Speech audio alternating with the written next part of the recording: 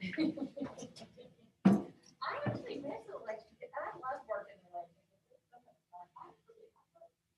My driver's license, don't I? Bye.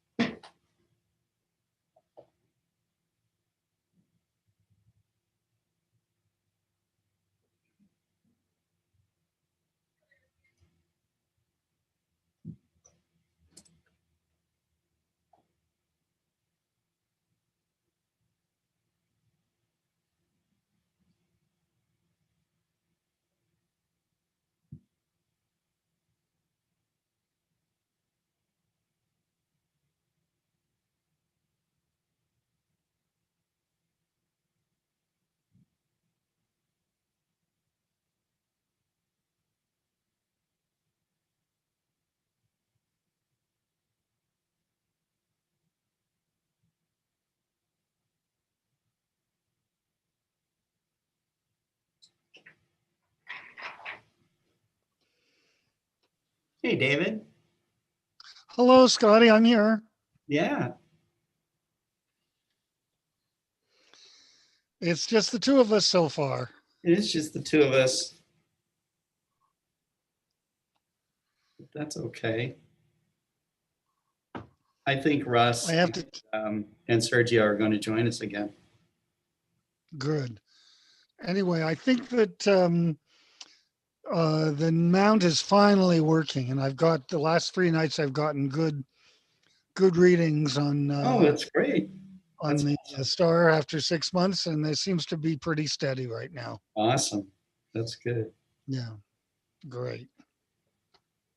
So are you still using the Schmidt camera? Not with film, no. So I know not with film, but you had Yeah, that. with the CCD, yeah. You're still The using it. Schmidt camera, yeah, but not a whole lot. But I am still using it. That's cool. That's cool. Yeah. Sergio's with us. Hey, what's up? Yeah. Like Hello, Jerry joined us Sergio. too. Hi, Jerry. Hold on, let's have a little fun here. Okay. Hey, I just signed on. I want to say hello to David. I hadn't talked to him in a little bit. I still want to get up with you. I know you were having some issues with something that we need to correct. We don't need to correct them anymore. I've figured it out, and the mount is working fine now. Oh, great. That's awesome. I just worked on it, played around, changed some settings, and it finally started to work, Jerry. Oh, good. Oh, look at this hat. Oh my God. Sergio, you got to wear this hat. You do not take it off. Okay. Well, let me just get rid of that weird background because you can't see that. Weird background. Your volume sounds a little low, Sergio. There you go. Can you? All right. That's a little bit better. Probably Now, gonna. Do you wear that to your favorite tiki bar or I wear this when I'm drinking at my friend's pool. your friend's pool? Okay. Anyway, Jerry, I want to thank you for your help because it finally is working now. Good. That's good to hear. Yeah. Now you'll notice on this this countdown thing I have going on, it says time for your latitude adjustment. That is actually, I mean, it's a saying that they say at the Winter Star Party. You know, get your latitude adjustment. And that's Jimmy Buffett song, Changes in Latitude. Changes. Yeah. But they use it at Winter Star Party too. Sergio, your volume on your microphone's pretty low. I don't know why. I changed it from yesterday. No idea why. That's all right. That's all right, Sergio. Scott was having I don't problems. change anything and everything changes. So, you know. Yeah, Yes. it's weird. Scott was having problems today with the. I was too. And I didn't change a thing Test from 1, 2, yesterday. test. Okay, let me see. Give me a little more juice here. That sounds better. Actually, if There you you're go. maybe it wants you to be closer to it or something. I don't know. How does this sound? Hey, my friends on the Winter Star Party. ¿Cómo estás? Oh, okay. I'm happy that it's day 2, so we're in the middle. We're almost in the middle of the Winter Star Party right now. So usually day 2. I don't know. That was always my favorite day at being at Winter Star Party was day 2. you know, because you're It's the settled day when in. all the craziness happens. I mean, everybody knows that. And that's true because your telescope's all set up. Are we on? Go- Are we You online? go yet? down and get in trouble after that. So Are we online yet or not? we are online. They're hearing every word you Okay, say. so let me not say what I was gonna say. Yeah, don't say that. That's right. This is a family show. Okay. It's the day that Tim Khan just loses his man. Of course, we've all had fun at Winter Star Party, but we've all had experiences at Winter Star Party too. So, but look, I think we're going to go ahead and get started. Russ Brick just sent me a message back that he's having dinner, which is fine. Russ has had a busy day today. He's had a very busy day. Yeah. And I said he could join us later. So we're going to. I've had a more busy day than Russ. Okay. Okay. I was like trying to take a nap and I couldn't. That's true. Okay. We're going I to get had beat, started. man. I was filming airplanes under the hot sun. Ooh, Explore Alliance. How fancy.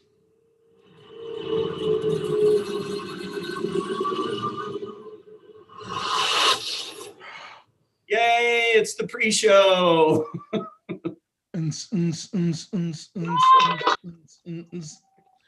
Welcome to the Winter Star Party. Tonight, spinning Scott Roberts with David Lee and Jerry Hubel. Hubel. Hubble. Somebody misspelled Jerry's name. Jerry Hubble? Ooh, as in Hubble telescope?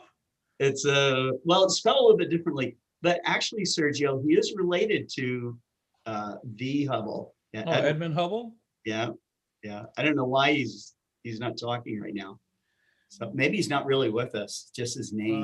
That's what I do with the Zoom He is meetings at work. muted, Scotty. He's muted. He's muted and his video's turned off too. So a lot of people are gonna wish that from me pretty soon. I wish he was muted and his videos turned off. So, David, when was the last time you were at Winter Star Party? Probably 95. In I think I know I was there in 95, right after the impacts of Shoemaker leaving 9 with Jupiter. Yeah. I think that was probably the last time I was there. Jesus, I was a zygote. Yeah. What kind of a goat were you?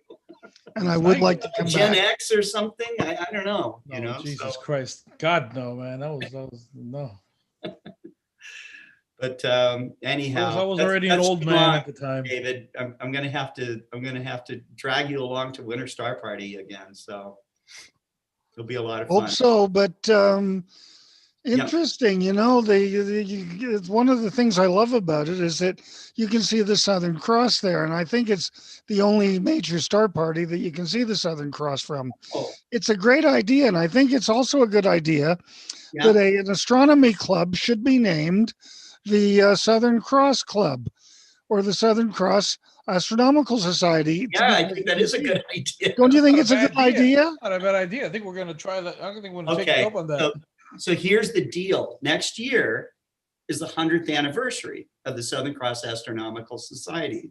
So I think that's a fantastic thing to celebrate.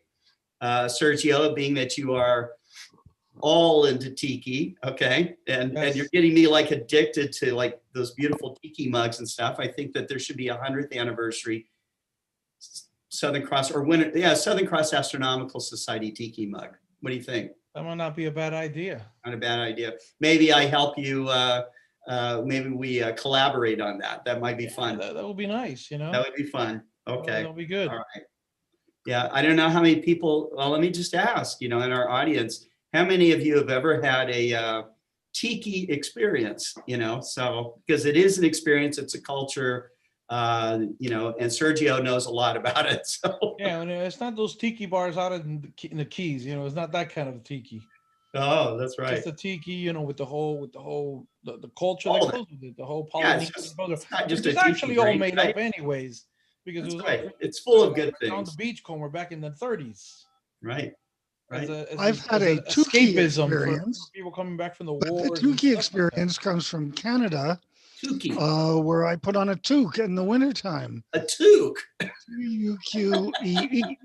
Toque. And, Is that that keeps like my head you know, warm. like a Roman thing? No, it's a hat.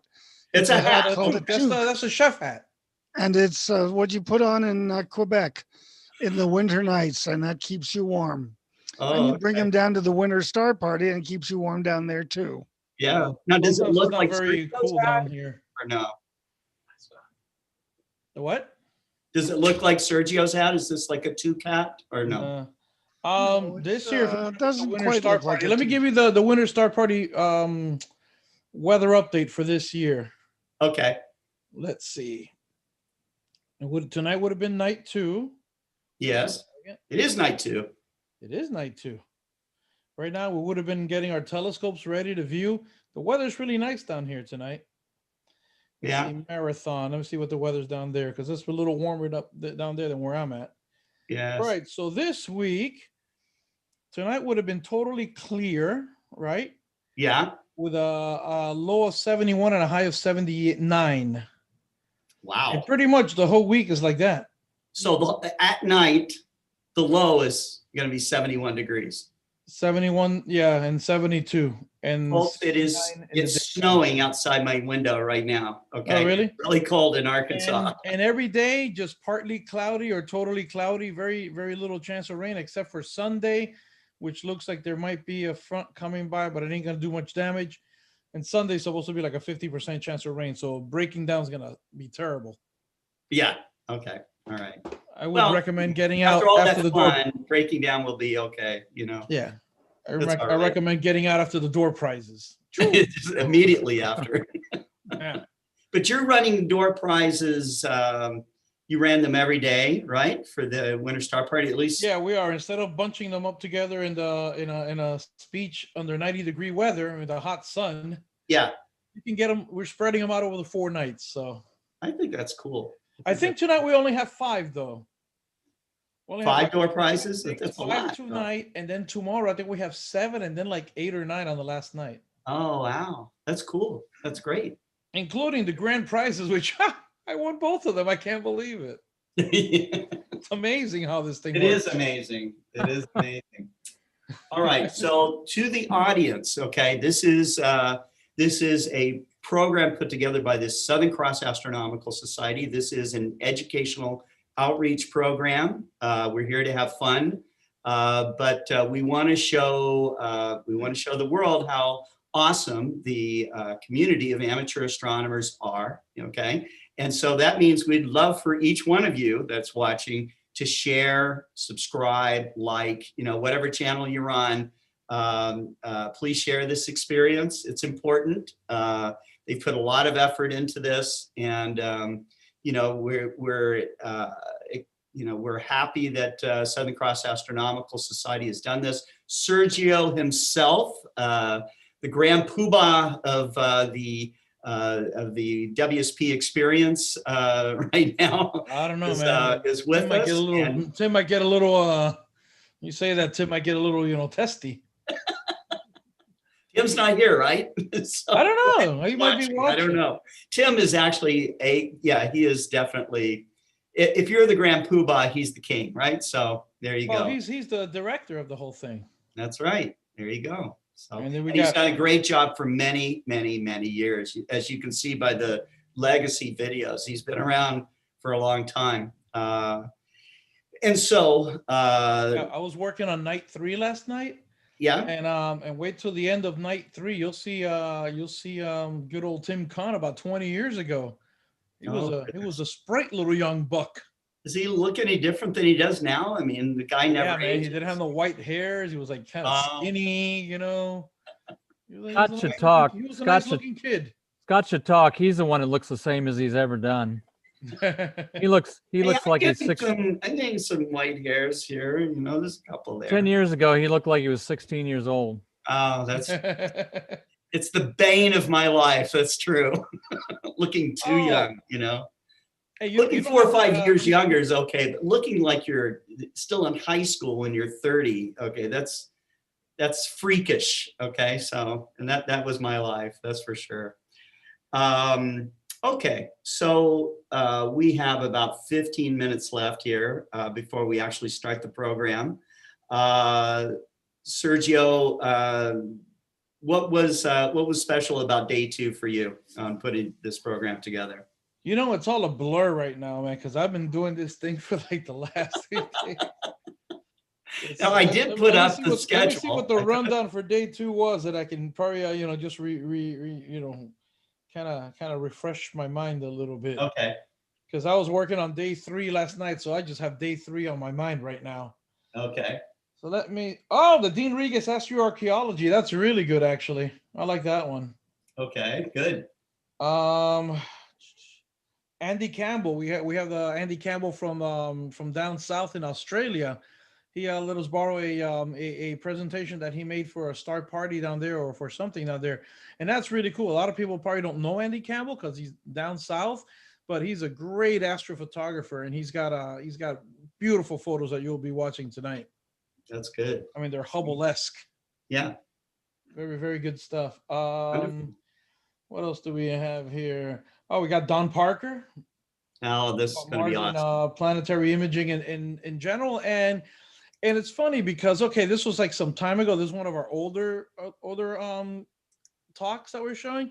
Yeah. But it's all very, Don Parker was such a good planetary observer that there's a lot to learn there, even though it's an old, presentation. Optics don't change. Observing techniques are still very, very, very much the same as they were back in the day. Yes, that's true. And learning from him is one of the best to learn from. We also have the Doria Observatory dedication. Right. So you can see when we Russ was on earlier today talking about the Doria Observatory, so that's very cool. And Tippy was there for that, as I recall. He was there for that, yeah, and he speaks about that. Now that was today, right? Was that? I can't remember. Yeah, I think it's at the end of the day today, so it's gonna be cool. It's gonna be nice. It's just like they all just become one into another for me. Sorry about that. Yeah. Let me see something here really quick. And I think that okay, good. Yeah, okay. For some reason I just had to look really quick at day 3, because for some reason you're telling me that.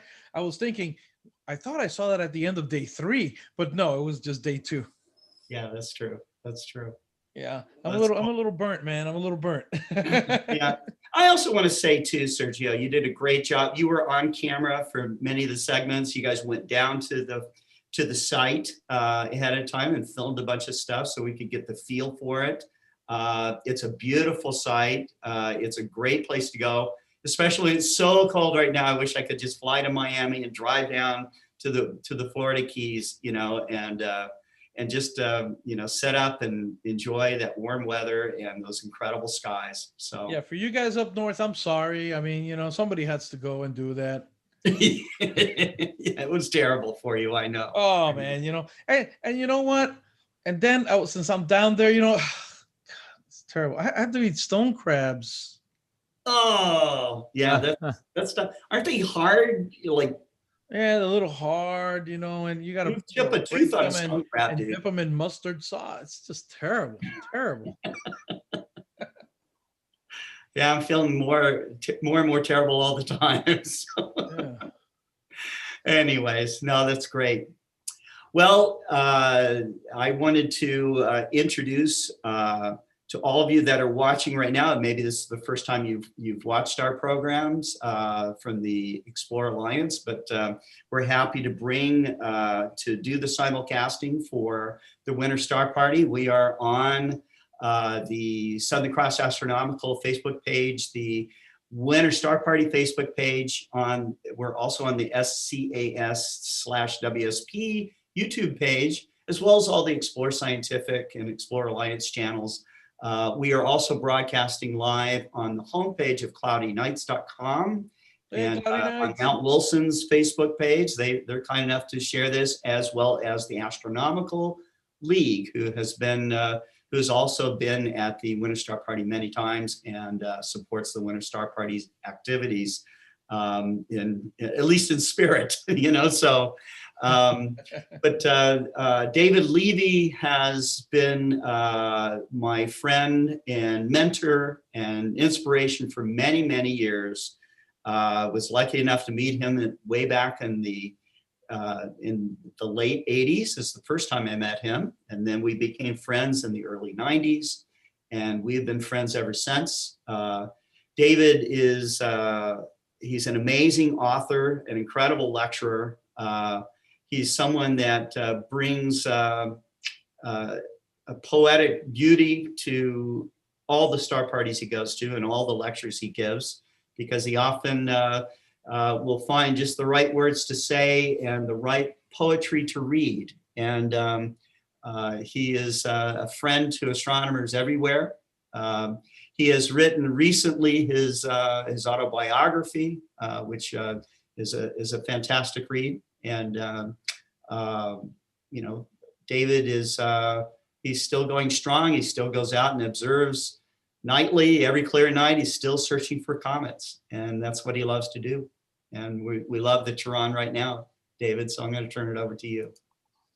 Thank you, Scotty and Sergio. And thank you, Wendy. Wendy joins me in Wendy, I can adding hear our her clapping in the welcome. background.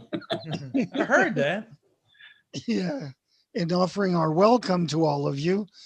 And we're hoping that we're going to have a good time on this virtual star party. Could you imagine if the coronavirus had hit, say, in 1960, and we had a winter star party back then, and we didn't have Zoom, and we had to do conference calls or something that would have been frightfully expensive. Yes. And I think that the ability that we have to join together online is saving this. I hope to get back there in person at some time in the future. And I know that a lot of the presentations tonight and a lot of the reasons that a lot of you are going down would go down there would be astrophotography. And you're going to get to see a lot of astrophotographs, even online. But my message is a little bit different. It comes from not from the picture that one can take, although I do take a lot of pictures of celestial objects. And as Jerry Hubble knows, I've just been able to get my the mount that Explore has sent to me over a year ago to work reliably, and I'm really, really pleased about that it's working now. And thank you, Jerry. Oh, thank you. I appreciate Enormous that. help in doing that. Thank you. My poetic contribution tonight is going to be from one of my very favorite poets, Alfred Lord Tennyson. And I did get a doctorate from the Hebrew University back in 2010. And I think one of the major uses of that has been the astronomical poetry that I've been able to contribute to the Explore scientific star parties, global star parties that we've had this year, and other events. And it's really forced me to go looking for other poetic insights into the night sky. And tonight is from Tennyson and from the end of Ulysses. The lights begin to twinkle from the rocks. The long day wanes. The slow moon climbs. The deep moans round with many voices. Come, my friends, 'tis not too late to seek a newer world. Push off and sitting well in order smite the sounding furrows. For my purpose holds to sail beyond the sunset and the baths of all the western stars until I die. It may be that the gulfs will wash us down. It may be that we shall touch the happy isles and see the great Achilles whom we knew. Though much is taken, much abides. And though we are not now that strength which in old days moved earth and heaven, that which we are, one equal temper of heroic hearts, made weak by time and fate, but strong in will to strive, to seek, to find, and not to yield. Thanks, and back to you, Scott. Oh, wow. Thank you. Thank you so much. That's beautiful. That's beautiful. Yes, that's right. So, yeah, we're that little, what do they call those things? I don't know. Anyways, pinchers there on the lobsters. Yes, that's right. So, okay, we are 5 minutes away from broadcasting the second day of the 2021 Winter Star Party. I've peeked under the hood a little bit as I got to load it all up and everything. But it is, as I mentioned yesterday, I've seen so many programs and stuff like that put together for amateur astronomy. And rarely do you see this level of professional editing and presentation. So Sergio is, again, I want to take, I don't have a hat to take off for you. Well, excuse me, I do. Here it is. Here we go. This is my Winter Star Party hat right here. So there we go. Now I can take there my you hat go. off for you. Yeah. Anyhow, Sergio, thank you so much. And thanks for working with us to help us get this thing lined up. I owe it all to you. And if there was an Oscar to give out for amateur astronomy presentations, you would be getting one tonight. So, Well, thank you. Thank you very much. You're very welcome. Thank you very much. All right. So I think that we're ready. I think we're ready to start our program here. It's going to start just a wee bit early. Is there anything else that anybody else wanted to add? Jerry, you're eating popcorn right now. Yeah, I mean, I don't know. I don't know whether I should turn my video off. I just figured I'd sit back and watch everybody. That's with the popcorn. That's kind of cool. Yeah. Right. It is National Pizza Day. Somebody. Oh, it is? Okay. Yeah, and I did have a pizza. So. Oh, really? Yeah, I did. Yeah. Oh man, I was filming today at Miami Airport. Yeah. And we're in one of the terminals filming a day with a pilot for the kids stuff that I do. And there was a pizza place right across from us. So I'm there, no lunch, and it's smelling like heaven, right? Like wafting over, right? Did I just say that? But we have to have our masks on because we're in the airport and stuff. But man, it smells so good. Then I told one of the guys, dude, go find out how much the plate. Slices are $12 I'm like, yeah, I ain't having that pizza. Wow, $12 a slice? A slice? A slice, but they were kind of big. They were square, and they had like a bunch of stuff on top. But still, $12 a slice. Actual cost to make a pizza at a place that does like pizza all the time. That's what they do. Yeah, is like well, the airports do have that little markup over there. Yeah, it's a heavy markup. Yeah. And somebody mentioned to me that I wasn't the only one that looked young for a long time, and he said that he was like 24 before he started shaving. I want you guys to know right now, the way I shave in the morning is I put cream on my face and then I let a cat lick it off. Okay. That's how I shave. So Yeah. Anyhow, well, Scotty, there are cats and there are dogs. Yes. And as they say, cats have masters. Dogs have masters. Cats have staff. They have staff. Yes, they do. That's true. And they do exactly what they want to do, just like comets do, right? So that's right. And well, anyways, thanks for coming to the Winter Star Party. And we're kicking off with day one right now. Oh, day two. Keep looking up, everyone. You mean day two? Day two. The Southern Cross Astronomical Society welcomes you to the 2021 Winter Star Party Virtual Edition. Hello, I'm Tim Kahn, and I'd like to welcome you to day two of the Winter Star Party Virtual Edition. And now, Dean Regas of the Cincinnati Observatory gives us a presentation on the wonderful world of archaeoastronomy.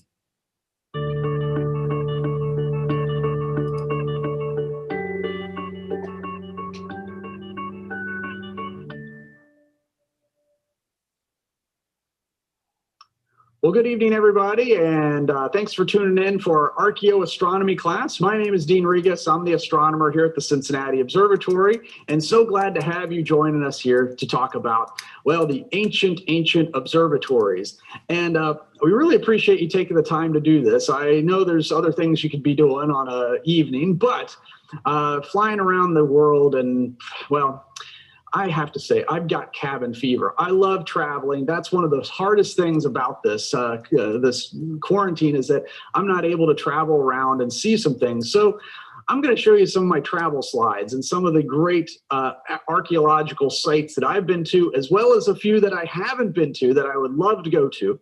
Now, when I talk about archaeoastronomy, what I mean is very old sites that they used to do astronomy there. Now, this could be done in a lot of different ways, and mostly it's leftover architecture that we can see.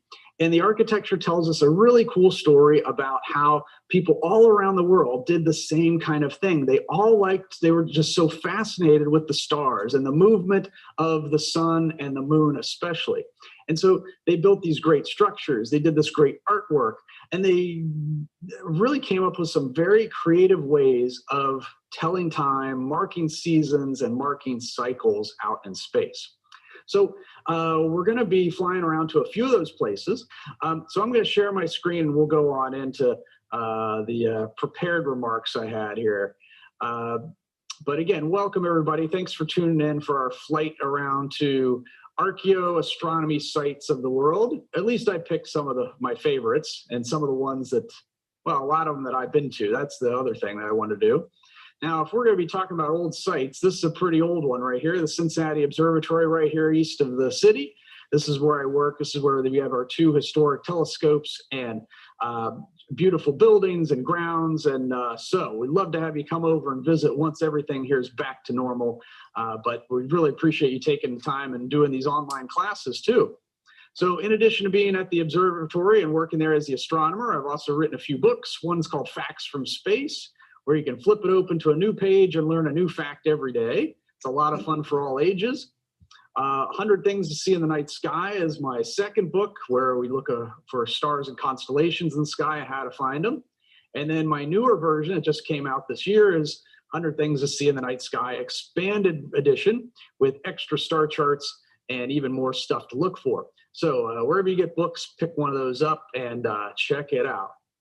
And then I also do a podcast called Looking Up with my coworker, Anna Heeman, where we talk about stuff in space and interview guests. And so if you get into podcasts, check us out and subscribe wherever you get your podcasts. Look for Looking Up. We have a new episode every 2 weeks, so check that out. All right, so we're going to be flying all around, and we're going to be checking out some places. We're going to go from site to site. We're going to go to places like the Great Pyramids. We're going to go to Stonehenge. We're going to go to the Great Serpent Mound right here at Ohio and check out what astronomical significance they have.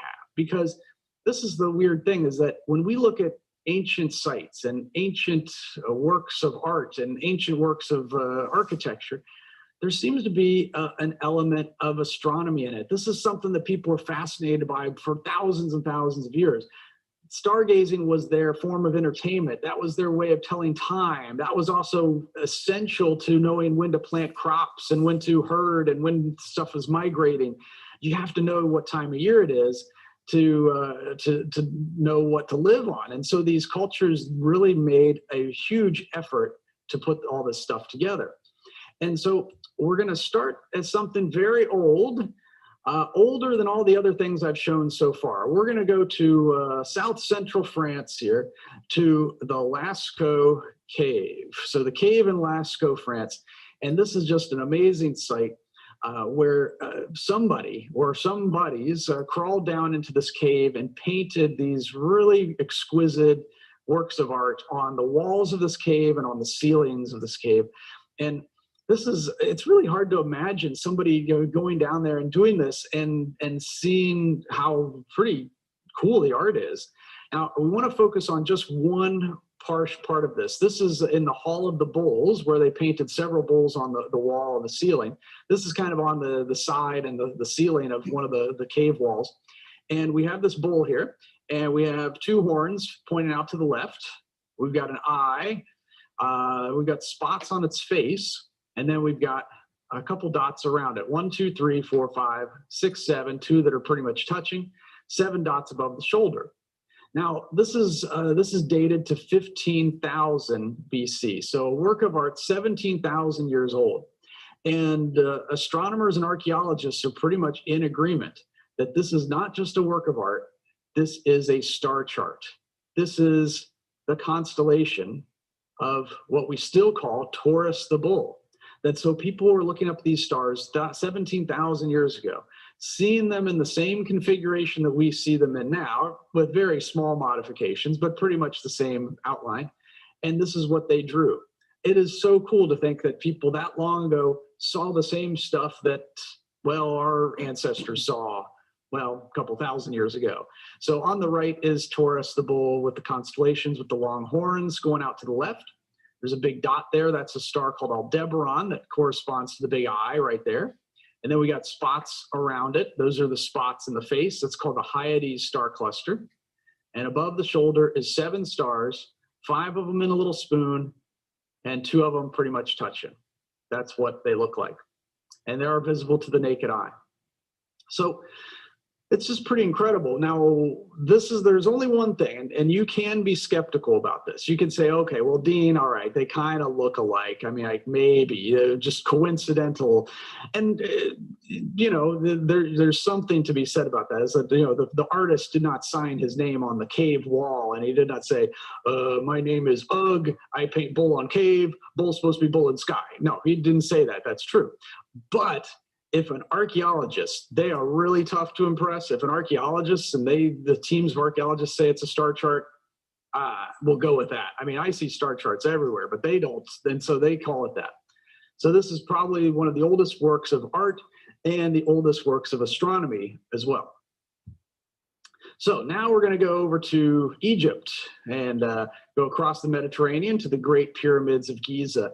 These are some massive, humongous structures. And there's these 3 pyramids in particular that we want to look at. These are the 3 ones that are right next to each other, and some of the biggest ones. Now, these pyramids were built for the pharaohs, but they snuck in astronomy there wherever they could.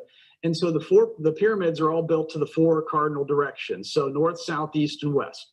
And you can't build pyramids or anything to those directions unless you know your astronomy. So that's number 1. They're showing off a little bit. They're saying, yeah, look how we built this. Can you guys do that? We did that. And then the other parts about this is some of these pyramids have shafts that are built into them where the light comes through a window all the way to the center of the pyramid. And they're made so that, well, whatever star the pharaoh wanted to see, he'd be able to see it through that window. Every day that star would pass through that window.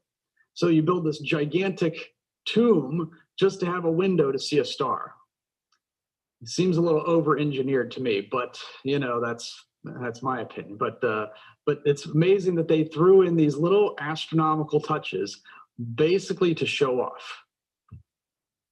Now, as we look at some of these other archaeological sites, we're going to notice some key dates that keep coming up: the summer solstice, winter solstice, spring equinox, and fall equinox. And so these dates come up again and again because they are important to the calendar, because you need to know what time of year it is to know when to do stuff. But how do you mark those dates on a calendar when what do they really mean? And so the solstices, June and winter, are the extreme places where the sun rises and sets. So the sun will set so far to the south in June and so far to the north other way around. So far to the south in December, so far to the north in June. And then the equinoxes are a point halfway in between. So ancient peoples developed these really cool, creative, and unique ways of measuring those extremes and the one in the middle. And they did it with all this cool architecture.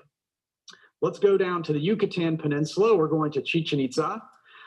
This is not too far from the United States and not too far from Cancun. And so I went to go there when on a little vacation, and I was like, well, okay, I was really going to Chichen Itza for the vacation, and then the Cancun part was just the other part of it. So I do vacations opposite mostly. So going there, they have this structure called the Observatory, which, boy, that kind of looks a little like our observatory. Ours is in better shape, though. I'll give it that. Ours is in a little better shape. But they had this kind of structure up there where they did observations in the tower there. But the main point of Chichen Itza that I thought was completely fascinating was this. This is the Temple of Kukulkan. And this is very similar to pyramids in Egypt, built north, south, east, west. But the whole thing is very symbolic, and it's a little subtle, but once you see it, it's pretty amazing. Is that you've got these very steep stairwells. So here's the steep stairwells. You can see how, oh man, it is so steep going up there. And by the way, when I was there, they wouldn't let you climb up the steps because too many people had fallen down and gotten hurt and died, some of them. So they wouldn't let you climb up the steps, which was a little disappointing. But then when I saw them, I said, okay, that's fine, that's fine. But they have stairwells on 4 sides, and each stairwell has 91 steps. So hold on a second, 91 steps. Why would there be 91 steps on 4 sides of the building? Type in the chat if you know what that might be in reference to. Why would there be 91 steps on 4 sides of the building? Any ideas? Well, Michaela's adding them up. 91 times 4 is 364. There's 1 step at the very top that goes into the temple. So you have 364 steps on the side, 1 into the temple, 365 days of the year. Isn't that cool? They built this on, I mean, just show off, hey, yeah, there's 365 days in a year. This is the temple to the sun. But wait, there's more. At the bottom of the steps on the east and west sides are these really cool carved serpent heads. And, you know, you just think, oh, that's great. That's an awesome work of art. Kind of creepy, kind of scary, but kind of cool. But they are there for a reason, because of the alignment of the temple. It is set up to a place where if you're there on the spring and fall equinox, something amazing happens. The play of light and shadow comes around the side of the building and makes a serpent on the stairwell with the head of the serpent lit up. So this is only on the equinoxes, on the spring and fall equinoxes. Any other day, it's not going to work. And so they set this up to be this really cool light and shadow show with the head of the serpent's light lit up and then the serpent on the side. Oh, I just think that is so cool. Because all those other days of the year, you're like, yeah, okay, cool temple. That's great. But then you get these moments that are set up just like this. Now, this is what we call in the ancient world showing off. This is no doubt, this is the basic reason for this, to say, hey, we know what the sun's going to do. We're pretty smart. We figured this out a long time ago. We're going to build this temple and we're going to make the sun go where we want it to. And the sun has to behave. It has to follow along with this. And so this was a symbol of power, of might, to say, yes, we can control the sun. We're not going to be surprised by things up there. We're going to be able to figure this out. And it's a sign of stability, a sign of knowledge, and pretty cool light show too. So next stop, we're going to go down to Peru. We're going to go down to the place called the Nazca Lines. Now this is kind of a pseudo astronomical site because, well, nobody's really sure what's going on with the Nazca Lines. This is something where you could fly over the Peruvian desert here, and there's these lines that are constructed into the sand, into the desert. And how they did this was they got all the light colored rocks, put it on the edges, and they left the dark colored rocks in the center. And so that's what they did, was to make this stand out. And so we get these long patterns in the desert, and they only work if you fly over top to see them. If you're standing right next to them, they don't look like anything. And so you fly overhead and you see these long lines, and some of them look, well, depends on who you're talking to, but some people get this conspiracy theory that looks like landing strips, because the idea is, who is going to be able to see these? Who are these made for? Where they made these shapes that you can see only from a plane. You've got one that's shaped like a monkey, a phoenix, a spider. There's the landing strip. We've got one that looks like an astronaut. It sure does. This is not doctored at all. And so who are these made for? they were made, when were these made? We're not even completely sure. But it was definitely made with the idea that somebody from up above can watch them. And who might that be? Type in the chat if you want to discuss who you think might be the viewer of these things. But I had a good time flying there. I shouldn't say that. I didn't have that great of a time. When I launched, when we flew in a 4-seater plane to go over this. This is like a little tourist, well, not really very touristy place actually. And so I got on the plane and I got to sit in the front seat. The pilot spoke a little bit of English and I spoke very, very little Spanish, but he was pointing out the plane. He said, "Oh, look, astronaut." And I'm like, "Oh yeah, cool, astronaut." And then he would like turn the plane really fast and sharp. Then we go by the Phoenix. He's like, "Phoenix." I was like, "Okay, yeah, I see the Phoenix." And then he turned another way and bank. And the flight was supposed to be 35 minutes. And I think I was done after about 15. I was pretty, I made it, but I had seen enough. So while I was down at the Nazca Lines, then I made the stop off to the next place, Machu Picchu. This is in the peak of the Andes here, and it was just an amazing sight to go see in person. This was definitely the highlight of the trip. I mean, this is what I was going to Peru for in the first place, and just when you get there, it is a surreal city. It's like Cloud City. There are clouds everywhere around there. This is the place where the Incan elite would go to, in the summer. This is their summer kind of getaway. And just this city built up in this mountain top was really incredible.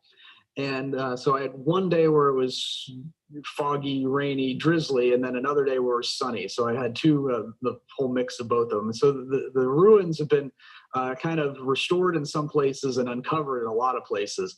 And they're still uncovering lots more.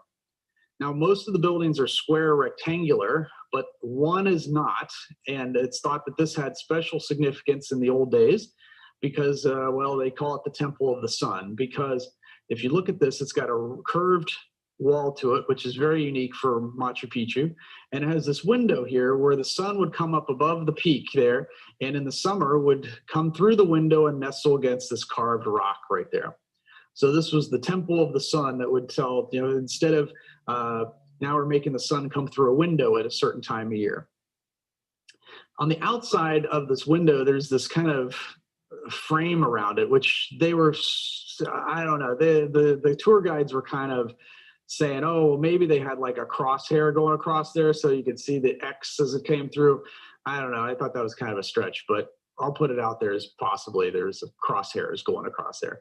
But so that was an interesting one. But okay, this one is the one that I really wanted to see. And it was the not a very popular stone.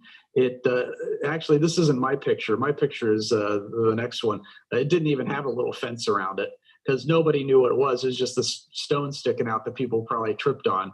But I was looking forward to this because what this is a artist rendering of the Southern Cross, which is the constellation of the Southern Hemisphere that really, really stands out. And the dimensions between the 4 stars, this is the length versus width. That's exactly right. The stone was pointed south, and because I'm a nerd and because I was prepared for this, I had my compass ready and I did a bearing. And if you put your eye down here and this slope here, this will point you right to where the Southern Cross goes at its highest point from that spot. Now, obviously, the other people around there were not interested in the stone whatsoever. They had taken down the rope for me, or not for me, just because nobody really was interested. And I was very excited about the stone, but I could not get anybody else enthused about it whatsoever. Okay. Well, before we go to Stonehenge, let me take a little pause here. We'll go back into the big picture here. And let's see. So was everybody pretty much convinced that the Nazca Lines were built for aliens? Is that pretty much what it is? Oh, good answer. Sky gods. That's a better answer than, it's not always aliens, right? It's what that one guy always says. It's always aliens. But let's see. Sam, what do we get for questions? Anything come through that you think we should cover? So we did have a question about in the cave painting, it seems like the Pleiades is rotated a bit. Is that correct? It is a little bit, does look like the Pleiades rotate a little bit off from what the star chart was showing, but the star chart's going to be a little distorted also. Plus, we're looking at kind of a curved part of the ceiling too, so there's a little bit of distortion there. So their position is not as good as I would like them to be. That is absolutely right. But the way that they drew the 5 in one place and the 2 next to each other, oh, spot on. I mean, that's what you would see if you were looking with the naked eye. And we also had a question, did you know about the Southern Cross stone, that the Southern Cross stone was there before you got there? Absolutely. I have never been prepared for a trip like I was to go to Peru. Like, I had the whole book, like the book of Machu Picchu memorized. So like my friends that were with me, we didn't get a guide because I was like, here's where we go. We take a turn left, we turn right. Like, so I was ready for that stone. And when I saw it, it was maybe a little embarrassing. It might have been a little embarrassing how excited I was to see that stone. So yeah, I was ready for it. I kind of like, it was on the peripheral of a tour that somebody was giving, and somebody said something, and I might have said a sarcastic rebuttal, and I was asked to kind of move on. So I tried to be a quiet tourist after that, but yeah, I was ready for the Southern Cross stone, definitely. I'm very jealous. Dean, Peru is super high on my list. Oh, you gotta go. It is really cool. And it's so fun to take the train in there. I wanted to do the hike through there, but it was gonna take a long time. But the train ride was really nice, and yeah, it really worked. It was great. All right, so we have 2 other questions. One, can the lines you were talking about be seen from mountaintops?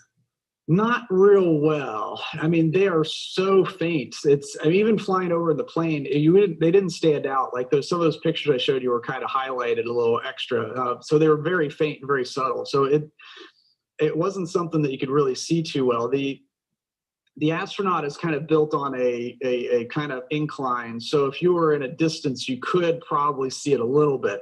But most of the other ones are just on this flat plane. I mean, it was one of the flattest areas around that I'd been to. And then, were you at the temple when the serpent appeared?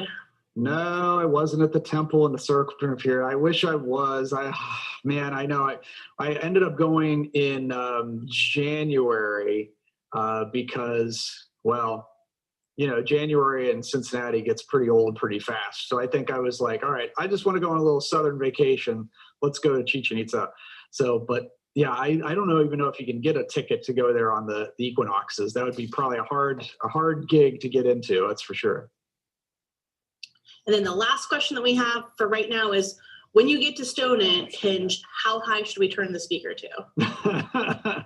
Turn it to 11, that's for sure. You got to do that. So, well, without further ado, let's go on to Stonehenge. What do you say? All right. So that's our next stop here on our whirlwind tour. And this is probably one of the more famous of the archaeoastronomy sites because, well, it's pretty cool, that's for sure. I mean, here it is from up above.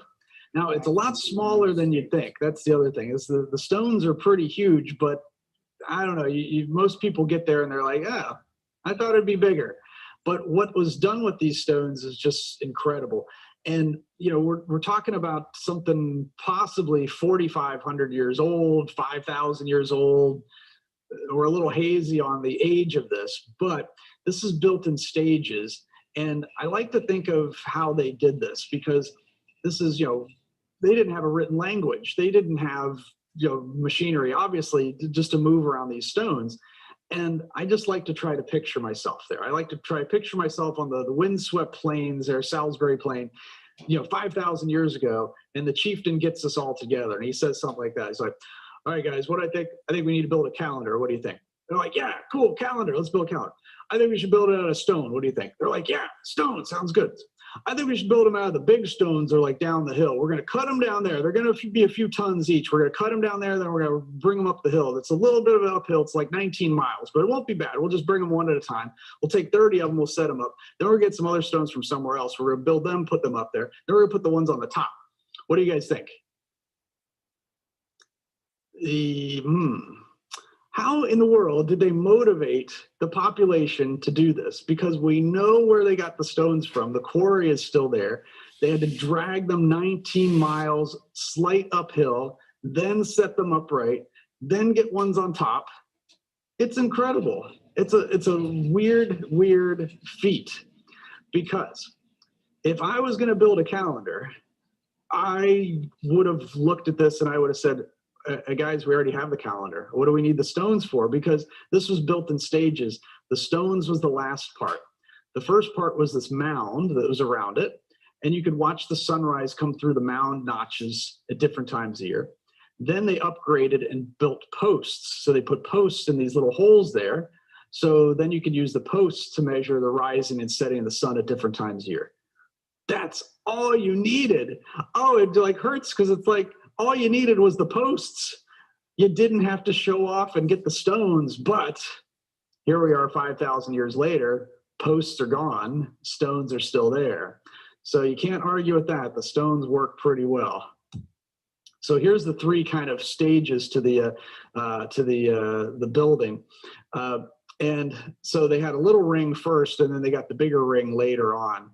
And some of these stones came from really far away too. So the big ones came from 19 miles away, but some of the other ones came from even farther away, even from the mainland Europe and other places. So these were like important to them. And so what it does is it measures the rising and setting of the sun at different times of year, the rising and setting of the moon at different times of year, and a little bit of Venus and maybe some other risings of stars too. And then there's other things we're just like not sure what they were trying to align with, but it was a little bit of over engineering, especially when all you needed were the posts. Man, you give me 30 posts around, that's all I needed, but I guess they'd be all gone. So the stones are still there. And there we are. So that's a really tough ticket to get to go there on the winter solstice or summer solstice, where the sun comes just through the narrow notches of the stones. So here we have another example of the sun coming through windows, basically, at different times of the year. And I like to think of this too, because, well, oh yeah, we built a Stonehenge replica here at the observatory called Boxhenge. This is back when we gave away a lot of telescopes, and so we had all the telescope boxes arranged in the, and I even got it all aligned and everything like that. Then I think it rained, so we had to take it in. But anyway, should have built it out of stones. Now, this idea of sunlight coming through a window, I think is kind of fascinating, because maybe you've experienced this too, that where you live, maybe the sunlight comes in through the windows at different times of year differently. I had this old house that I lived in that the sunlight would come through a keyhole in the door every December. I think it was December 9th or something like that. And it was just like clockwork. It would come through this keyhole. And so if you live in someplace long enough, you're going to notice these kind of things that happen. So maybe you've had this happen to where you live too. Now we go across to Ireland here to New Grange. This one is older than Stonehenge.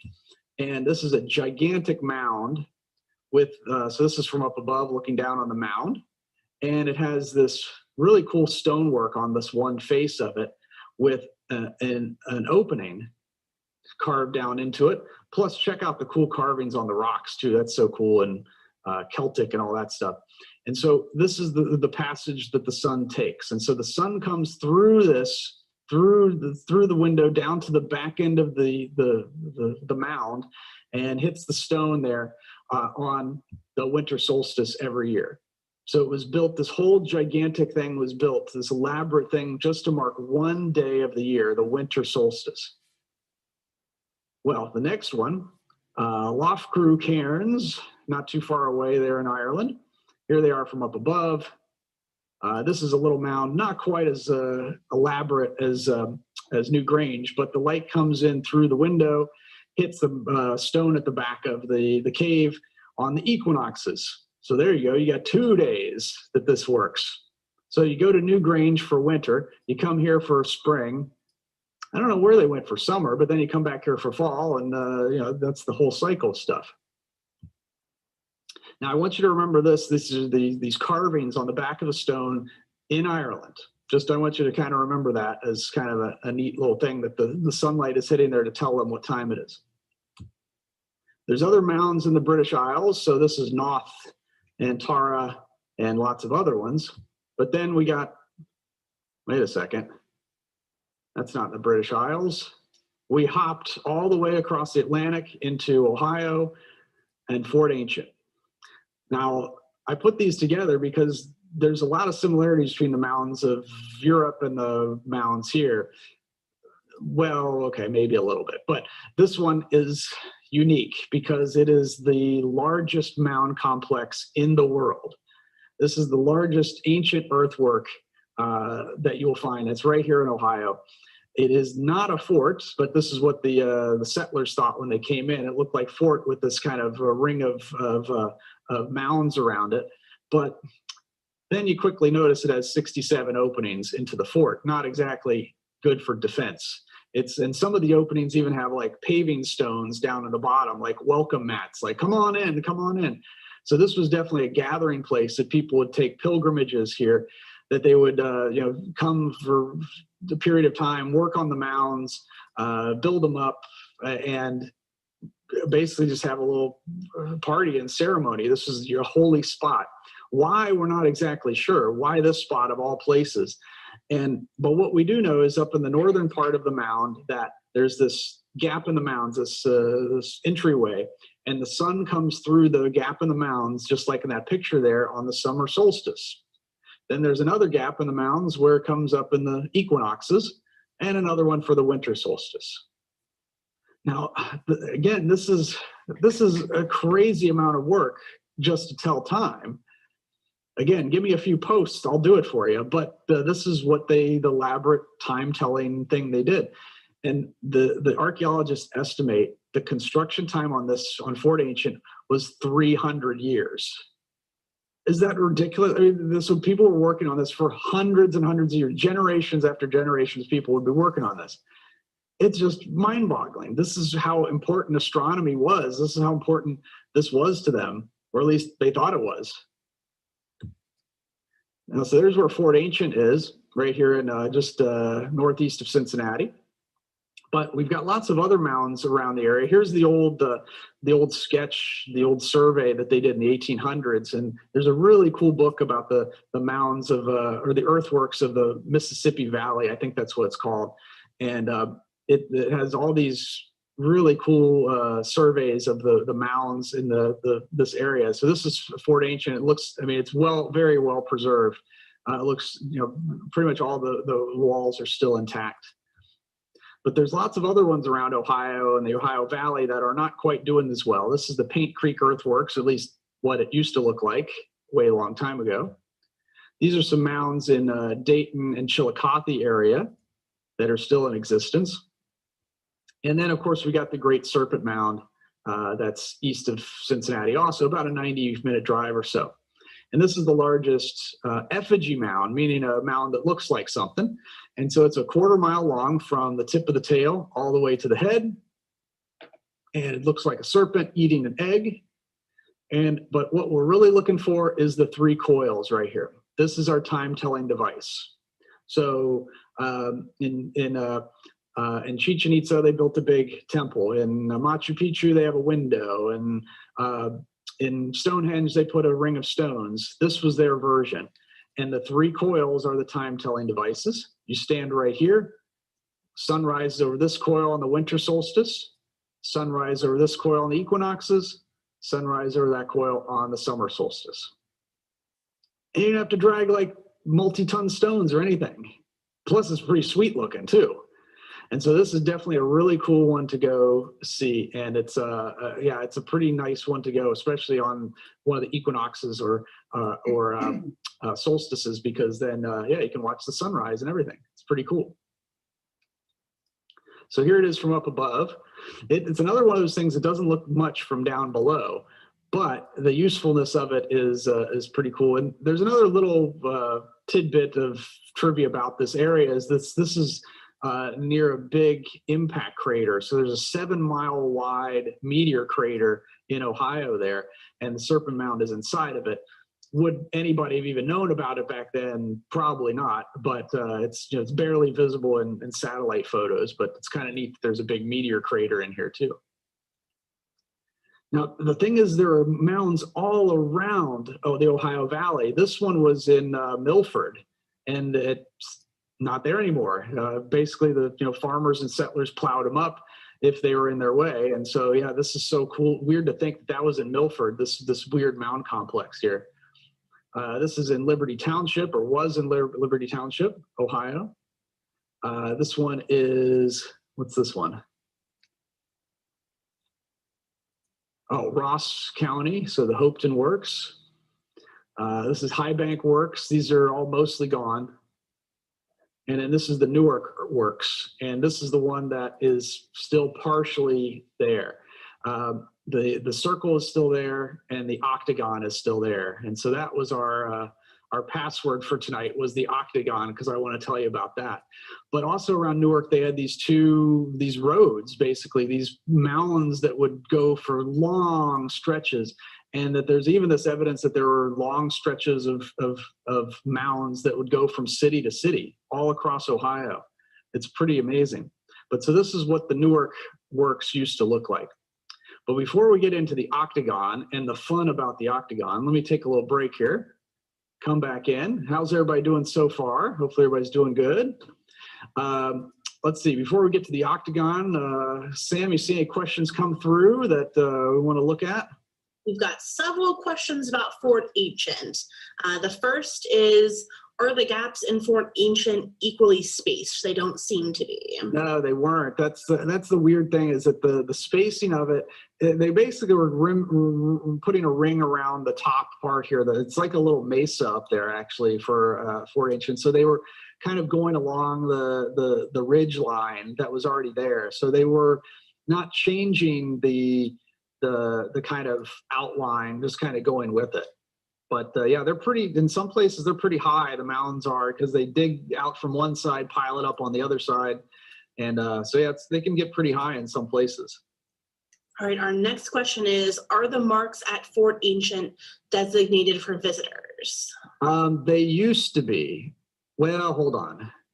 Now, Fort Ancient, they used to do events on the solstices, especially the winter and summer. I don't know if they ever did equinoxes, because they would always, they had to employ like Boy Scouts to clear all the trees, because the trees kept growing, and so people couldn't see the sunrises. So I've only been there once for a sunrise, but they were doing up until recently. I would recommend going on a summer sunrise. A winter sunrise is pretty cold, although you can sleep in more, but still. Yeah, so there's a certain spot, and I think it's marked on their maps where you stand to get the alignment just right. So going along with the idea of the Boy Scouts having to clear the trees, was Fort Ancient wooded at the time that the mounds were built and the builders cleared the land? Yeah, the inside of the fort is very strange, because there's almost no artifacts. I mean, it is like clean. It's like somebody cleaned up afterwards. There's no real evidence of major structures that were inside there. It was kind of like a transient place that people would come and hang out and then go somewhere else. So how wooded it was on the inside is kind of hard to tell. But certainly there were a lot of people passing through and a lot of people working on this. So they would have been cutting down some trees, I'm sure. And if they wanted any view of anything, they had to cut down the trees to be able to see the alignments. And then our last question is, what was used to build the serpent? Well, from what I remember, it was a combination of rocks and dirt. So they, at least I think it was something that they would bring up rocks from down the creek bed, kind of lay them out, and then they just piled dirt on them, and then eventually grass and other things grew on top of it. But when it was discovered, it was all overgrown and really hard to see at first. And so since then, it's just been kind of maintained and kept open. But it's a combination of rocks, gravel, and dirt, and very few artifacts inside the mounds. So they're not burial mounds. It's pretty much all that kind of filler material. That was our last question for right now, but we did have a comment in the chat that Donna McKeever was actually at your presentation at Serpent Mound a few years ago. Oh yeah, I know. I've been doing that. I did it 2 years every the 2 Septembers, except for, of course, we didn't do it this September. such a great place to do a talk, and we had 2 clear nights, so we got to do some stargazing too, which is a nice spot to be in. So glad you could come to this too. All right, so we got a few more we want to go visit, and we got to get to the Octagon. Now this one is, I think, is the most, okay, I was gonna say the most fascinating. I don't think it's the most fascinating, but it's pretty cool. Now this is all that's left today of the Newark work. So this is east of Columbus, Ohio. Is you got this this circle. This is marking a sunrise of the equinoxes, I think. Can't remember. It's been so long since I've been there. But the Octagon is there, and everything else is gone. So this was all surveyed in the 1800s, but only these things remain. And the Octagon is the one that's kind of the most interesting to me, because it's got a circle, and then it's got connected to this 8-sided figure, and it's got this platform down here at the bottom, this other mound that was built up that's pretty high. So this is what it used to look like. And what it is one of the nerdiest alignments ever. Like, they could have built a sun alignment. They could have built a seasonal alignment, but everybody was doing that. You know, big deal, I could do that. But these guys decided, we're gonna build something really obscure. They would stand on the platform here and then look through the hole in the mounds all the way through the gap on the other side to see what's called the maximum northern moonrise. This is something that the moon would rise in different parts every day, but they would notice that it never rose farther north than one spot. And so they noted that and noted which direction that was and built a whole mound system around that. And this occurs every 18.6 years. I mean, talk about obscure. I mean, but again, what we see over and over and over again, this is their showing off. They're like, oh yeah, you guys build your sun temples. Yeah. You know, we figured that out hundreds of years ago. But check out our moon, maximum northern moonrise temple that happens every 18.6 years. Yeah, who's nerdy now? I mean, that's basically what they're saying. And this is what's so weird of this thing. And it's, you know, it's hard to say what to make of it. This is what it is now. So there's the circle and there's the octagon. And if your eyes aren't fooling you, that's a golf course. So it's a golf course in a mound system. And how this came to be was the state of Ohio owns the land and they couldn't maintain it. And so they leased it to a golf course that turned it into a golf course. And now, so the golf course leases it from the state for $1 a year for who knows how long. And they keep the mounds up, but you can go play golf there. So the good side is the mounds are still there, whereas all the other mounds in Newark are gone. The bad side is you're playing golf on ancient Native American mounds. So it's complicated. And it got even more complicated when that 18.6 year thing came around. So the northernmost moonrise happened October 22nd, 2005. And you better believe I was going to be there, that's for sure. If it only happens that often. So I made the trip up there to, you know, east of Columbus, and it was quite the scene. I mean, they had, you know, hundreds of people there from all around the country. They had Native American groups there. They were going to do a ceremony inside the octagon. It was going to be really cool. The downside was it was raining all day, and so it was kind of depressing, but the forecast was looking better, and it was saying clearing by sunset. And so people were pretty excited, and they thought, okay, we're going to see this thing. So I remember being in this whole auditorium with hundreds of people, and people were doing talks and speeches, and Native American groups were talking and speaking. And then a guy comes up onto the stage to make an announcement. And he says, I'm sorry to let you all know that because of the rain, the golf course has canceled the ceremony. They're afraid that hundreds of people walking on the golf course will ruin the golf course, and we are very sorry, but the ceremony is canceled. Well, everybody was pretty upset, and there was outrage of people were, you know, yelling. I mean, people would come from a long ways. Some people were from Ontario, some people from California, from Texas. They came all the way to see the moonrise. And so the outrage was like, you know, people were really loud and yelling. And then this magical thing happened. Everybody got quiet very quickly because the same thought came in their heads at the exact same time. I know because I thought the exact same thing. And the thoughts were, wait a second, it's going to be dark. That's a big mound. And that's what everybody thought at the same time. I saw it. I saw it on everybody's faces. I turned to people and I could see it. And I even like did a little head nod to people and they're like, yeah, because we knew we were going to go see this moonrise and it's going to be dark. We're going to get in there. There's openings in the mountains. We can get in. So here it is from up above. So we all quietly said our goodbyes and went out to our cars, and we all said, see you all in 18.6 years. And then we slowly all went to our cars and drove away. And then I drove over here and drove down this road. And then I saw there were a bunch of policemen there that were stopping people from going into the parking lot. And I thought, oh, so I turned down this street and then I parked right there. And then I walked around over here, walked around over here, walked through there, and stood right there. So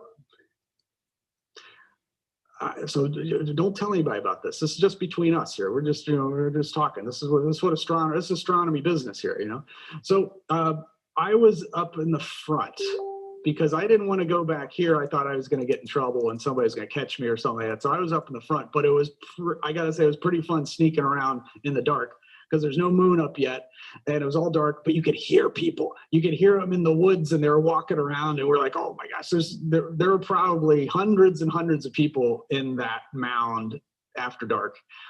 And so the time came for the moonrise, but I was so close that I wasn't able to see it right away. So the people in the back could see it before I could. And so right at the right time, you hear this eruption of like, yeah, and everybody could see it. I was like, oh my gosh. And then, a couple moments later, then it came up above the treetops where I was and I could see it right between the gap. And then I got the heck out of there and drove home. So didn't get caught or anything. So this is the fun job of an astronomer. You get to brave all this stuff just so you can see alignments from octagons. So 18.6 years, what do we got? 2024-ish, somewhere around there. We're going to be looking at early 2024. Well, I'll set my calendar, that's for sure. So fun times at the Octagon, that's for sure. But keep that in your mind for a future thing, because it was really cool to see that, like that, a full moon coming up like that. All right, we're going to make one more stop here on our tour, and that is to northwest New Mexico. And this one is the smallest, probably the smallest archaeoastronomy site of all of them I've shown you. So it's pretty subtle. This is there's two things in this park in Chaco Canyon, New Mexico. This part is just a cave painting also.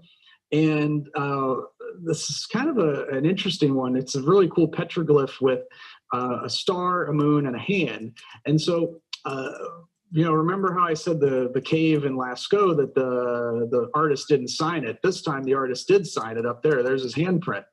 Now they can carbon date this to around mid-10th century or mid-11th century, so around the 1050s, 1070 time frame. And for astronomers, this was a key time because 1054 is a date for astronomers that they remember. 1054 is when a supernova explosion happened, a supernova so bright that it was visible in the daytime. So you'd go outside, there'd be the sun in the sky, and there'd be another star in the sky, that bright. And so this is what we think was noted on this cave, is that this is the supernova, and this is the moon phase during the supernova, which matches exactly with what Chinese astronomers that were measuring this said the moon phase was when it started. And then there's the artist's signature. So I just show this one because I think it's kind of a cool little one. But the main one is here, the sun calendar, also called the sun dagger, that's on one of the mesas here. Is these three slabs of rock seem to have fallen off the side of the cliff and are laying at this weird angle. And at the back of this this cliff wall here, there's these spirals or just, I'm sorry, the one spiral. And there's a spiral there, which is interesting, kind of similar to the caves in, or the mounds in Ireland also. And so so people knew that there was petroglyphs there on the wall, but nobody really thought anything beyond that. So there was an artist that was up there having lunch, and she was watching this light come through the cracks in the 3 rocks and saw this, that just a shaft of light went right through the center of the spiral. I mean, it was like right dead center. And it slowly grew, and it grew upward, and then it faded away. And she looked at her watch, and it was noon. Okay, that's weird. And then she's like, wait a second, what day is today? It was June 21st. So on the summer solstice, the shaft of light came through the rocks and hit the center of the spiral, dead center. Now, when she told this to people, nobody believed her. They said, what? Oh, come on. It was just coincidence. I mean, it's ridiculous. So then they go back on the equinoxes, and look what happens. 2 shafts of light perfectly bound the spiral. So you got the solstice and the equinoxes marked by this. And so this is a bona fide archaeoastronomy site that is measuring the sunlight coming in at equinoxes and the solstice. Now, there's one extra thing about this, and I don't get chills a lot. I mean, so I'm not saying you might get chills with this, but maybe you will, is that if you put your cheek to that wall right here, and you look out in that direction, so you put your cheek to the wall there and you face that direction, you know what direction that faces? It points you at the northernmost moonrise. The thing that the octagon pointed at. And if you count the spirals, you count 18.6 coils. Yeah, it was incredible. I mean, this is stuff that people communicated, and that's the thing, people communicated this stuff, this knowledge. This 18.6 thing was not obscure. It was like, check this out, this is cool.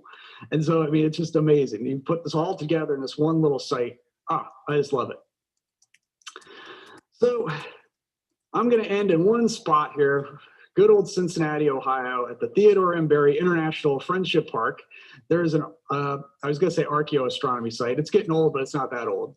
They put together these 7 pillars, and I think it's called 7 vessels. And they wanted to mark those same things, the equinoxes and the solstices, with a kind of work of art. And so these are the 3 sunrise markers. So we've got summer solstice, equinoxes, winter solstice. And so this is right along the river there. And it's got the sunset markers, winter solstice, equinoxes, summer solstice. And one in the middle where the sun comes through the shaft every day at noon. Well, local noon at least. And so it's kind of a neat little design with these 7 vessels here. And so the sunlight can come through those. So if you want to test those out, you can see if they're working. And the artist was from England. And so the sunrises and sunsets be different in England they are from in the United States. And so I felt very privileged because the city parks consulted with me. They said, okay, this is what the guy said it should be. Are these logs going to be in the right place? And I got to say, yeah, he got it right. So I was happy to confirm that it worked out. So this is right along the river in the International Friendship Park, and kind of cool to see. They're still there, and it's kind of a fun little thing. So check it out if you're in the Cincinnati area, and it's kind of neat to see. All right. Well, that takes us around the world and back to Cincinnati again. Thanks for tuning in for this. Hope you enjoyed our trip around. These are only just some of them. I mean, there's so many other ones around the world that we could have highlighted also, but these are definitely my favorites. And it's incredible to see how widespread this was and how really sophisticated it was too, for being so old for some of these things, some case thousands of years old, that they could measure these things. It's just really incredible to see. So before we break, I wanted to show you a few things. And let's see here. First, if you liked our class, I hope you take some more of them. We've got a lot of them signed up here too. So if you go to our online astronomy classes page, go to the upcoming pages, and you will see we have one more this month called Fly Me to the Moon, where we will go off to the bigger trip. If you got cabin fever, all right, there we go. Let's go with the Apollo astronauts. This one's good for all ages too. So we still have, you can sign up for that. That's next Tuesday at 7 o'clock. And then this just in, you guys have the scoop on this. We just posted the December class dates. So December 10th is Ask the Astronomer. I'm going to answer your favorite, the most popular questions I get, and we'll do a rapid fire round where you can put your questions in and I'll answer them super fast. So check that out on December 10th at 7 o'clock. Then on the 16th is Space Rarities. We have a very cool conjunction happening on December 21st. I'm going to talk about that, plus some eclipses and things to look forward to. So that's on the 16th. And then we got 2 classes back to back.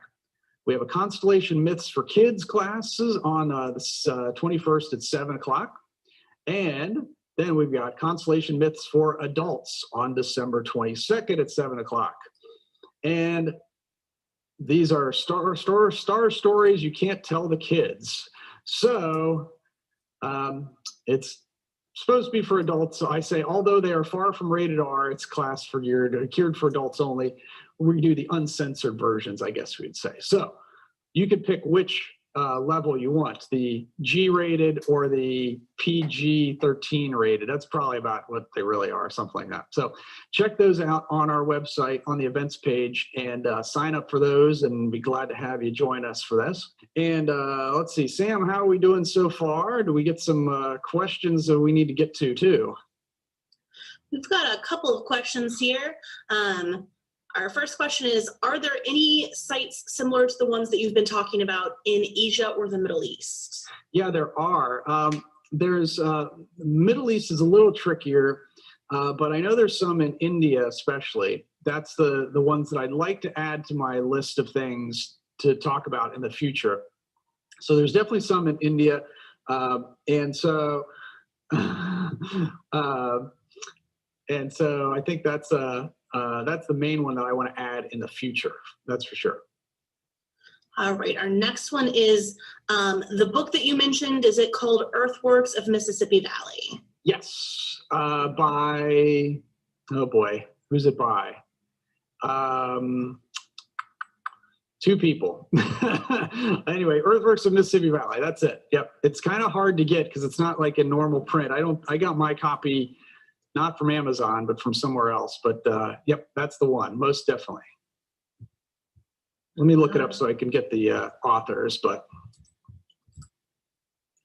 so then the next question is, what happens every 18.4 years affecting the lives of those who lived near the octagon? Nothing.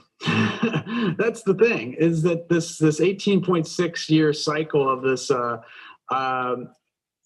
thing, there's nothing that it does. There's nothing like they would see it affects on anything. It really is literally showing off. It's really saying, I can tell you where the moon's going to be very far in the future. Knowing this can help you a little bit with predicting eclipses, but not as much as you would think. It's really just, yeah, it's really saying, hey, I have this knowledge. You guys can show where the sun goes, but I can show you where the moon's going to go. That's how I read it, at least. All right, our next question is, does Göbekli Tepe in Turkey have any astronomical significance?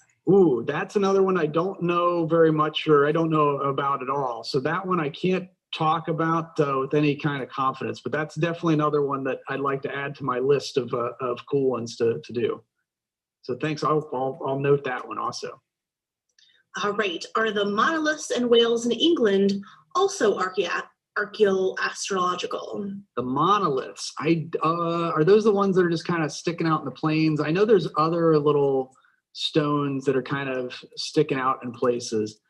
I think some have been correlated to some rising spots, but the others have not.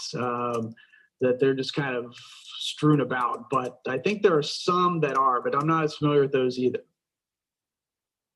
All right, and then are there 4 classes each month? Generally speaking, yeah, we're going to try to do about 1 a week, or 4 each month. So that's going to be the pattern we're probably going to go with. All right, so we've got 2 questions left. How many places have you visited, and what is next on your list? Well, let's see, out of all those that I showed you, I've been to most of them, but I was really close to going to Newgrange in Ireland. I had booked a trip where I was the entertainment, actually. So they booked a trip for me. I was the tour astronomer, and we didn't get enough people signed up for it. So I was this close to going, and then they're like, "Nah, we can't go." And so Newgrange was going to be my next one, but I think I would like to really go to Chaco Canyon in New Mexico. It's a little hard to access, and every time I'm in the area, I'm always driving like a sedan, and I think you need 4-wheel drive at least to get back there. At least I think it helps. So that one's a little tough to get to, but that one's really high on my list because I want to see that spiral and the if I'm allowed even there. That's the other trick. It's kind of protected, so it's that one's a little hard to get to. All right, and our last question is, how did you get so interested in the stars, mythology, etc.? Yeah, it came to me later in life. I didn't know this is what I wanted to do with my my life until I kind of fell into it. I started working for the Cincinnati parks, and at one of the parks they had a planetarium, and they said, "Dean, you're running the planetarium now." I said, "I don't know where anything is." And I said, "Well, you'll figure it out." And so that's exactly what I did. I got under the dome and I started finding all these stars and constellations. And I just fell in love with the subject. And so that was that was 22, almost 23 years ago now when the stars found me and changed my life forever. It was, I knew that right away that was what I wanted to do. And so I hope it comes across that I'm very enthusiastic about the subject and hopefully get you all enthusiastic about it too. Excellent. All right. Well, thanks everybody for coming tonight. And hopefully we'll see you at some future classes, but you do have some homework to do. You need to get out there and do some stargazing whenever you can. So look for those planets and definitely want you to come back for some future classes. And we're also trying to work out a way that you can give these classes as gifts. It's kind of easy to do. You can just sign up for multiple tickets for these, and then you put their email addresses in the comments section, and then we'll get them on the list and they get to get the classes too. So if you're really liking these classes, it's a great gift to give out to people and spread the word to people all around the country because we'd love to have them joining us as well. Well, until I see y'all next time, as we say around here, keep looking up, and hopefully we'll see you again at a future class. And Sam, thanks so much for helping out.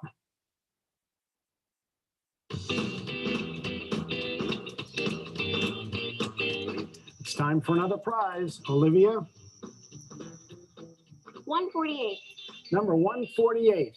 Number 148, Pat. What do they have? Number 148, Vanessa Scott. You've won a Celestron Power Tank Lithium. Congratulations.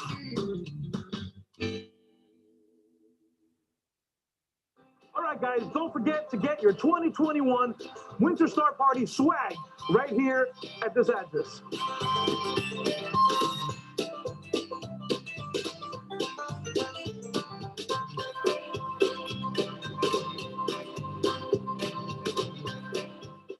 Next, let's spend a few minutes with Greg Bragg from Celestron. He's going to show us a video on the new StarSense mount. Hi, everybody. Greg Bragg here from Celestron. Welcome to the 2021 Virtual Winter Star Party. I've been asked to give you a little demonstration on a product that we announced in January of last year. We started shipping them sometime in the beginning of 2020. It's doing very well for us. It's designed for the beginner, but it's also something you guys that are serious about this, who love to do outreach, will really find attractive. This is called the StarSense Explorer. We have 4 models. We have an 80 millimeter and a 114 millimeter, of course, a refractor and a reflector. that are in the LT series, they retail for around $180. They're a little smaller tripod and a little different control for holding your phone on the telescope. It actually fits on the scope itself. This is the DX version. It's offered in an 80 millimeter refractor and 130 millimeter reflector. As you can see, the cradle here is off to the side. This is where your smartphone is held. There's a little mirror system right here that actually reflects the night sky into the cell phone lens to help the user find where the objects are, and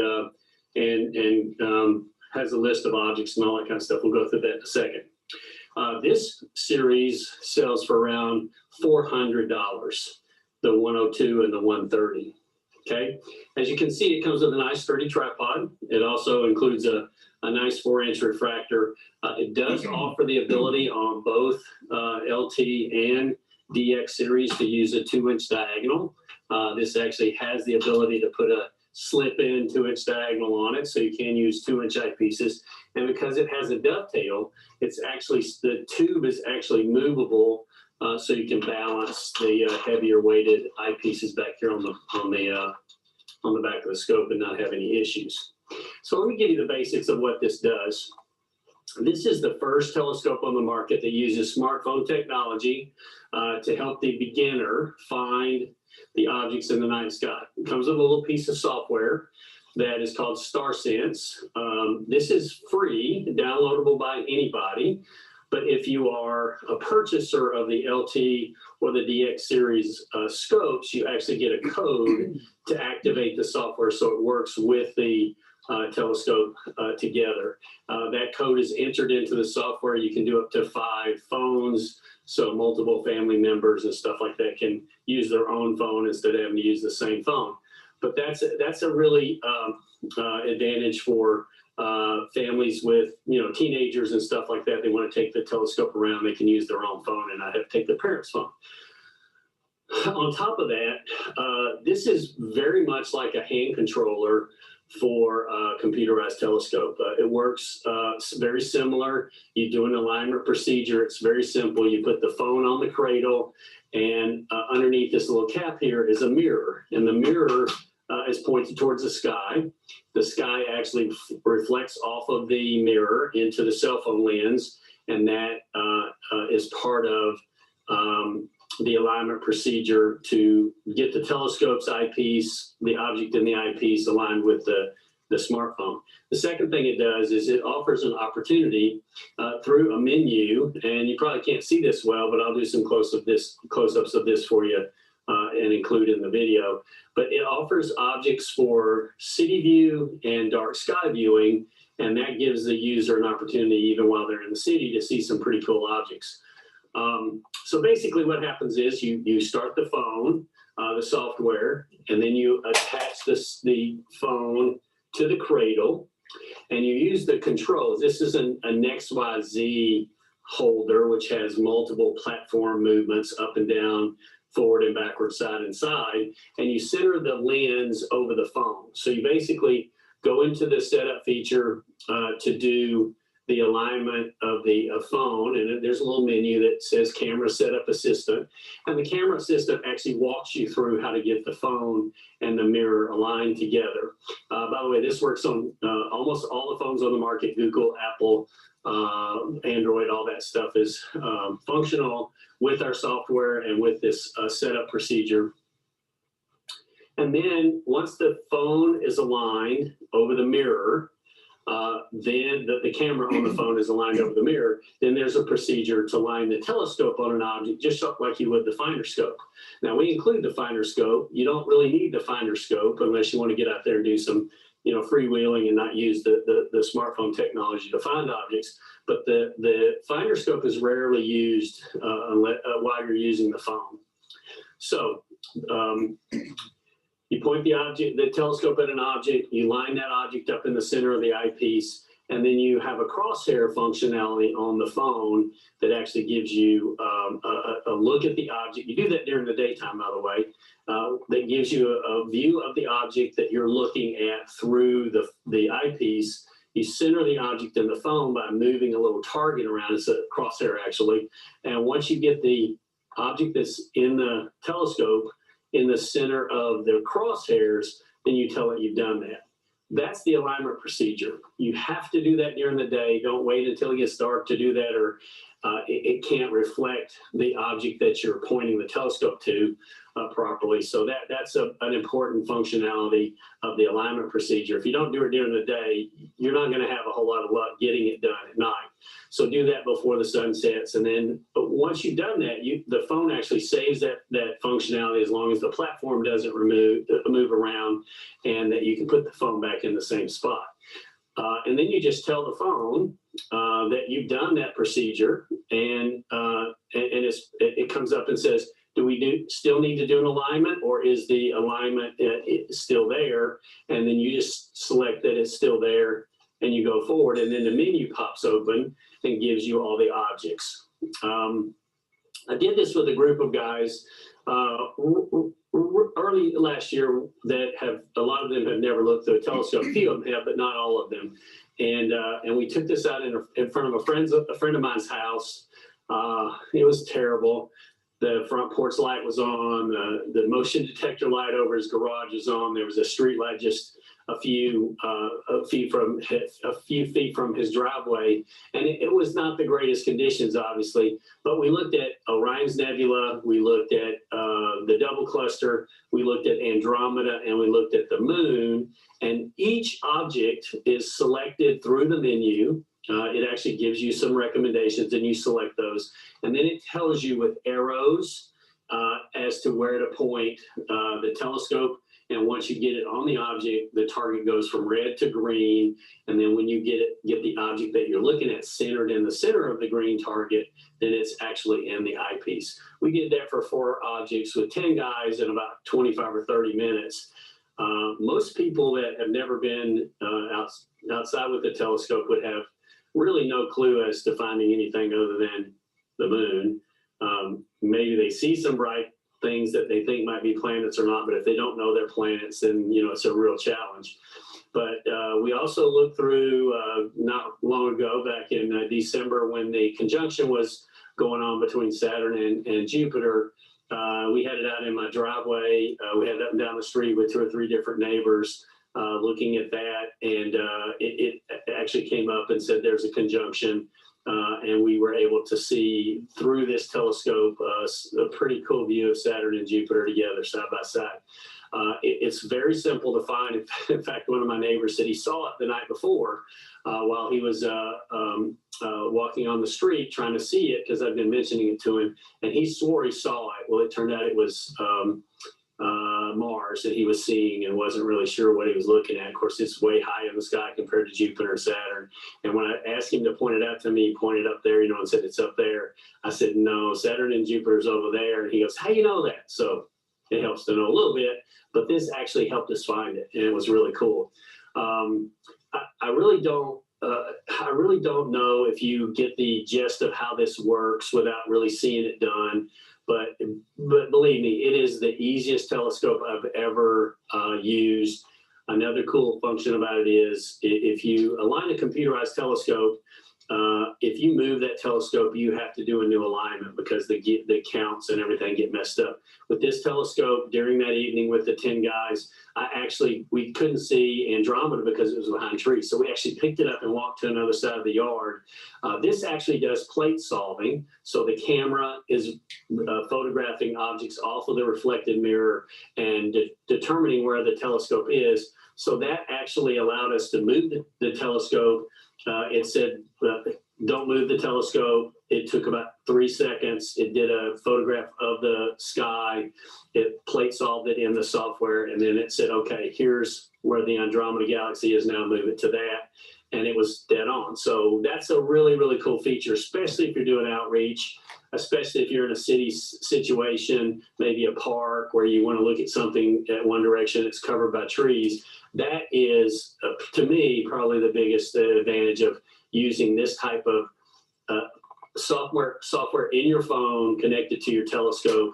I mean, it's not really connected, but in functionality with the telescope, and it worked really, really good. I think I actually showed this at the Winter Star Party in 2020, and I probably showed it to 40 or 50 people. And we did really crazy things like making sure the telescope wasn't level, the tripod was all kiltered and everything. And all of the objects we put in there actually were right in the center of the eyepiece. So we did that 2 or 3 nights in a row, and lots of people got to look at it, and lots of people were impressed. I would encourage you to reach out and look at our website, celestron.com. Look at the StarSense Explorer series. Again, there's 2, the LT, which is around $180, and the DX, which is around $399. Hope you picked up something here. I hope this helps you in your efforts to reach out to the individuals that are interested in their hobby and that are beginners and want to learn something. I think if you showed one of these to one of the beginners, they would be ready to get into this hobby really quickly. It would help them a long way to finding objects without having to learn the night sky and all that kind of stuff. I hope you enjoy the rest of the virtual Star Party. Look forward to seeing you in 2022 at the Winter Star Party. Thanks very much for listening. Bye.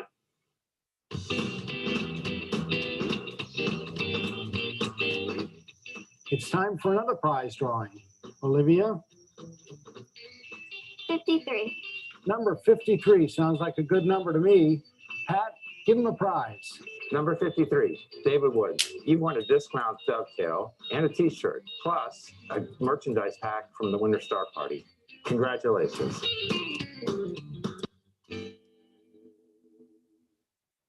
Hi, I'm Kent Marsh with Explore Scientific. One of the great things about modern amateur astronomy equipment is the ability to track the sky with the use of a computer, an iPad, or an Android tablet, and a motorized mount like the Explore Scientific PMC-8. But what if you're just starting out or have a mount that is manually controlled? How do you find celestial objects? All you need is a clear sky and a Tyrian two-sided planisphere. This planisphere, created by renowned celestial cartographer Will Tyrian, is for the Northern Hemisphere. If you don't have one of these, you can find it in our online store. Some of our products come with a smaller planisphere that works like this one, but uses 24-hour time and Roman numerals. Honestly, I prefer this one because it's easier to read and contains tons of information. This planisphere is for anyone in the Northern Hemisphere up to 60 degrees latitude north. The planisphere works by aligning the month, day, and time to show what's in the night sky at any time of the night throughout the year. One side shows the northern half of the sky, while the other side shows the southern half of the sky. Now let's line up the date and time. Let's say it's 10 p.m. on August 25th. The first thing to do is find 10 p.m. and it will be in the blue portion of the planisphere, just inside the date ring. Move the date ring to the position on August 25th. Line up the August 25th mark to 10 p.m. You're done. Easy. You now have a map that shows what the night sky looks like in the Northern Hemisphere at 10 p.m. on August 25th. The cool thing about this Tyrian two-sided planisphere is that once the time and date are lined up on one side, it's also lined up on the other. Now we have to orient ourselves to make the map reflect what's in the sky. The North Star, which is named Polaris, is almost exactly due north and should be the brightest thing you can see in that area of the sky. Once you found Polaris, you're facing north.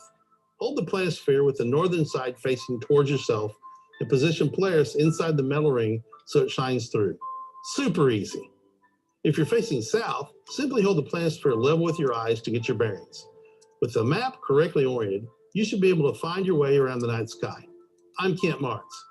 Keep watching our channel for more how-to videos from Explore Scientific.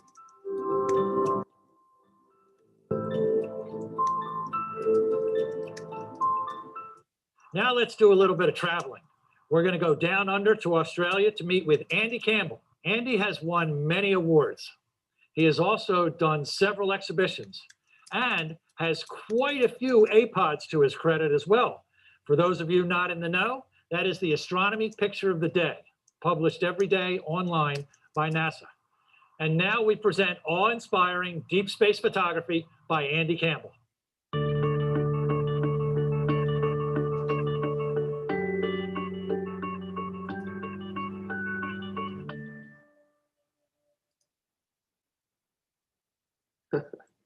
G'day guys, how you doing? Adam Williams here from Adam Williams Creative. We've got a real treat today.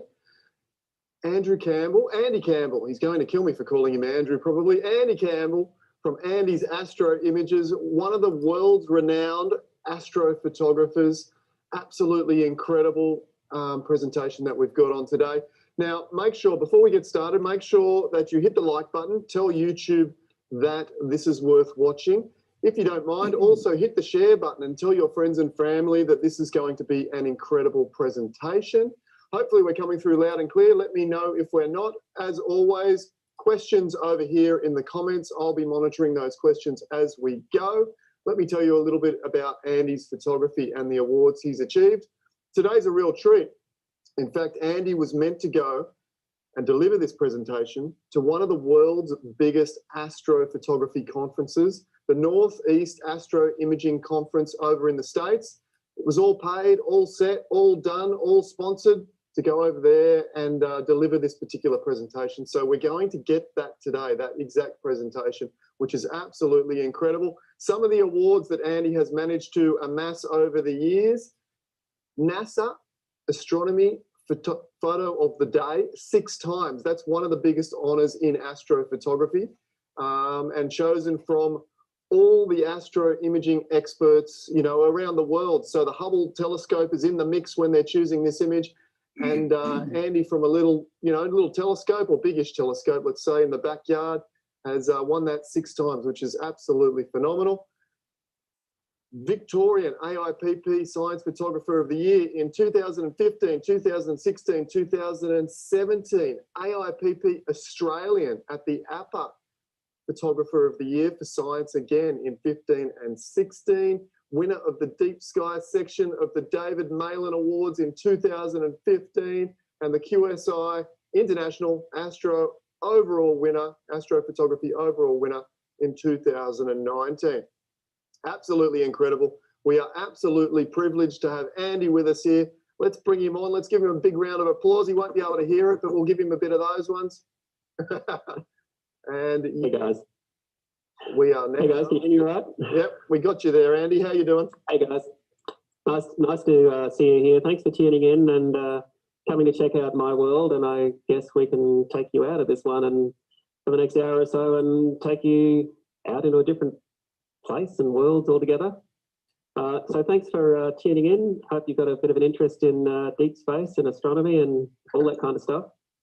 I think the one thing that unifies us wherever we are in the world is our love of space. I mean, you go camping, you step away from the campfire, doesn't matter where you are in the world, you look up and you go, wow, and you start asking yourself those big questions about, you know, life, the universe and everything. And I'm just lucky enough that I've got some equipment that I can bring some of those things forward and we can kind of celebrate a little bit about what we see. So I thought I might take you on a bit of a journey today of a little bit of how we do that, what's involved, what's required, a little bit of the background behind it, what you're looking at, and some of the cool stuff that's, you know, really far away that is out there. And I don't know, maybe Adam can do a shout out there and find out if anyone's actually looked through a telescope and seen the rings of Saturn, for example.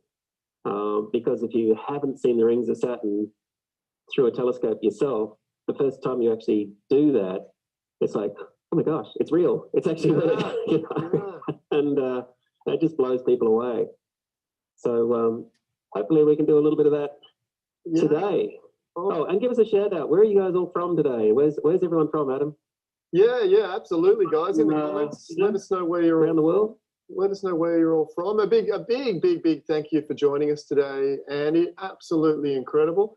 Funny story, actually. I've seen the rings of Saturn. When I got married, a bit of a side story. I got married in Uluru on the sand dunes, overlooking Uluru there. And actually, as part of the reception, which was just in the sand dunes under the beautiful night sky, we had the local astrologist, if you like, come in and with his big torch and point out and tell us all the stories of the constellations. And they had some, I don't know what style of telescopes they had there, but enough to see the rings of Saturn. So we all got to see that as well. And it was absolutely incredible because, as you've said, we've all sat around the campfire or whatnot, had a couple of beers and wondered what's really out there.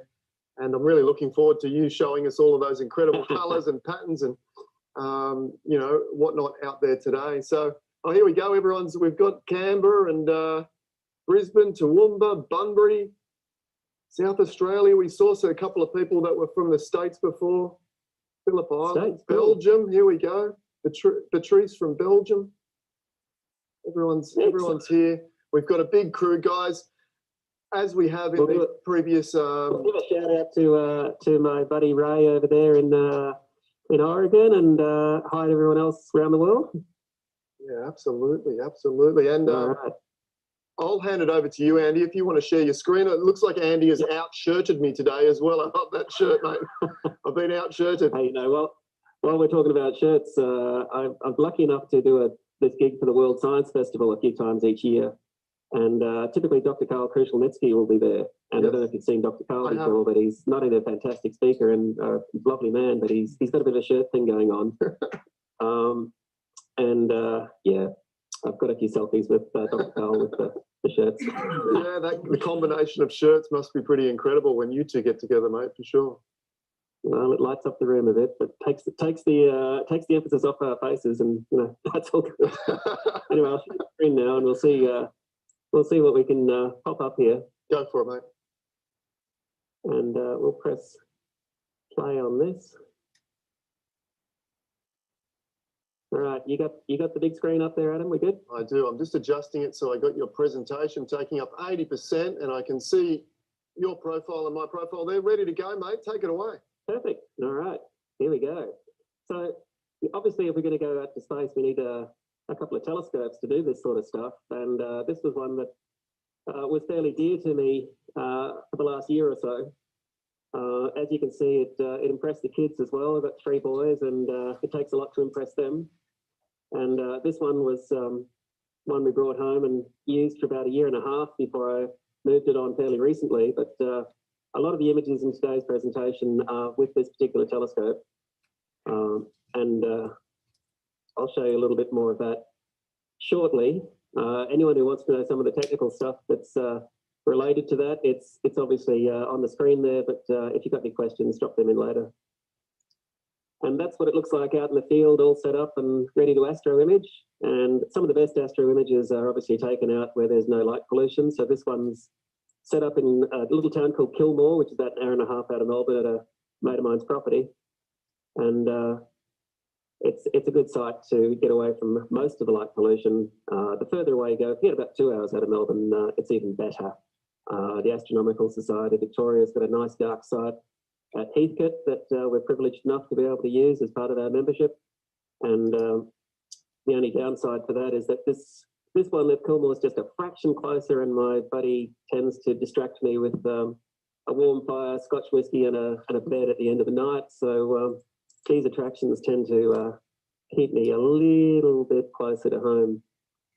But this is my little baby rig. This is a tiny telescope. When I say tiny, I mean it's a 336mm lens, if you like. Now, if you put that on a regular DSLR, 300mm lens is a pretty serious thing to be pointing at something. But when you're pointing at the sky, it's pretty wide field. And so it's a really good telescope if you want to photograph larger areas and larger objects in the sky. And I've been lucky enough to pick up a few awards with this little baby. It's made by a company called Stellarview. And this is the current weapon of choice. This is my dream scope.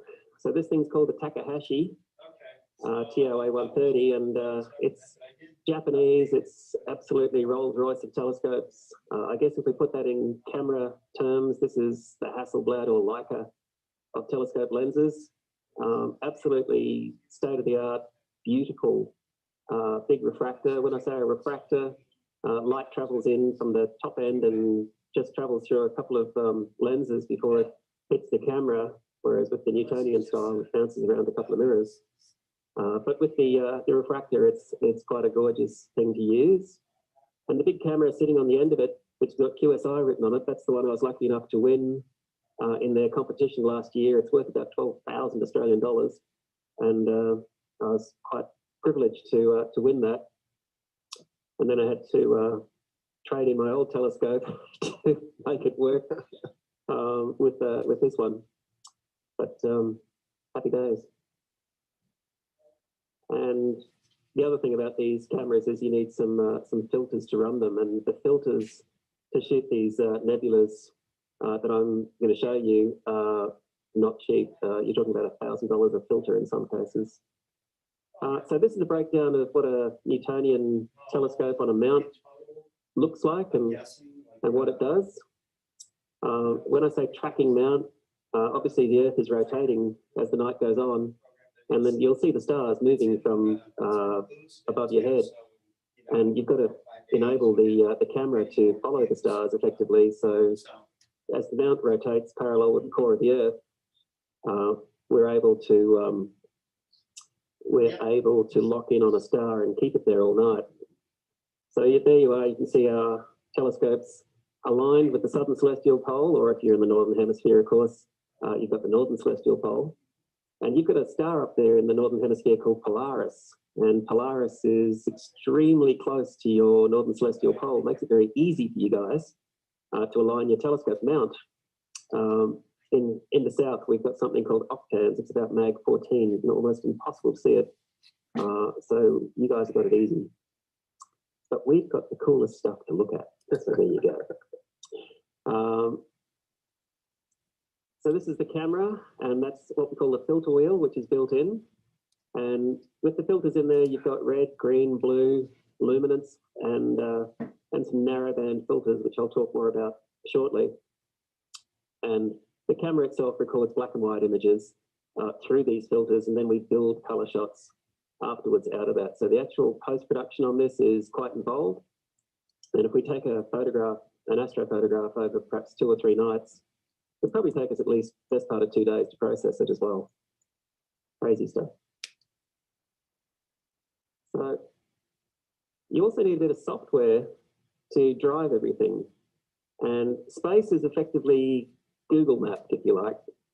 So there's research telescopes all around the world that are basically mapping the heavens. So they take a picture, clunk, move up, take a picture, clunk, move across, take a picture, clunk, move down, take a picture, clunk. And eventually they'll build up a map of the entire Milky Way and the areas around us. Now, that is a great resource that we can then translate into our astrophotography, because we can then use the coordinates of any objects and we can program them into what we call planetarium software. And this enables us then to send our telescope in the direction of whichever object it is that we want to photograph with some degree of accuracy. And because we have to do this night after night, and in some cases, in my situation, I'm in the backyard. I don't have an observatory as such, so I live in Melbourne, which means it can rain a lot, which means basically a lot of packing up and setting down of the entire equipment each time. So you want to make sure that you're able to go back to your object every time with accuracy. You can also drive these mounts and these telescopes nowadays with software on your phone, which is pretty cool. And with some of my colleagues who are well advanced in the automation side of things, they can literally sit in their lounge rooms, watch TV and tell their remote controlled telescope and observatory 2 hours away in the country to take photographs for them, which is mind-blowingly cool. So I thought I'd show you a little bit of the capture software now. So with this one, this is a little graph of the guide scope. So we've got our mount, we've got our telescope, and we've got a little guide scope, which is effectively a video camera. And that video camera is locked on to a tiny star, and then it's sending micropulses into the mount to keep that star within 1 pixel of your frame on your camera. So it's extremely accurate system, and it works incredibly well. It does vary a little bit night after night, depending on what sort of turbulence there might be in the atmosphere or the jet stream. But most of the time now, the software enables us to process most of the inaccuracies out. And PhD2, which is the program there that I'm using, it literally stands for pushing a dummy. So whoever wrote that, I think there's a guy called Craig Stark, originally did a great job. So it's one of the most popularly used guiding platforms out there, and it's free. Woohoo! something out there is actually free. This is Nebulosity, which is my capture program of choice at present. I say my capture program of choice because I'm stubborn and I still use a Mac for doing everything.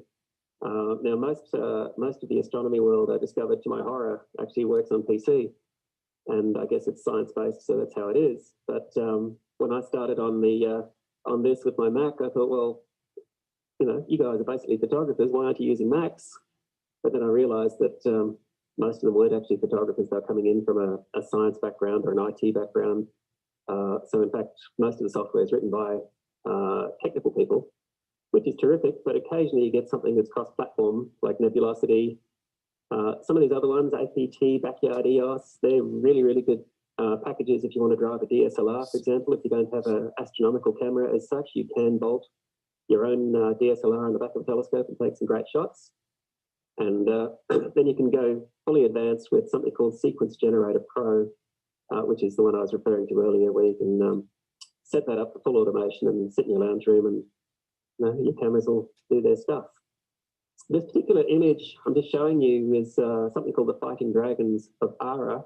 And we'll see that a couple of times today as we build up the image that we're taking. And when I say build up the image, astronomical photographs are taken with a series of what they call sub-exposures.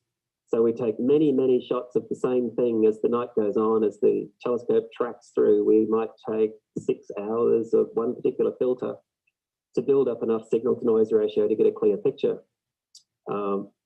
And eventually then we stack those photographs together to get a clear picture.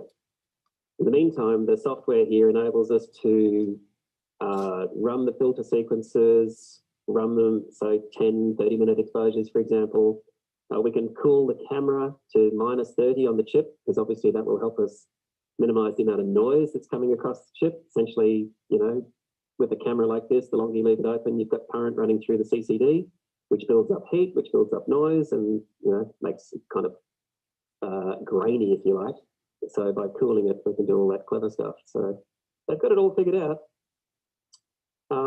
And then we go to an actual demonstration here. So I've got a little video that I'll quickly show you. It only goes for a couple of minutes.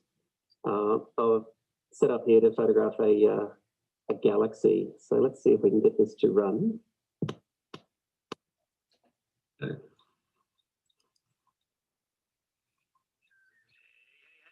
evening, guys. How you going? It's Andrew here. I'm here at Starbase 1 in the country, and we're going to get ready to shoot ourselves interacting galaxies tonight. Now, interacting galaxies is, it doesn't do it justice. We're talking about galactic collisions. We're talking about two galaxies going boom, boom. Yeah, cool. Sounds amazing, but it's actually true that there's actually galaxies out there running into each other, and it actually takes them best part of 100,000 years or more, millions of years, to actually make this happen. So tonight, I'm going to have a crack at trying to photograph something called the antenna galaxies.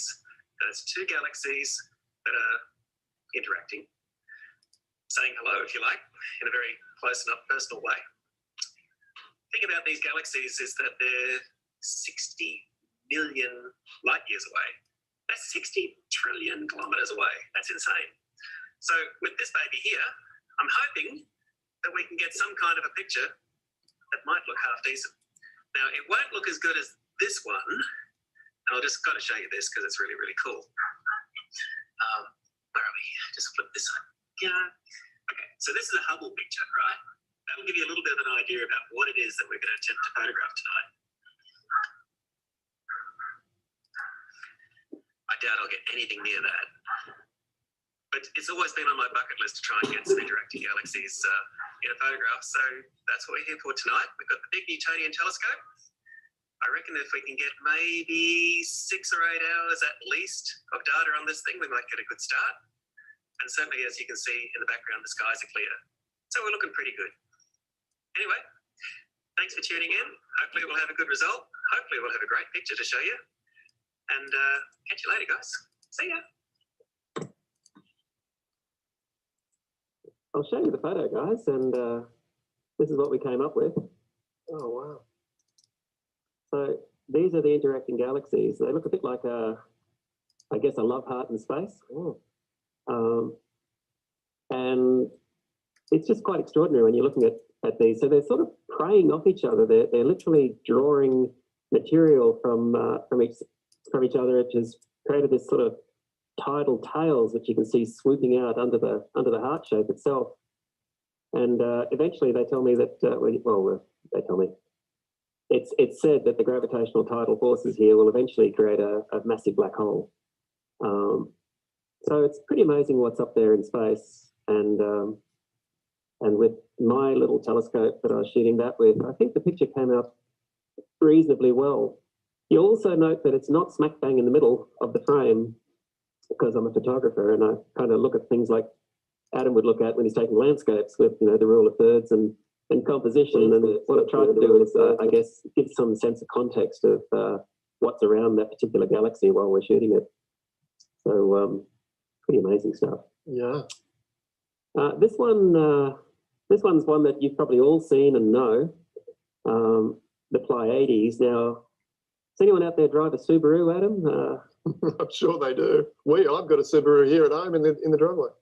Well, there you go. Well, you probably know that the logo on the grille on the front and on your steering wheel is in fact this very star constellation, because the Japanese word for the Pleiades is Subaru. Oh, there you go. I didn't know. There you are. Absolutely. So there's obviously a lot more than 7 of them. But this particular one is known by humans since the dawn of time. It's been recorded by the Aboriginals, by the Aztecs, the Mayans. It's got, I think, 2 or 3 mentions in the Bible. It's in the Quran. Everybody's had their own mythology about it. But I guess one of the stories I liked was the Greek mythology story where you've heard of Atlas, who was the guy who carries the world on his shoulders. And, he's literally, you see him in a statue with a globe on his back. Well, these are the daughters of Atlas, and they were having a lovely time picnicking and that kind of stuff. And then Big Bad Orion, the hunter, would always come chasing after them and try and kind of, you know, interact with them and ruin their day a bit. So Zeus, who was the king of the gods, took pity on them, and he turned them into stars so that they might be reunited with their father. And that's why when you look up in the summertime in Australia and you see the Pleiades coming up, and then about 2 hours later you'll see Orion coming up, and Big Bad Orion will always chase after the 7 sisters, but he'll never catch them. Anyway, I like that story. My mum told me that one when I was about 5 years old, because I could see this out my window, and I took this one for her at a dark site just after she passed away in her memory. So that one's for my mum. Beautiful. There you go. Oh, and the reason it's blue is it's what they call a reflection nebula. So these are hot young stars. I guess that's a little bit like, you know, Newsboys or something, in space, and they're traveling behind a very large dust cloud. And so it's a bit like the Rayleigh effect, for example, the same way that we get blue skies above us in our atmosphere. The light that's refracting off becomes this sort of hot blue light as such. Yeah, stunning. And that one's nearby. It's only 444 light years away. Just down the road, yeah. Something like this thing, for example, well, and now we're talking 7 million light years away. Oh, wow. I remember showing this one to my kids and saying, "Hey kids, this is where Luke Skywalker lives." They believed me for about, I don't know, 10 seconds or something. So I'm just jumping ahead of myself there. And but what I thought it was really nice about this is it's one of those sort of classic beautiful galaxies that has that sort of flowery shape to it, if you like. And typically the old stars get quite sort of yellow towards the end of their life, and they're concentrated towards the center of the galaxy, and then the hot blue stars are towards the outside. Galaxies are often called faint fuzzies because they're literally almost impossible to see, and they're very far away. And well, when you look at them through a telescope, it's not exactly mind-blowing because our eyes aren't really sensitive enough to see all of this in great detail.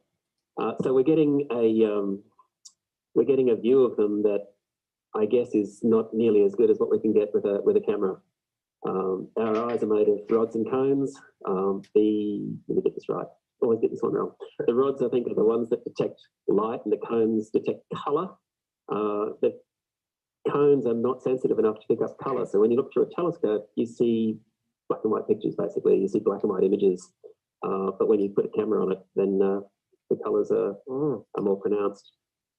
So this one was like 30 hours exposure, which is insane. I think that's about 5 or 6 nights at a dark site. But it came up pretty well. Yeah, it looks gorgeous. So pop quiz for your audience. There we go. There we go. Has anyone seen a UFO out there? Well, I think I have a couple of times, to be honest. But really, yeah. I've seen things that are. There was one. I was out photographing one morning, a sunrise, and there was a. It ended up being explained as a rocket booster that came flying off, but it came over Australia. It must have been about 10 years, 15 years back. And I was telling all my friends, I saw something really weird this morning. And there I am as a photographer with a really high quality DSLR sitting on the beach. And did I take it off and take a shot of the UFO? No, I didn't. I was just like, what is this? As it come across, swirling around. Yeah, anyway. There you go.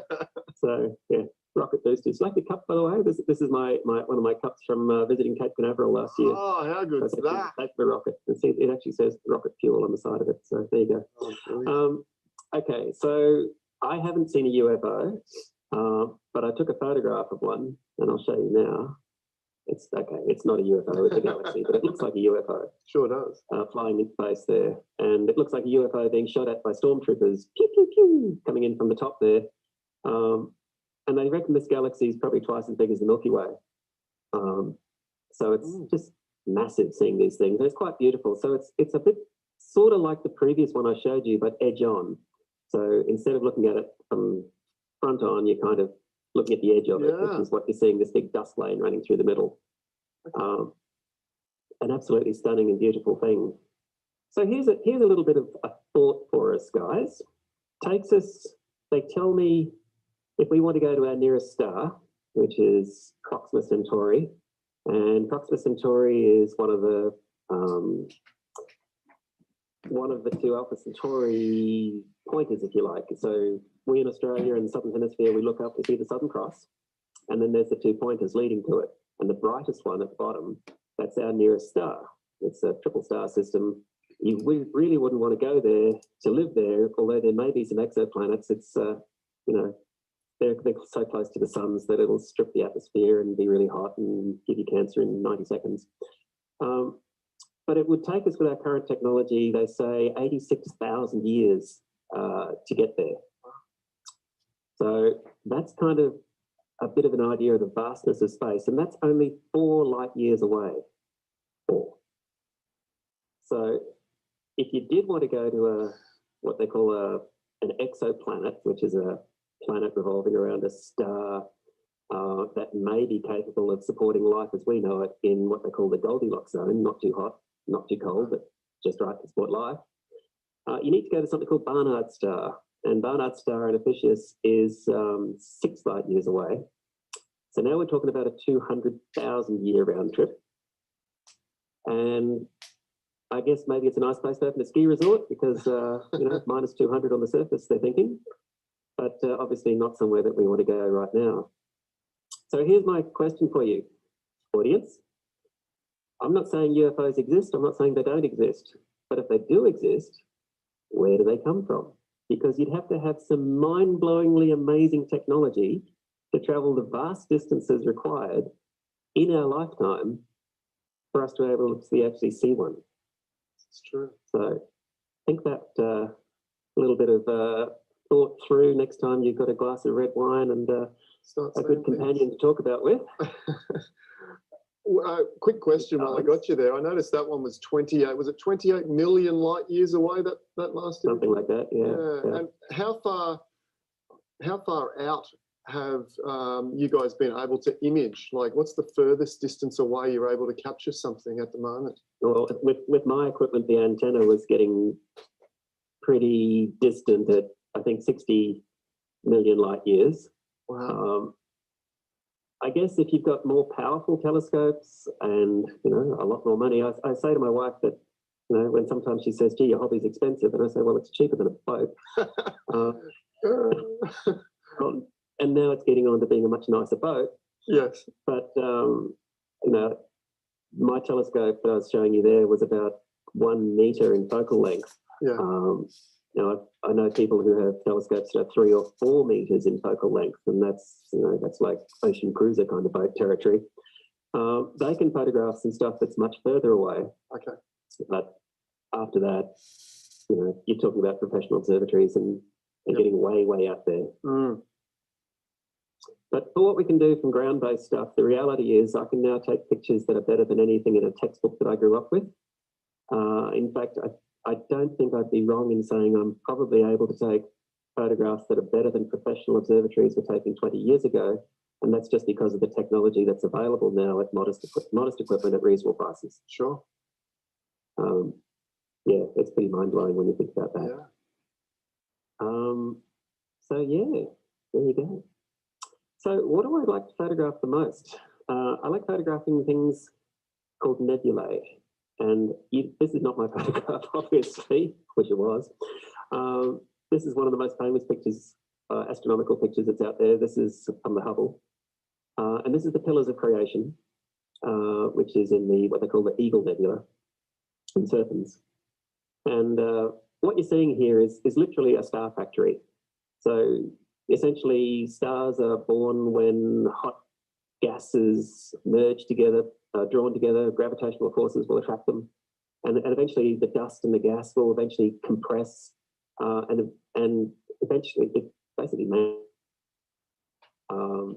which is then born, and tidal forces, solar winds, that kind of stuff will then push these gas and dust areas around into wacky looking shapes that we see here.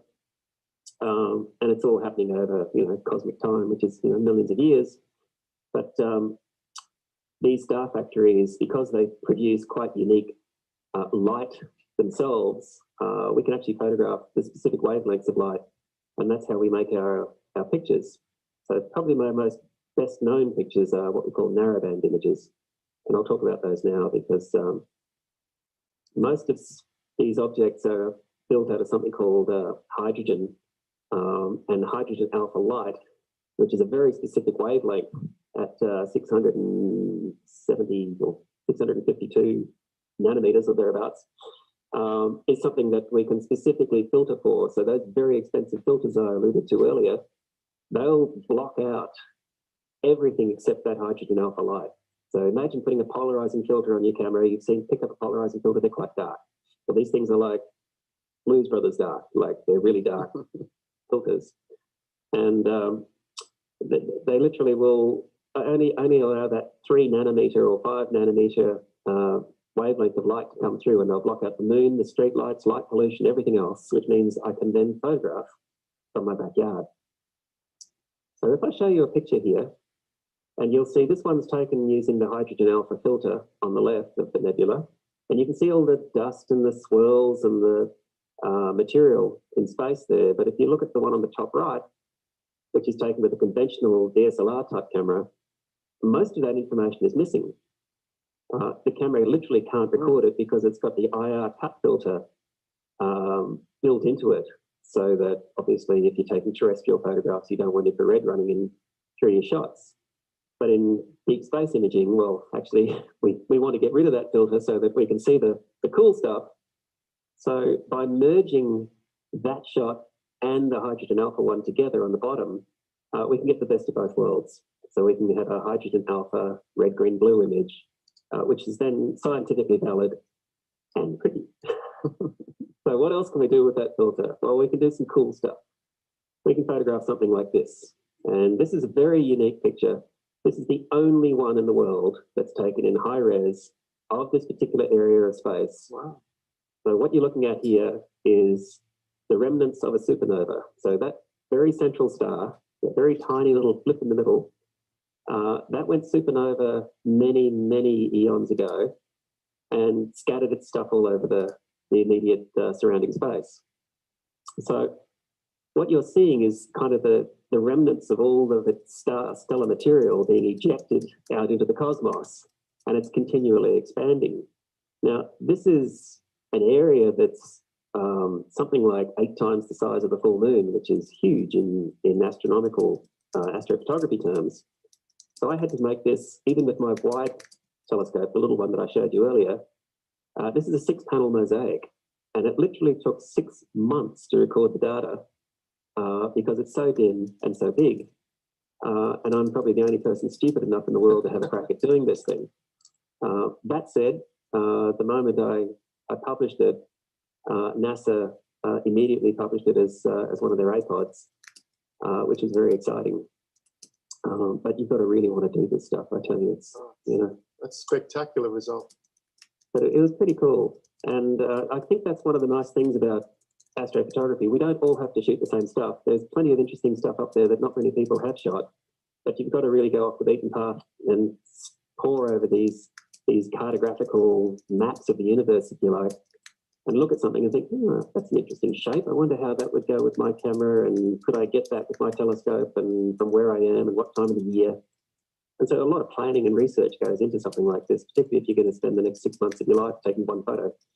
You know, you've got to really want to do it. We've got another little quick demo here on the video of the setup in the backyard. So unlike the previous time when it was in the country, this is pretty much business as usual for me most of the time here in Melbourne. You know, I've got 3 boys, as you saw, and can't get away that often. And in Melbourne, it's, you know, the weather's not exactly brilliant. There's a saying here in the world that if you don't like the weather in Melbourne, come back in 20 minutes. Well, I'll show you the backyard observatory here, guys. So here we go.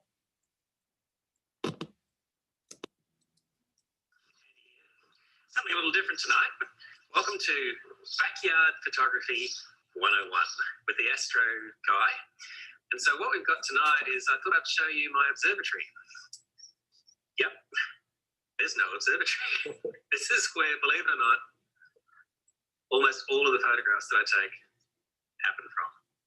So all the APODs, all the Gold Award winners, all that sort of stuff, 95% of my photographs are taken here at home. Now, home is a city of 5 million people in Melbourne, Australia. We are 15 kilometres from the city, so we're dealing with a lot of light pollution. But fortunately, I have a really good sky. You see up there? I got lots of sky because we're on top of the hill. And in summertime, I've got a great view north, and in wintertime, I literally move the telescope up to the other end of the pool, and I've got a great view south. So what we use to photograph astrophotography from light pollutionville is a bunch of filters. And in my camera here, which is a very nice thing, it's made by QSI, it's handmade, and this has got a filter wheel in it, and that filter wheel has got some what they call narrowband filters in it. And that just means that we can photograph the nebulae with just the light emitted by the nebulae and nothing else. We can filter out the moon, we can filter out the light pollution, we can filter out everything except the light that's emitted by the nebula itself. So the 3 filters we have in there that we're using tonight will be the hydrogen alpha, ionized sulfur, and ionized oxygen. And those filters enable us to capture just that light source and nothing else. And we can be a little bit creative with the way we use the colors that we see emitted by that. The telescope itself, as you know, you've seen it before. It's a Newtonian telescope, about 1140 mil focal length, f4. Got a mirror up the top a bit. Oh, try to get that right. Sorry, missed it. Here we go. Got a mirror in there, secondary mirror, which then sends the light into the camera itself. And of course, we've got this fantastic mount. Now the mount, you can see how it pivots this way and it tilts this way. And what that does then, because we've got a little guide camera here sitting on top, which is like a little video camera, and it sends a signal into that mount that locks into the star or the subject that we're shooting, and it keeps it there all night long, at least until I run into some of my trees here because I'm in the backyard and I'm not in the country. So it is possible to take some really nice pictures from your backyard if you have the right equipment and the right filters. They're not cheap, but they do work very well. And you got the right camera, exactly. So it's all possible, guys. So I'll skip over some of the technical stuff in case we sort of don't want to bore people too much. But you can see the wavelengths of the filters there that we're actually using on the bottom there. And they're very specific wavelengths of light picked out of the spectrum there. And what Hubble does is they assign those to specific colors. So if I show you a photograph here that I've built, and I'll show you the steps in which it's built, so you can get an idea of what's involved in actually producing a narrowband image. So this is taken just using the hydrogen alpha filter.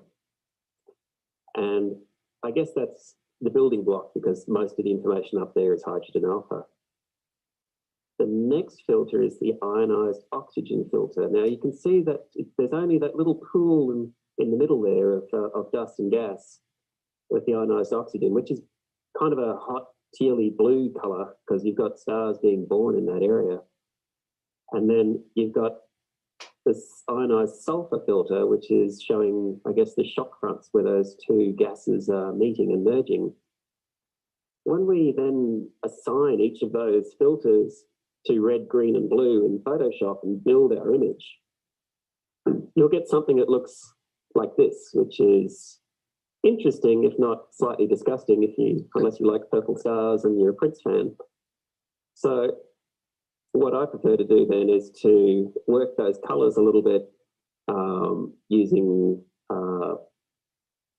Photoshop to enable us to come up with a final image, which in this case looks like this. Yes. And selected color is a really good thing for that. Wow. Now, if you tip your head on your side, you might be able to see a profile of a Chilean poet in the face in the blue area there with a little nose and an eye and a chin and a balding head. Someone called Gabriele Mistral, who this nebula is named after. You've got to use your imagination a little bit to make that work, but it's a pretty cool thing. I'm sorry, you guys up in the Northern Hemisphere, you don't get this one. This is Southern Hemisphere only. It's part of the Eta Carina Nebula, which is the biggest one in the Milky Way. But it's a spectacular target to have a crack at. And I think most amateur astrophotographers will have a go at it first up, along with M42, the Orion Nebula, because they're the biggest and brightest and supposedly easiest ones to shoot. I say supposedly. Absolutely. Couple of questions there, Andy, if I can jump in. Yeah, go ahead. Jane, just relating back to that last video, Jane says, did the location of your house, was it defined by a good astro location, or did you just make the most of what you already had, Andy? My wife loved the house when she saw it at first, and then she sold me by saying it's a great place that you could do your astrophotography from, honey, and I had to agree, and the marriage remained intact. Okay. Well, there was an element of that. And a couple of questions just on the technical side. What processing software do you use? Asked Beatrice, and also she asked, what brand of filters are you using? Okay, I'll answer the last question first, and the second one segues into the next slide. The brand of filter I'm using is one called Chroma, C-H-R-O-M-A. Chroma is very high-end, beautiful filters. They're made in the United States. And I'll put in a plug for my buddy Tolga. I got them from tolgaastro.com. So you can check them out there and say nice things to him, drop my name, and who knows, he might help you out. This is my image processing software to lead on to that second question. This is one I use. It's called AstroPixel Processor. And this is dedicated astrophotography processing software. There are a few different packages out there. There's one called PixInsight. There's AstroPixel Processor. There's a couple of others, but I found this one, which was released only about a year or two ago. Kako Mabula Havenkamp wrote it, and it's absolutely brilliant because I'm visual and I can put all the subs into this, and I can kind of see what I'm I'm doing and what it's going to do. So you literally load all your lights into it, and then you also load in a bunch of other images. So you load in something called darks, and darks are literally where you take photographs with the lens cap on, and then you subtract one from the other, so you get rid of most of the noise. You take something called flats, which are pictures taken either through a white t-shirt or a light box, and you subtract those, and that removes any dust bunnies or irregularities within the telescope, vignetting, that kind of thing. Anyway, this will take care of all of that. You literally just throw them in there and effectively tell it what to do. So it'll register all those subs. Now, there might be in some of my mosaics 400 subs that it's then going to analyze each sub. It's going to look at where the stars are located, and it's going to then effectively overlap or register each one of those. And it does a brilliant job. It's actually fairly fast at doing it. And then it'll stack them, and it'll produce these masters that you've seen me then take into Photoshop afterwards. It also does a great job if you want to remove any residual light pollution. It's got some tools within it that help with that. And it can help give you really accurate star colors as well. It's a brilliant piece of software. You can't buy it. You effectively lease it, if you like. But it's a very reasonably priced package. As I said, there are other packages out there. There are lots of fans probably watching this now who use PixInsight, which also, I believe, does a great job, but it's a little bit more mathematical in its basis, and it's not as visually friendly to operate. So it's just I guess, a case of how your brain's wired in terms of which one you want to use. Sure. Andy, when you send that, of course, go on. When you send that to Photoshop, are you sending over some form of a layered file that you still have access to the 3 different bands of light there? Yeah, let's go into the next slide, which segues beautifully there, Adam. This is a screenshot of that nebula processed. So if you take a look on the left-hand side, you'll see all the layers, and working your way up from the bottom, you'll see the hydrogen alpha layer. Oh, yeah. And then you've got hue saturation, which is basically giving it a green color, assigning it to green. You've got curves, which adjust the contrast there. Same thing with the oxygen, same thing with the sulfur, except you're then choosing to put them in either blue or red channels in Photoshop. Luminosity is, I guess, effectively where all the detail is. It's a combination of all of those filters, but purely just in black and white to give us the sharpness and the detail that we want. Selective color, we mentioned earlier, enables us to tweak the colors to our preferred color palette. And then we run a whole bunch of little actions. Now, I've got on the right-hand side there's one called Astronomy Tools on Photoshop, which is, I think it's only about $20. It's cheap as chips and works beautifully. And within that, there's noise reduction, reduce the stars sizes, increase star color. There's lots of little tweaks in there that you can use in those actions.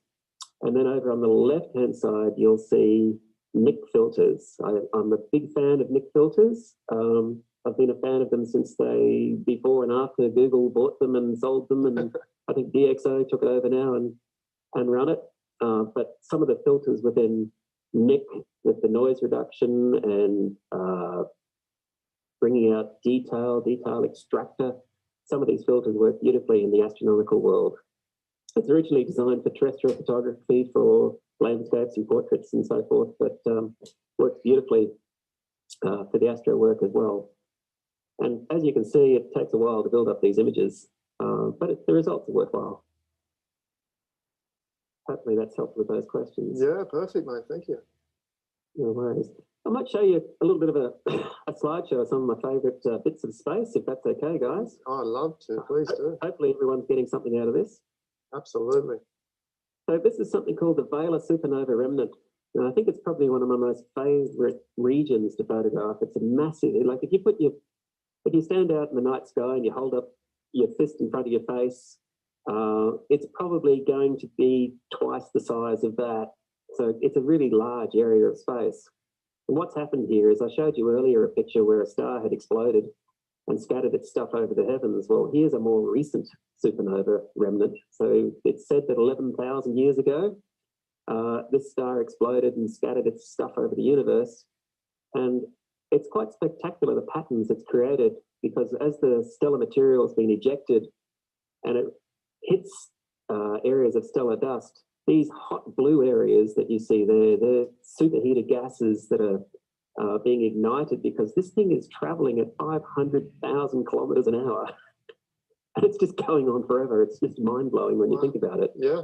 But again, we can photograph and isolate these particular gases to create, effectively sort of a space art look, if you like. So this one's vaguely reminiscent of a chalice or, King Arthur's cup or something, if you sort of hold your head right. Yeah. Are these larger structures or larger in perspective to where we're viewing them from? Are we capable of capturing these with a DSLR and a tracking mount or something like that, or not really? The problem with the DSLR is just it's not really capable of getting the wavelengths of light that we're talking about, because most of the filtration is blocked by the IR cut filter. You will get something. You'll definitely get something. Yeah. But having those specific filters really helps you get everything, if you like. Yes. So we can create scientifically valid, aesthetically pleasing images. Yeah. Which is, of course, I guess what this is all about. So we're not sort of just making up these colors. We're assigning a color to a gas, so that the scientists, when they originally started doing this stuff, they were working with black and white photographs, and they were really struggling to try and, I can't tell where the hydrogen is or where the sulfur ends. But by then laying them up in different colors, there's a much easier process for them to actually do the rocket science that they're doing. But I'll leave that to people like Lisa Harvey-Smith and Professor Alan Duffy and the actual physicists and scientists and cosmologists that are out there. This is another piece of the remnant. This one's called Herschel's Ray. And hey, do you remember how we said earlier, we said our nearest star was 4 light years away? Well, from tip to tip, that's about 5 light years long. Oh, wow. So it's just mind-blowing to think that little piece of something that we're looking at there is actually 5 light years across. Yeah. Really, really cool. It looks a bit like the Concorde, I reckon, if you remember that aeroplane. It does, yeah, I can see that. And I think that's the thing about this, when we're photographing this stuff, we're always looking for something like a visual cue of, what's the story? What does it remind me of? Or if you're putting it in the appers, what can I give the judges to talk about? That kind of stuff. Yeah, absolutely. Another little piece of it. This one's this one's known as the Mustache Nebula, because it looks a little bit like a mustache. And to me, I thought it looked like a flying bird, a big blue flying bird. Absolutely. So what you're seeing there is ionized oxygen, and then behind that is the hydrogen alpha, which is a nebula within that area. And then you can do some funky things, as I did with this one. And you can actually take the stars away. There's some software out there now called StarNet++. If you Google that one, it's absolutely the best thing I've found for removing stars from an astronomical image and leaving underneath the actual detail that's there. I don't know how it does it. It's machine learning. It's AI type software. It's brilliant. And StarNet++. Run over this image, pull the stars out, and then what you can you're left with is this sort of bug-eyed shape of a face. Can you see that yourself? Yeah. Oh yeah, it looks amazing. I love it. So it's pretty cool to be able to use, I guess, a little bit of art. Absolutely. With the colours, Andy, you're taking a cue from those different narrowband filters, but are you also adding a little bit of your own artistic eye into those colours, or are you staying strictly to a specific hue? There are no sort of hard and fast rules. Yeah.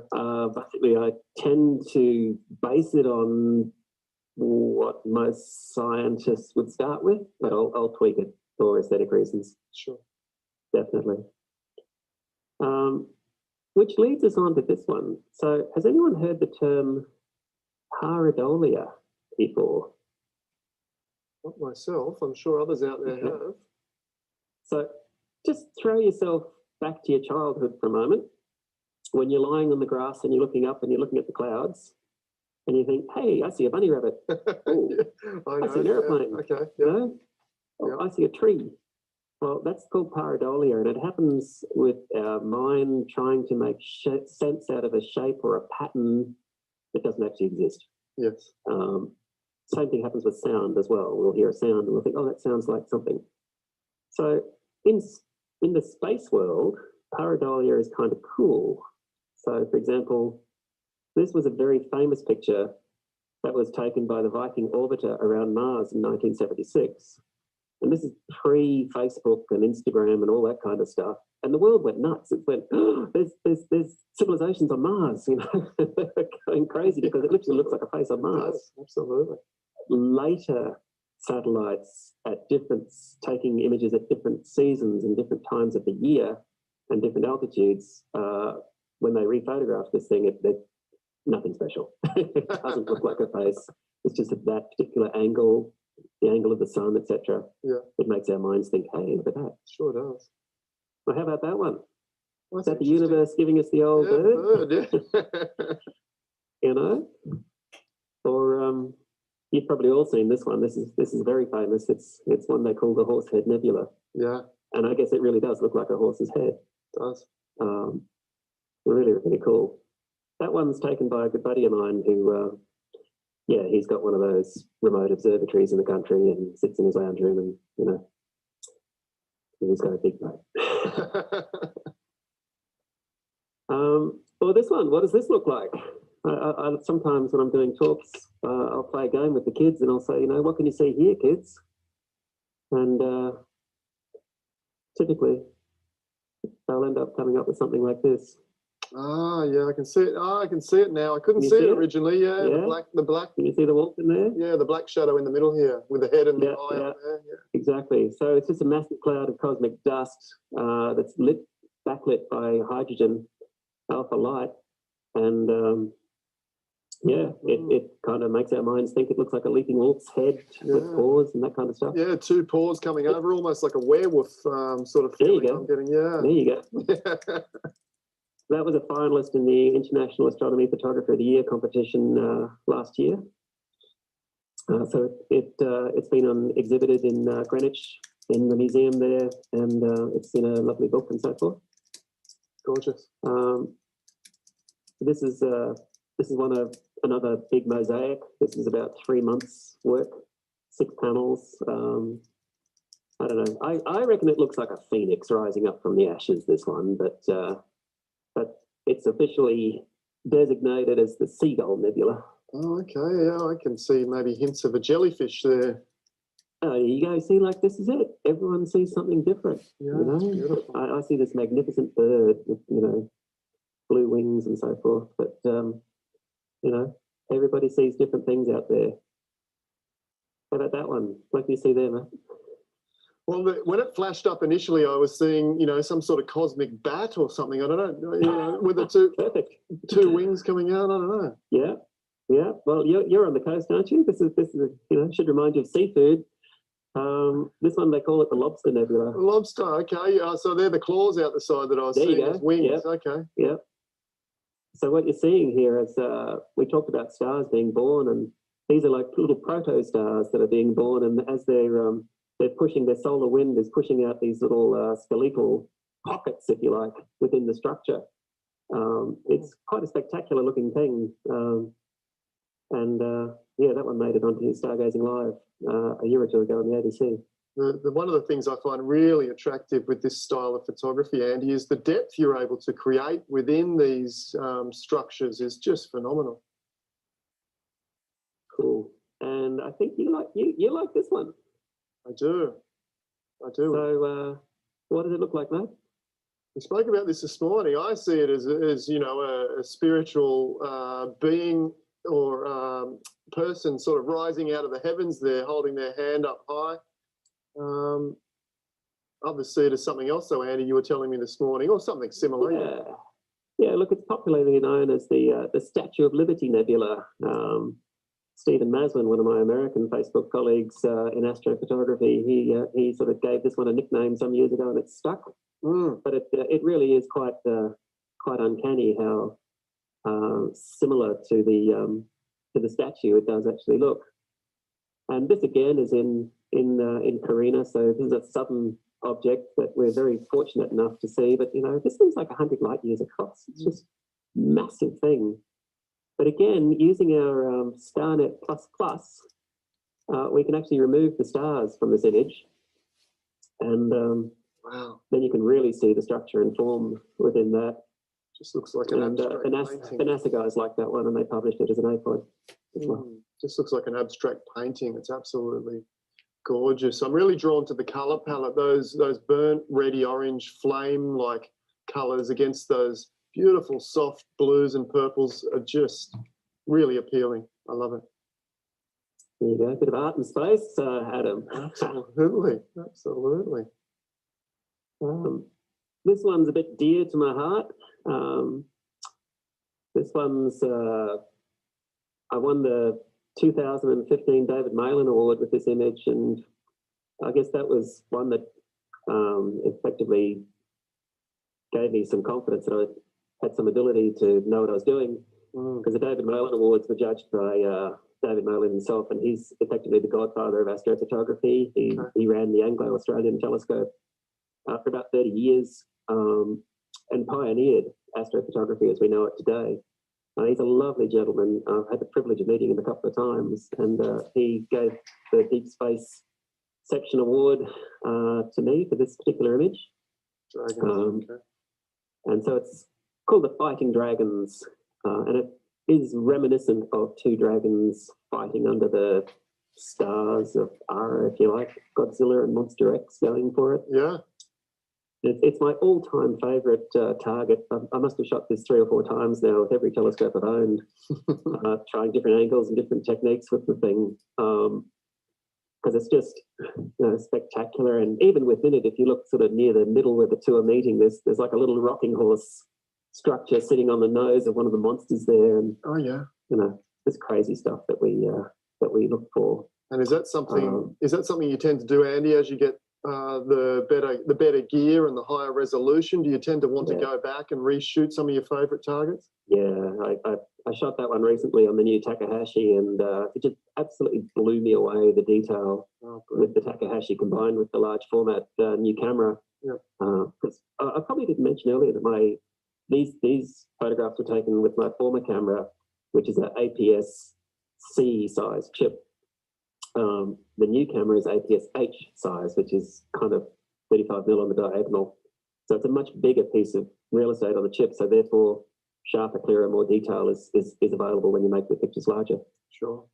So combined with the TAC, you get pristine detail. It's quite extraordinary. So this one told a bit of a story as well. So this was Sagittarius sunflowers. It's a very popular target, but I don't think anyone at the time really looked at what it kind of resembled from an artistic sense. And to me, it reminded me of Van Gogh's famous sunflowers painting. Sure. When I was framing and considering how I photographed this. And I guess I was lucky enough I had a really good art teacher at school, in high school, and he exposed us to Renaissance art and post-impressionism and everything in between. And I guess that's stuck with me ever since. So when this one popped up, the APOD guys, they ran it, and they've got about 1 billion hits, and it was well and truly shared and loved. 1 billion hits, wow. But that's the, this is the inspiration for it there. Yeah. So that's a bit of a homage to Van Gogh. In the heavens. And then it also became my first international magazine cover for astrophotography, and this is in the Czech Republic.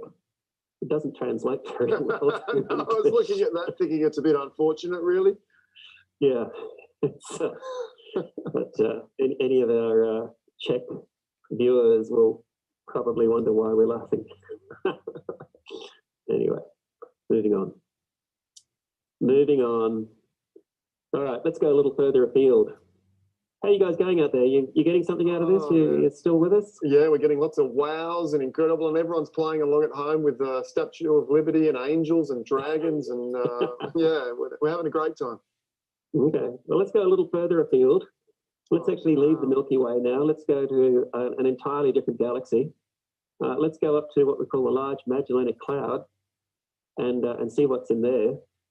Now, the Magellanic Clouds, you can see them with your naked eye if you're in a dark enough area.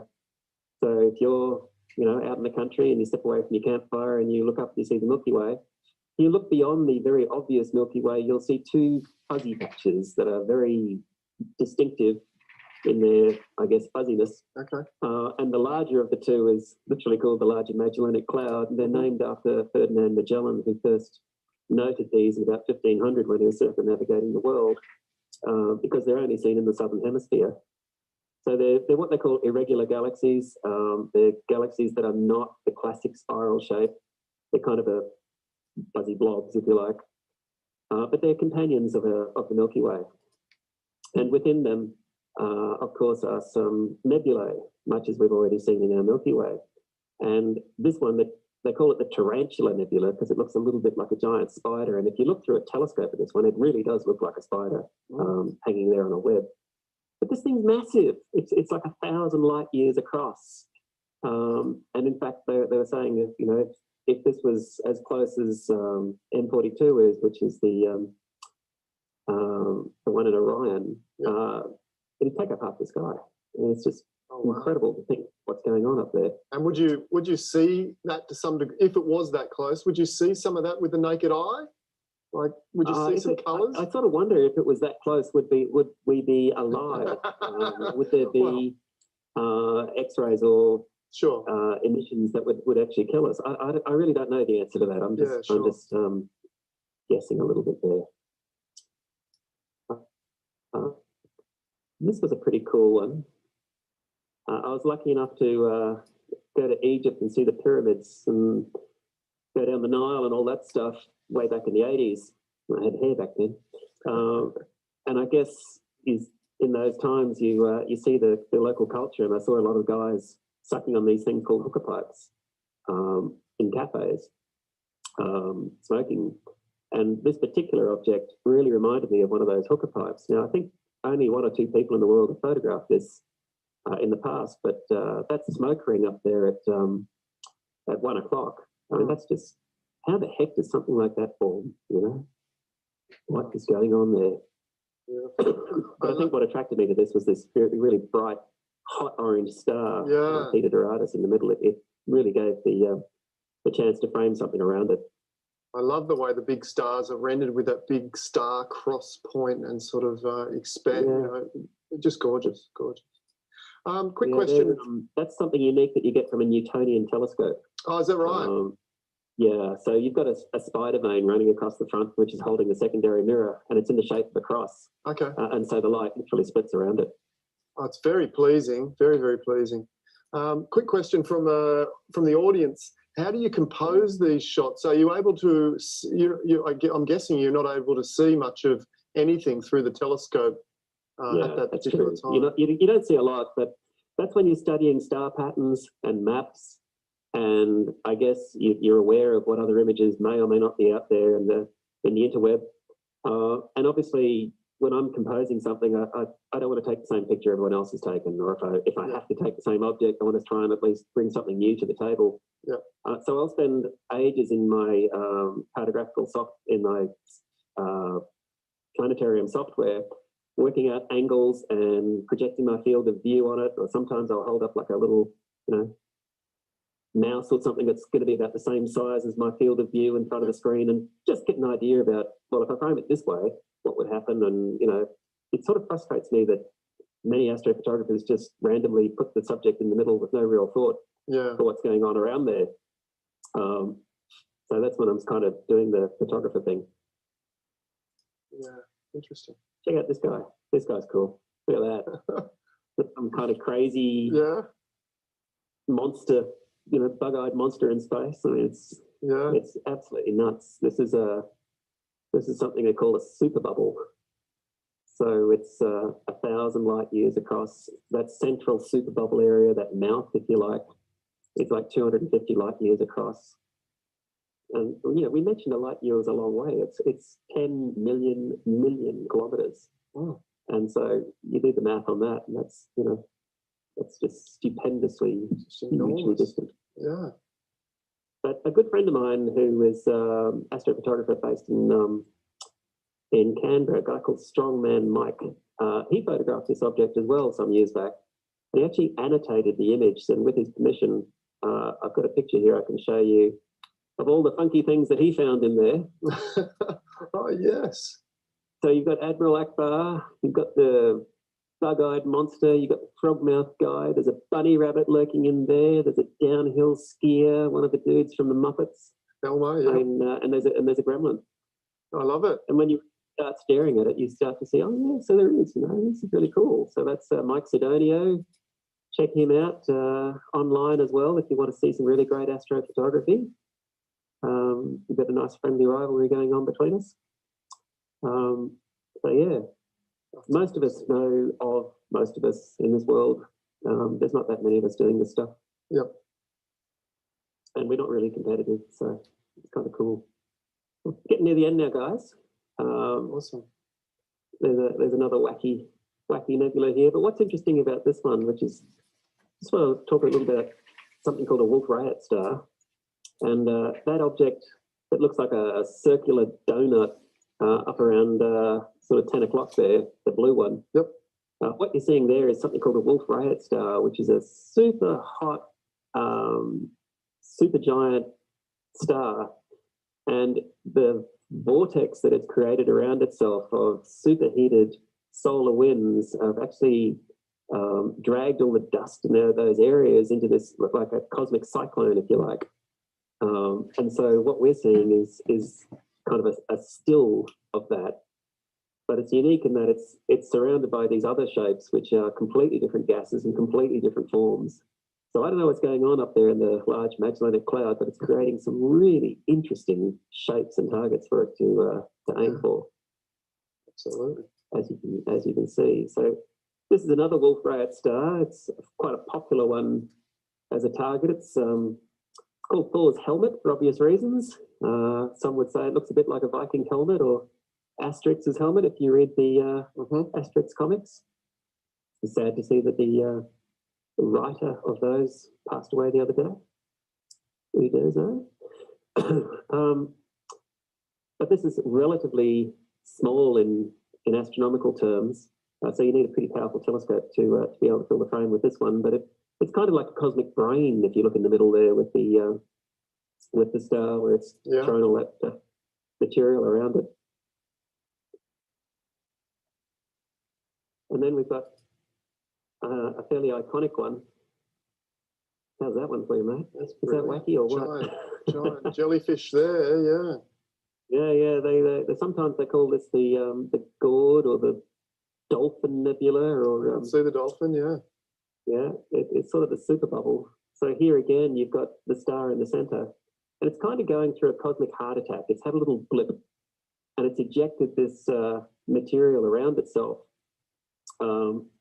which is something like 60 light years across. But we are able to photograph it using the ionized oxygen filter. And this thing's dim. I mean, this is, what did Douglas Adams say in the Restaurant at the End of the Universe, or one of those books, Disaster Area Dim, where you've got a black spaceship painted black with little black lights that light up black that they then throw into the sun at the end of a concert. This is similar. This is like really, really dim. And it took forever to actually get enough data to get this to actually come up. And there was a pretty rare target at the time. It's become a lot more popular for astrophotography since. But you've got to really want to shoot it because it's not an easy one. How many hours would have you spent putting into this one? I think this was about 5 or 6 nights. Yep. Yeah, that was one of my first big, long project type images, if you like. And we might finish the slideshow portion with this one. This is probably my most famous and most well-known image globally now. So it's something called the Eye of God, or the Helix Nebula. And what you're looking at here is the death throes of a sun, but it's not a supernova. So this is what's going to happen to our sun. So to be a supernova, a sun has to be really big, like huge. And this star and our star are fairly sort of small in cosmic terms. So this is going to, our star will do this. It'll have a gentle death. So don't worry, it's not going to happen tomorrow or anything like that. But good. Years from now, it will become a red giant, and then eventually that giant will then dissipate its material out into the cosmos. And that's what you're seeing here. So that red area there is hydrogen that's been released from the star, and then it's collapsed down upon itself twice. So it's ejected the hydrogen, and then it's collapsed down on itself again some 5,000 years later, and it's then ejected all the superheated ionized oxygen area that you see there around itself, and then it's eventually collapsed down to become this little dwarf or neutron star right in the middle. But it's left this legacy where the gases are still expanding and still present that we can photograph with our narrowband filters. And if you process it using some masks and so forth to let the oxygen area run sort of a little bit more clearly, it really does resemble an eye. And like there's 75 hours of data here. It was months to actually get enough data from the backyard, and almost impossible to separate those fine chevrons that you see at the outer extremes from the light pollution, even with the best filters you can get. But it went on to be a very popular image. It was a finalist in the International Astronomy Photography of the Year competition. They used it for just about everything, promoting the competition itself. It won the QSI competition last year, which is what got me the camera. It appeared as an APOD. You know that this thing's gone everywhere. So I guess that's kind of a good one to end on. Absolutely, it's spectacular. So here's a couple of resources for people that they can draw upon if you want to get into this sort of stuff. Strongly recommend the first thing you do is go and join your local astronomical society or club. I tried getting into astrophotography and learning it on YouTube and the web and tearing what's left of my hair out. And I went to my local society, which was the Astronomical Society of Victoria. And I sat with a chap there who happened to have a Mac, and I think in 5 minutes he straightened me out, and I got the first picture that night that looked good. We've just lost those. Sorry, we just lost. Yeah, go back. One slide back there. I'll go back to that one. Yeah, sorry, mate. You're right. Ahead of myself. There we go. Perfect. So there's a bunch of forums and websites. Ice in Space is a good one for Australians or internationals. It just happens to be Australian-based. Cloudy Nights is the American version. Obviously, you can follow me on Andy's Astro on Instagram and my website, andysastro.com. I'm on Facebook as well. And all of these resources are available there. If you're interested, you can join the forums, and you'll find lots of helpful people there who will talk to you or listen to you or answer your questions that you might have. You can, talk to me about any questions you might have. I do run a mentoring program. And I think part of the reason we do that is, thinking about Van Gogh from space and all that cool stuff. Yeah, absolutely, mate. We've all looked up and had those same thoughts and dreams, mate. Exactly. So that's the end of that sort of presentation. Mate, thank you. Sort of the formal bit, if you like. Thank you. And I'll just do a quick call out for anyone that's got some questions. I've noted them down. I've noted some of them down, but go ahead and add them again, and I'll refer those questions over. I've got a couple here, Andy, if you don't mind, just to start off. I do want to mention... Share there, and put us back. Thank you, mate. Once again, thank you for that. Absolutely phenomenal. And donating your time and expertise and incredible images and inspiration. And I'm sure there's a lot of people that are now going to be Googling how they can get started in that. And actually, that was one of the questions that I had, or a couple of people had asked, is, if there was someone out there inspired to now follow in your footsteps and capture some of these images, what would be a great first step, entry-level, budget-conscious step into this world? Yep, if you've got a camera, if you've got a DSLR or something yourself, probably run out and buy yourself well, first of all, jump onto one of those forums and see what's available secondhand. Yep. Because we astrophotography geeks tend to treasure and look after our stuff, and we only get rid of it when we're trading up or the wife's had enough and she said, get rid of that stuff, honey, you're not using it.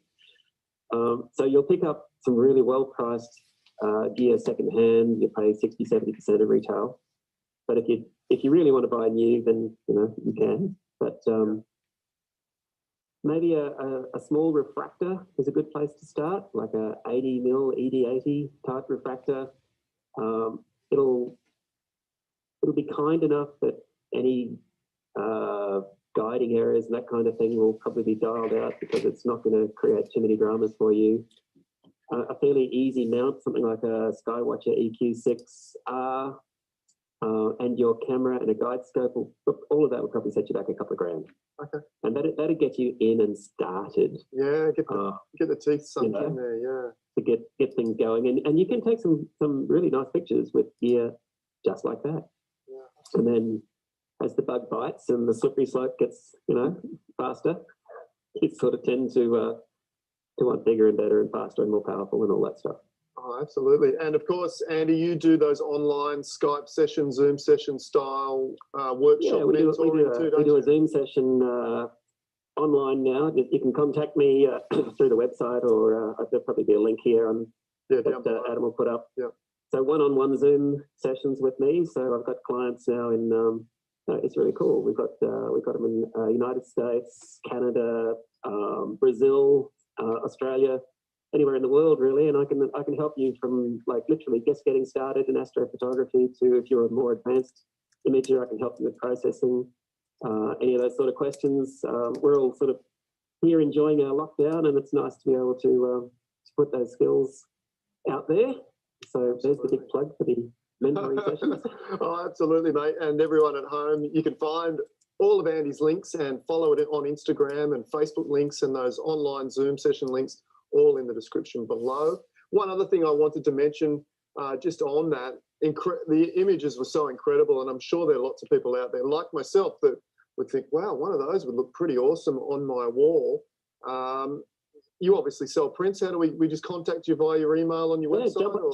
Jump on the website. We're having a sale at the moment, so I think it's 25% off. Yeah, hop in there. Sorry, the mentoring is 20% off as well until the end of June. Okay. So yeah, jump onto andysastro.com and you'll find the shop. Brilliant. And, of course, we can still produce prints. The labs are still open. We can post everything out to you, and you can line your walls with some cosmic art. Awesome. I'll have to have. I'll be looking at that myself straight after this. A couple of other viewer questions here. Let me just have a quick look. I remember one time Ignacio, a good mate of mine, was mentioning that you could rent time using the camera and sensor from some of the observatories. Is that something that you know of? Yeah, I've actually won a prize. I haven't claimed it yet. It's called iTelescope in Australia, is one of them, and they've got fantastic facilities based out at Siding Springs, in the middle of the country, and effectively what that means is you log on and you rent telescope time. You need a little bit of knowledge about what you're trying to do and so forth, and it's not cheap. But if you want pristine conditions, the perfect telescope, everything's set up for you, and all you literally do is dial in and tell it where to point and shoot, have a crack. I've seen some spectacular results from the iTelescope, but iTelescope is just one. Yeah. There's Deep Sky West in the States. I think they do a similar thing. There's a number of Martin Pugh, I think, is an Australian who runs a similar service. I think he's based in Yass. Sure. And these are world-class facilities at your disposal via the internet. And you don't have to rely on your local weather conditions, like here in Melbourne, where it's currently raining, to be able to image at night.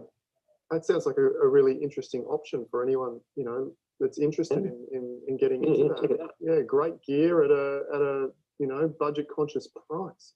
Yep, and we're talking state of the art.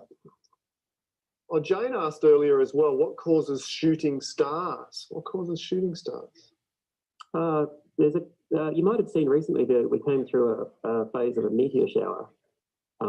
There's a few popular ones, the Aquariid, Leonid, various meteor showers. They're the remnants of comets.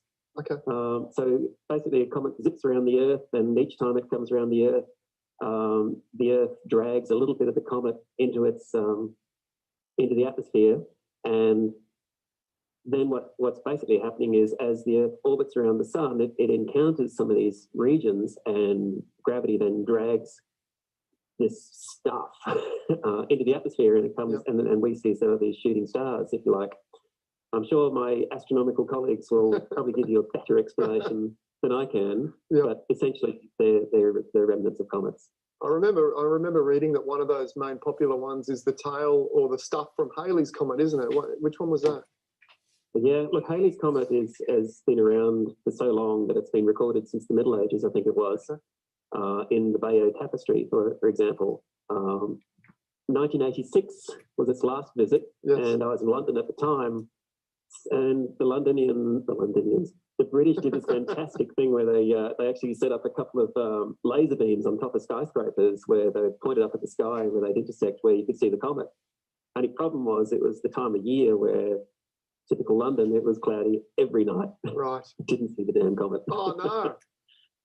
But I think it's if you hang around another 80 odd years, you know, if you're still alive, then you'll see it again. Yeah, that was one of my first memories of you know, I suppose outer space objects, was standing on the front driveway with one of the neighbours and a pair of binoculars looking up into the sky at the comet. Absolutely beautiful. So you actually saw it? I did. I remember seeing it.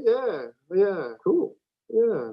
Well done. Look, there's comets. Comets are pretty regular events, but big spectacular comets like that, they're pretty rare. Yeah, it was very cool. It was a very cool introduction. Andy, Mike says here, he has a Pentax K1 with a GPS auto tracker built in and a 500mm lens. How would that setup go for capturing Saturn, he asks? Give it a crack, by all means. The imaging planets is a specialist area. It's not one that I'm into specifically, but planetary photographers use really long telescopes, and they use video cameras, and they get these video cameras which are like webcams, and they literally take bursts of footage with say 30, 40, 50,000 frames, and then they run it through a specific program that will then select out all the sharp ones. Okay. Because obviously you've got lots of atmospheric turbulence between us and a distant planet. And then what it'll do is it'll stack the sharpest areas together. I think Registax and Fireworks, these are the names of some of these software packages.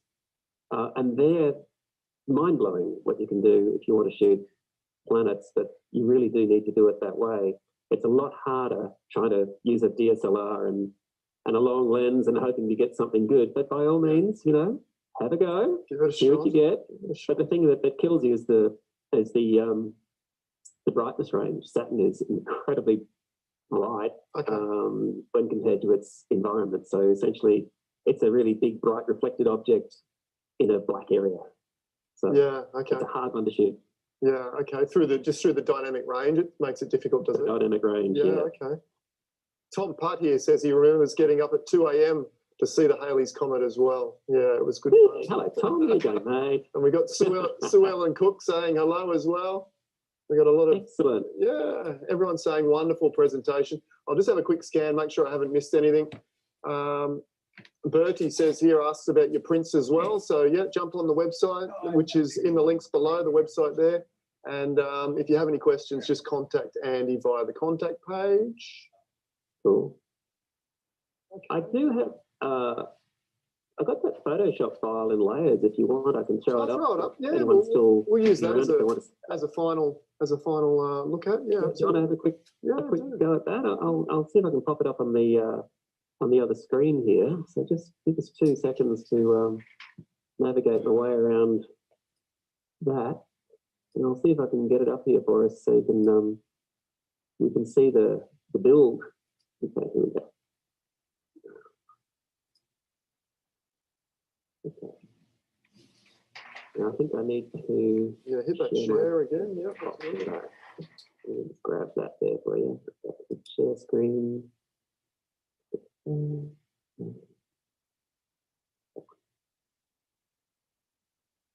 got it there? I've got your entire desktop at the moment. Yep. Yep. Cool. Yep. Excellent. So that means we can drop that away out of there, go, drop that out of there.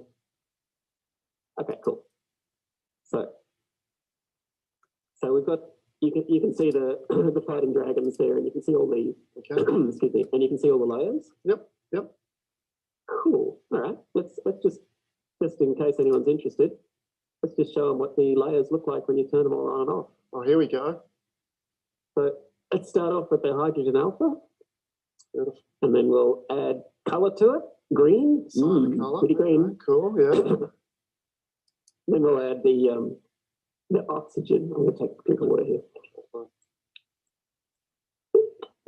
Okay. And then we'll layer up some color into that. So we're laying blue in here now. Oh, that looks gorgeous. And you can sort of start seeing an image start to emerge.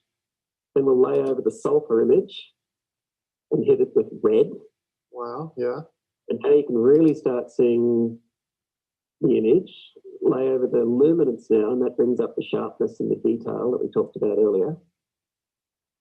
We can then hit selective color. Yep. You can see how just using your creative skills, that brings that to the forefront. Different feeling, yeah. Little tweak of color balance just to enhance those riches. That's Shift Command Apple E, which basically merges all those layers. Copy merge. Yep. Deep space noise reduction. I'd have to zoom in on that so you can see it, but yeah, we can see a little bit. Yeah. I'd like to do that for you. If you zoom right in on there, that's where there you go. There's a bunch of noise at 200%. We'll bring that back to 100%, and then you can just turn that noise reduction on and off, and it'll help. Color blotch reduction. These are some of the actions. Tonal contrast. I'll just zoom back so you can see this more clearly again. Here we go. Tonal contrast running through there. So that's enhancing the darker areas. Yeah, beautiful. And then we're laying the stars back over the top. We've actually removed the stars and now we're putting them back in. Put them back in. Wow. In the right colors. So with all of that control, it enables us to take that black and white image that we started with all that time ago and then build something that looks pretty cool. Yeah, so most of the hours and the time is spent in the capture process by the look of things, and your Photoshop workflow seems fairly structured and fairly efficient. Yeah, that's right. It's relatively repetitive in terms of we do a lot of the same things over and over again. Yeah. Awesome, mate. Well, thank you once again. I'll just double check that there wasn't anything important over here. Everyone's just loving it and saying thank you. Tom Putt's asking again, do you sell prints? Absolutely, Tom. Check out the website. There's a discount on right at this moment. The website's in the link below, Tom, so check that out. AndysAstro.com, Tom. AndysAstro.com. Yeah, that's the one, isn't it? Yeah. That's it. Shop. Oh, there you go. One of the viewers, Bertie Ann, just said she has bought the Dragon Heart print, mate. So good idea. Yeah, absolutely. Thanks, Bertie. What an absolutely beautiful thing. Yeah, that's cool. I'll even autograph it for you. How's that? Oh, you're a good man. You're a good man. Andy, it's been an absolute pleasure. You're a joy to chat with. Your images are a joy and an inspiration. Thank you so much for sharing your time and all those images with us today. Well, thanks so much for the opportunity to just talk to your audience there, Adam. It's been a lot of fun sharing this stuff with the world. Yeah. We're all here in lockdown, and it's been a little bit frustrating, I guess, for everybody.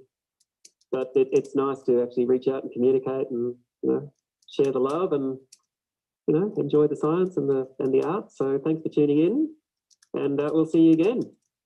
Thank you, mate. Stay with us. And for all those out there, if you're new to the stream, we do this fairly regularly. Hit the subscribe button and you can join us again tomorrow morning. We have Pamela Pauline, an incredible illustrative photographer, coming on to share her work as well.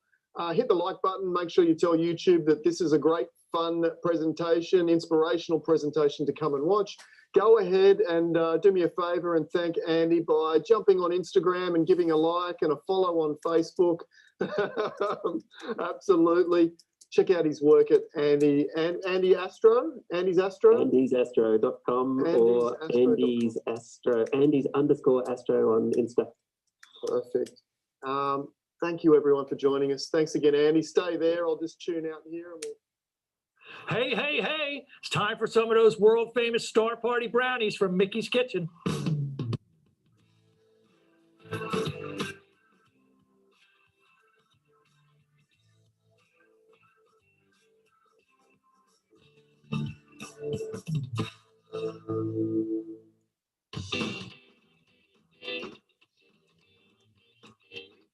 Now it's time for another drawing. Olivia? 10. 10. Okay, Pat, give number 10 a prize. Okay, number 10, Daniel Cern. You've won a Botter Planetarium, 1¼ inch, 12.5 millimeter Morpheus, 76-degree eyepiece from the good folks at Telescope Engineering Company. Hey, Yuri.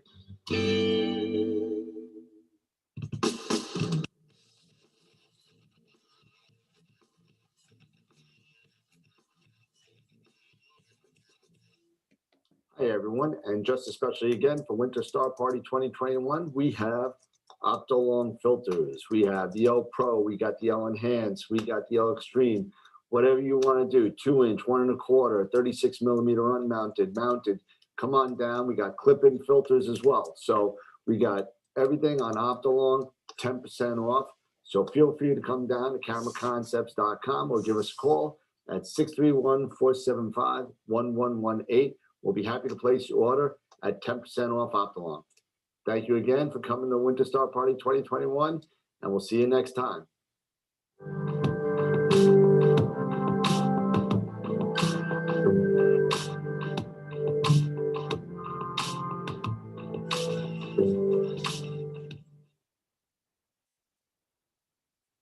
Here's the Explore Scientific iAxos 100 Equatorial Tracker mount.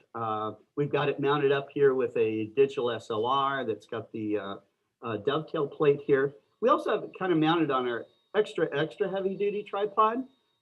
This whole thing is operated remotely. You can see Kent's operating it with his Apple tablet here, but it'll run off a Windows tablet or an Android tablet. What do you like about this whole system, Kent? I find it very intuitive. It's very quiet. Like any go-to system, there are things to learn. Sure. But once you learn those things, it makes it really easy to find stuff in the sky. Sure. Now, this is running our Explore Stars app. If you're going to do astrophotography, you need to be running it with a planetarium program, hardwired to a computer. That's right. ASCOM So this runs program. wireless, wired, okay? It's super versatile. It not only has go-to capabilities, but you can also add a guide scope with an auto guider CCD type of camera onto it. So, and you know, the thing that you're gonna really love about this is the price of this instrument, which will fit neatly into your budget, I'm sure. So check it out, look online, check out the specs, give us a call if you have any questions. And now here's another blast from the past. The legendary Dr. Don Parker speaking about his photographs of Mars and planetary imaging.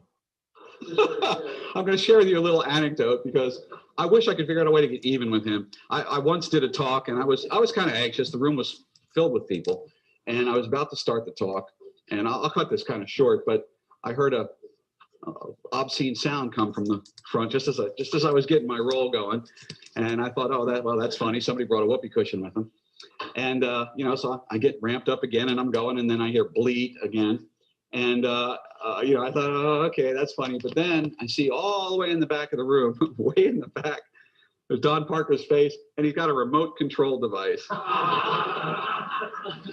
I don't think I was able to actually resume my talk for a solid 5 minutes. I mean, there was tears in my eyes, but anyway, yeah, well, one day when I can pick up something worthy, I will try. Anyway, this guy needs no introduction. Don Parker with his new Lilliputian-sized computer will regale you with planetary advice.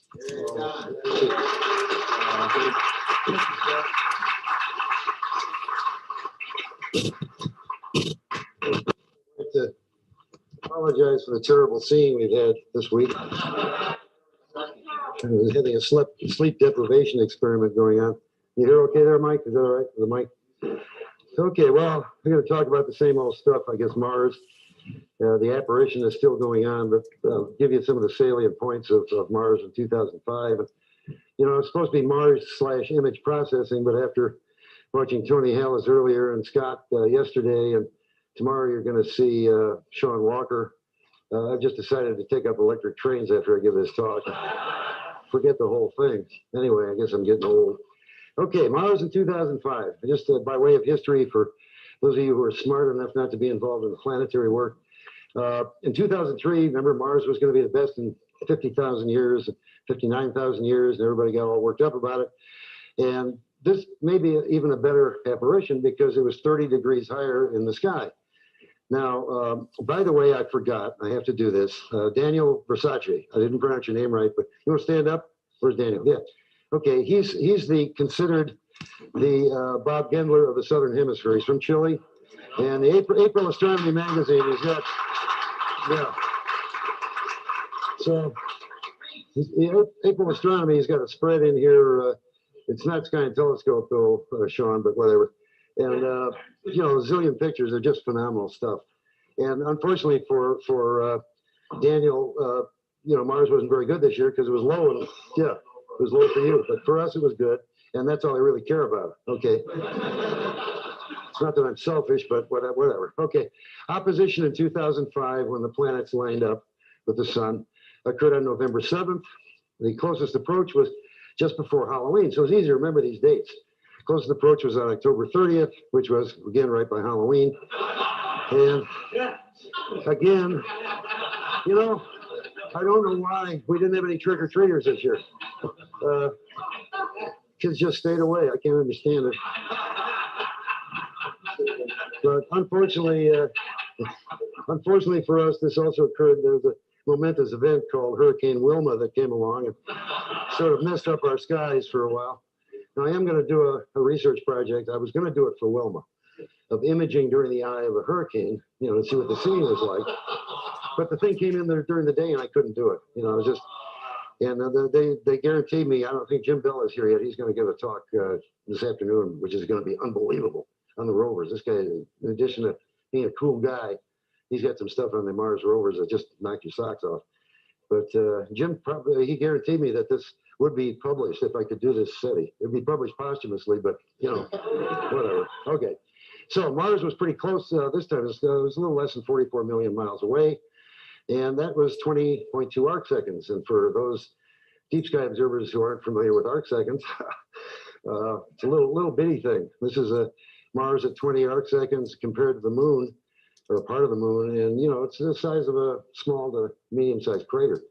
So even at best, Mars is still pretty small, and you need pretty good magnification and decent optics to really study it. You've heard, of course, this year that Mars will be the size of the full moon. I mean, it was on the news, right? You know. Okay, so all you do when you hear this, it'll probably be repeated in 2007. You say, well, it's the size of the full moon at 130 power or whatever it'll be then. But the sensationalism here was just unbelievable. It was worse this year than in 2003, I think. I don't know why. Now, Mars comes into opposition about every 26 months. 26 months. And I'm going to do this. Now, I had an animated GIF file, but my 2-pound computer here wouldn't handle it, so I'll just do it by hand. And this was like last August. This was the position of the Earth, which is the, what color is that, Tony? Is Tony here? Oh, whatever. It's too much red. Cyan. Okay, a little cyan, yeah. Okay, and then you go to September, and you see Earth is catching up with Mars because Earth doesn't have as far to go, and it also travels faster. And here we are in November, and that's opposition, lined up with the sun. But now we got to wait 26 months. Here we go into 2006, and just keep going. We're getting farther and farther away from it. That's conjunction right there, where it's on the opposite side of the sun. And we got to wait a whole nother year. It comes around, and 2007. This is nice because when you study Mars, you only have to write a report every other year, so it's good. And there we are. Easy date to remember again, December 24th, right, 2007. And this in my family is a particularly important date because we always have special treats planned for the grandchildren. Okay.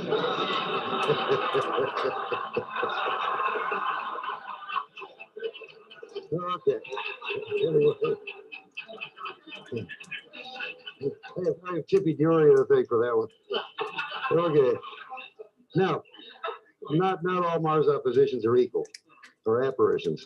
And the reason is that Mars's orbit is very eccentric. It's egg-shaped or whatever. It's much more eccentric than the Earth's orbit. And aphelion refers to the time when Mars is the farthest from the sun, perihelion when it's the closest to the sun. Maybe I'll use the pointer, I think it's easier. Okay, Mars oppositions, perihelic Mars is about, and you know, I don't use metric and I round things off, so just bear with me here. It's about 35 million miles from the sun when it's the closest it can get in its orbit, and 63 million miles away when it's farthest. That's a difference of whatever, 30-some million miles. I'm very good at math too. And so I mean, that's a lot of big difference. And here it kind of explains or shows the difference. This is 1980, and these are to scale, and this is 2003. And this shows a couple of things. First of all, a difference in size. We see Mars at a bad opposition or a good one.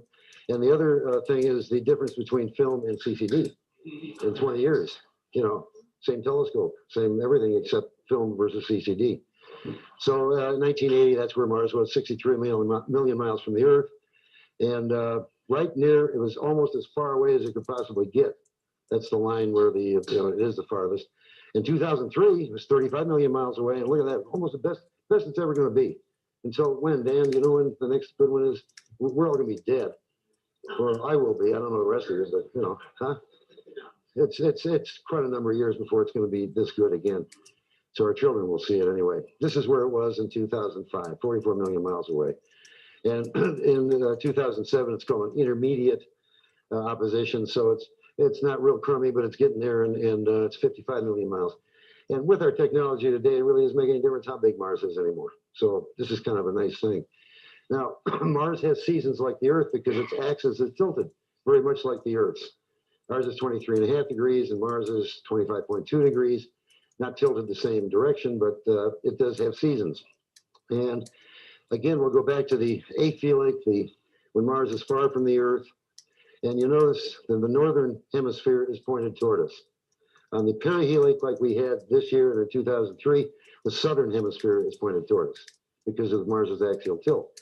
So for many, many years, the most studied part of Mars telescopically was the southern hemisphere because that's where you could see best.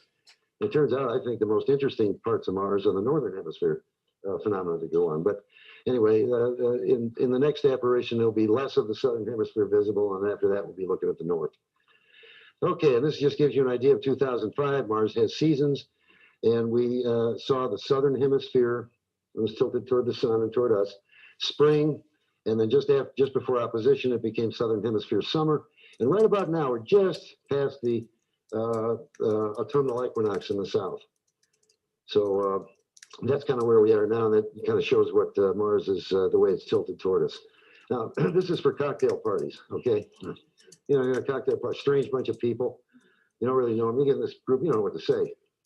This will get them every time. They say, did you know that at opposition, Mars is always one season ahead of the Earth? And you know, then you don't have to worry about talking to anybody the rest of the evening. So, you know, just kind of, if that doesn't work, I always use diarrhea is air raid spelled backwards. Okay, anyway, well, work it out. Okay. And the other neat thing is that Mars is, well, see, it does work out that way because the axial tilt. And the pole star on Mars is pretty cool because it's closer to being, it's very close to Deneb. So that's a neat pole star. So the Martians have a nice thing going for them there. Okay, Earth date, November 7th. On the Earth, that was opposition this year.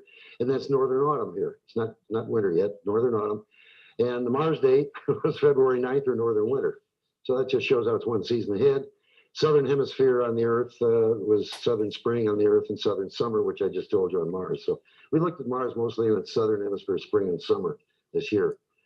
Okay, now I want to get oriented here because I do things a little differently. We don't put, unlike Sky and Telescope, we don't put north up yet. We still kind of go with the classic things, the way things look through a real telescope, which is south up. And the preceding limb of Mars is to the left.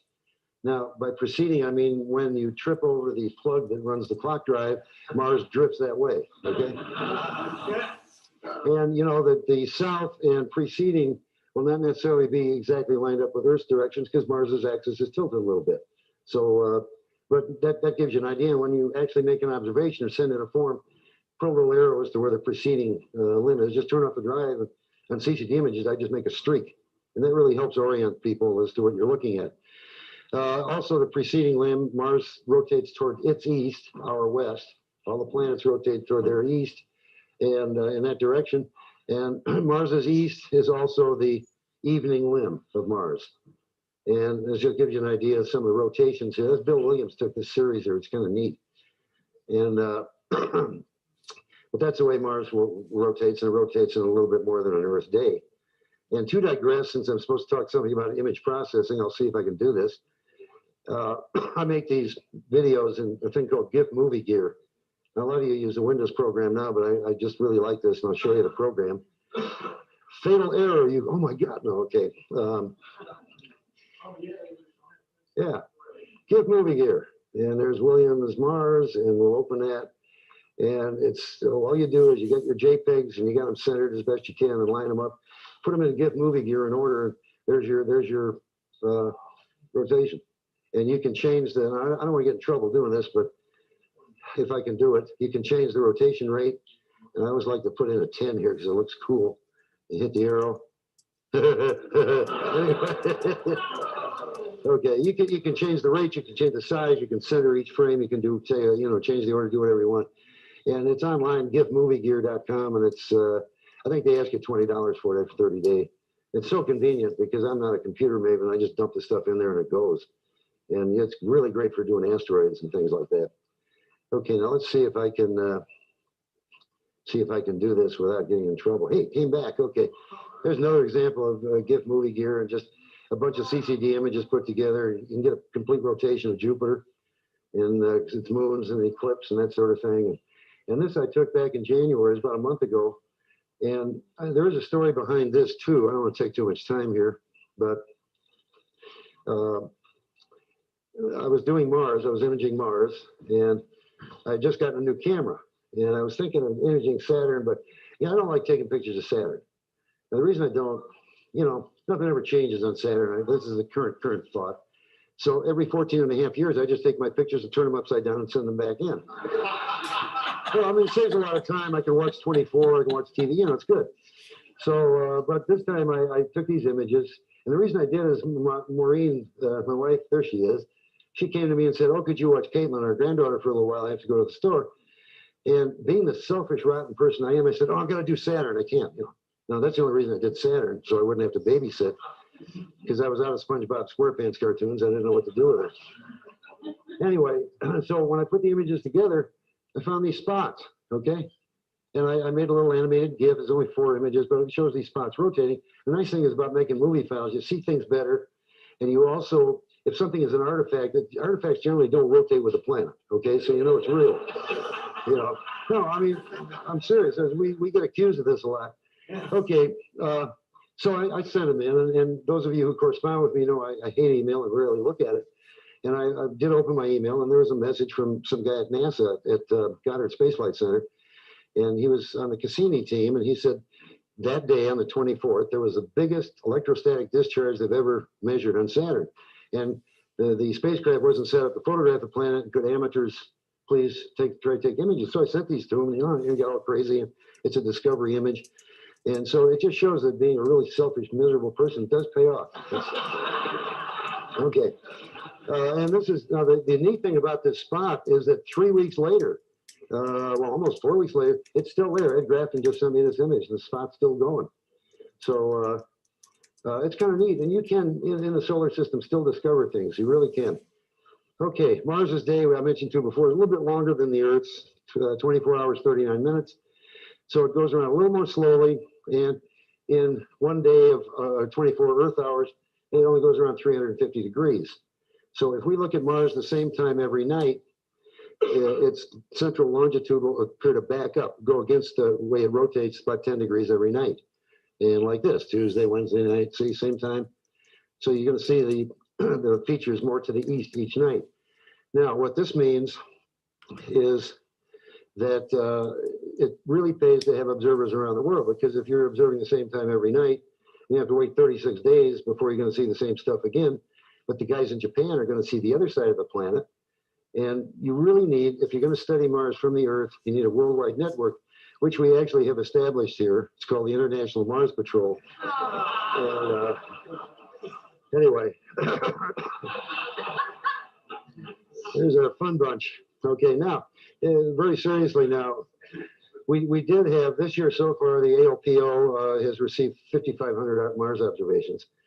And the apparition isn't over yet, from 96 observers in 22 countries. And this is really a cool thing. This here is Chick Capon right there, who started this all. He died 20 years ago in May. And that's Bill Douglas, who many of you know is president of Southern Cross for many years. And I have this globe that I got willed by Chick because it has little dots on it. Chick was really big on this. We need observers around the world to study Mars. And he really established this International Mars Patrol, and it's really cool. It's so easy now with the internet. And we have, I mean, people I consider friends. Well, like Eric there in Mexico, and we got guys in Japan and France and England. And you look at the countries we had: Romania, Slovenia. I didn't even know some of these were countries, you know, like the UK. I don't know what the UK is, but anyway. No, and they're doing great work. This is a gal here from Romania, you know, a little 6-inch telescope and a webcam, just doing phenomenal. She made some discoveries this year. So it's kind of neat. And again, with the internet, it's so much easier than airmail or overseas telephone calls. And so this latest apparition, I think, was an internet apparition. I'm going to show you some interesting websites I think you should. Oh, I'm sorry. Sorry about that. Yeah, I have an automatic link to that. It just, you know, yeah. Anyway, one, of course, I have to put an ad in for our own group, the Association of Lunar and Planetary Observers, ALPO for short. And we have a website that Rick Hill has made for us at the Lunar and Planetary Lab at University of Arizona. And or just go on Google and put an ALPO, and you'll get something that's not dog food after a while. And you go down here on the web page, and here's all the planets we deal with. You can click on all the various sections. We have a training program, publication section, historical instrument section, just about anything you'd want to do, computing section. It's a nice site. And if you click and go on to the Mars section, oh, the other thing too, we also, each section now, I think, Roger, just about every section has a professional advisor who you know, gives us help. And I hope Jim Bell isn't here because he's one of them. And this just gives you an idea of the images we put up on the web page. Another site is the Oriental Astronomical Association Mars site. In addition to putting up this site, which is just phenomenal, it has thousands of observations from the last several apparitions on it. We get a printed newsletter every 2 weeks. It's written in Japanese and English. And this just gives you an idea of one of their pages. You can find any observer, any type of observation you want. It's all organized. Yahoo Groups has a tremendous thing now. The images go on there. They're unfortunately, they're bigger than thumbnails, but you can't really blow them up to normal size. But we have a very nice discussion group for Mars on Yahoo. And this year they had 1,400 members. So if you like email, join this group. I mean, it's just, you know, all kinds of discussions. And the neat thing is, too, a lot of professionals chime in. Gary Rosenbaum at I think he's still at Lake Observatory, not Lake, down in Tucson. He could be. I think that's where he is now. But anyway, he chimes in periodically with, "Oh, you guys are stupid." No, he says, "You know, this," because we see these things on Mars. And these guys now, the amateurs today aren't waiting for me to tell them to look at something, because I usually don't know it either. And they're finding stuff on the planet on their images and so-and-so's images. Then they go on the site and they say, "You know, wow, that's really cool. What is that? What is that?" And then Gary or Jim Bell or somebody will chime in and say, "Well, we think that's this." And it's kind of neat. It's a real give and take thing. So we've been very active. This is the Yahoo website. The observations are organized by the central meridian or longitude, and also the new images go in there. And finally, this is something that's been established since 1995. Jim Bell at Cornell University started this for us. He got Jet Propulsion Lab to fund this. And it's called the International Mars Watch website, and where amateurs send their drawings and their observations. And now, since Jim is doing the Mars rovers, we have Dave Klassen is doing it for us. But we have a professional who's in charge of the site, and he sends out a newsletter every few weeks. And, you know, there's a professional guy who's taking time to do this for a bunch of amateurs, which I think is pretty cool. And so this just gives you an idea. This Carlos's drawing. We have drawings on there too, a lot of drawings, and really good data. So it's a tremendous repository of data for us and for the professionals. They do appreciate this. Mars observations was about 90%, a little bit more than 90%, or 80% this year of CCD work, meaning video, cold CCD, or webcam. Drawings about 10% still, which is good. And I put other, we have some people now who are doing photoelectric whole disk photometry on Mars, which is a study that is long overdue because they can tell we're having a dust storm before we can. And also polarimetry, which again relates to the atmospheric conditions on Mars. The big revolution is a webcam. This is the 2U cam, which used to go for $80, and it got popular. It's $130 now. And of course, now you can get a really nice little webcam for $1,000 if you want. But nonetheless, this is a great little camera. And the neat thing about it is that the software to run it, at least initially, is free. This is Registax, which is a freeware program, and we use for processing the images. And it's a tremendous service that this guy has provided. And so you just put the images in here and you stack them, and bingo. Now, I'll just give you an example, I hope. I'm not real good at this linking stuff. Let's see what happens. Okay. Okay, very good. All right, now this is taken a week ago. This is Mars at about 8 arc seconds. And this was with a webcam, Luminara webcam, in really good seeing from my house. And that's good there. It really got good. You can tell it's really getting good now. So this went on for about 3,000 frames. And the webcam saves this as an AVI file, okay, which is a standard video file. I'm going to stop this because I really get nauseated. And I'll see if I can get back to my regular program. And you saw those frames, right? I mean, some of them were much better than that, but that was an average. Okay, put them in Registax. I stacked about 1,000 of them and wound up with that. I mean, it ain't bad, 8 arc seconds. And so what these webcams have allowed us to do is beat the scene. These things are shooting at the 50th or 100th of a frame per second sometimes, the new webcams. And even those times of turbulence, you have some very sharp images coming through. And as opposed to film, which requires like many seconds exposures, or even cool CCD cameras, which may be a quarter of a second or so. These things are fast and they allow you to beat the scene. Here's just an example of Jupiter. See how grainy and it's kind of noisy and all that. And you put it in Registax and you do just a minimal amount of processing on it, just a number one wavelet at 50%, and bingo. And that's the other thing I've learned from a lot of these guys I've been dealing with, is that the less processing, the better, really. And you just don't overprocess this stuff. So whatever. The other things we've been able to do, this is with a 10-inch telescope and a webcam, details on Ganymede, which are real details. Just great stuff. You can get Mars images that rival the Hubble.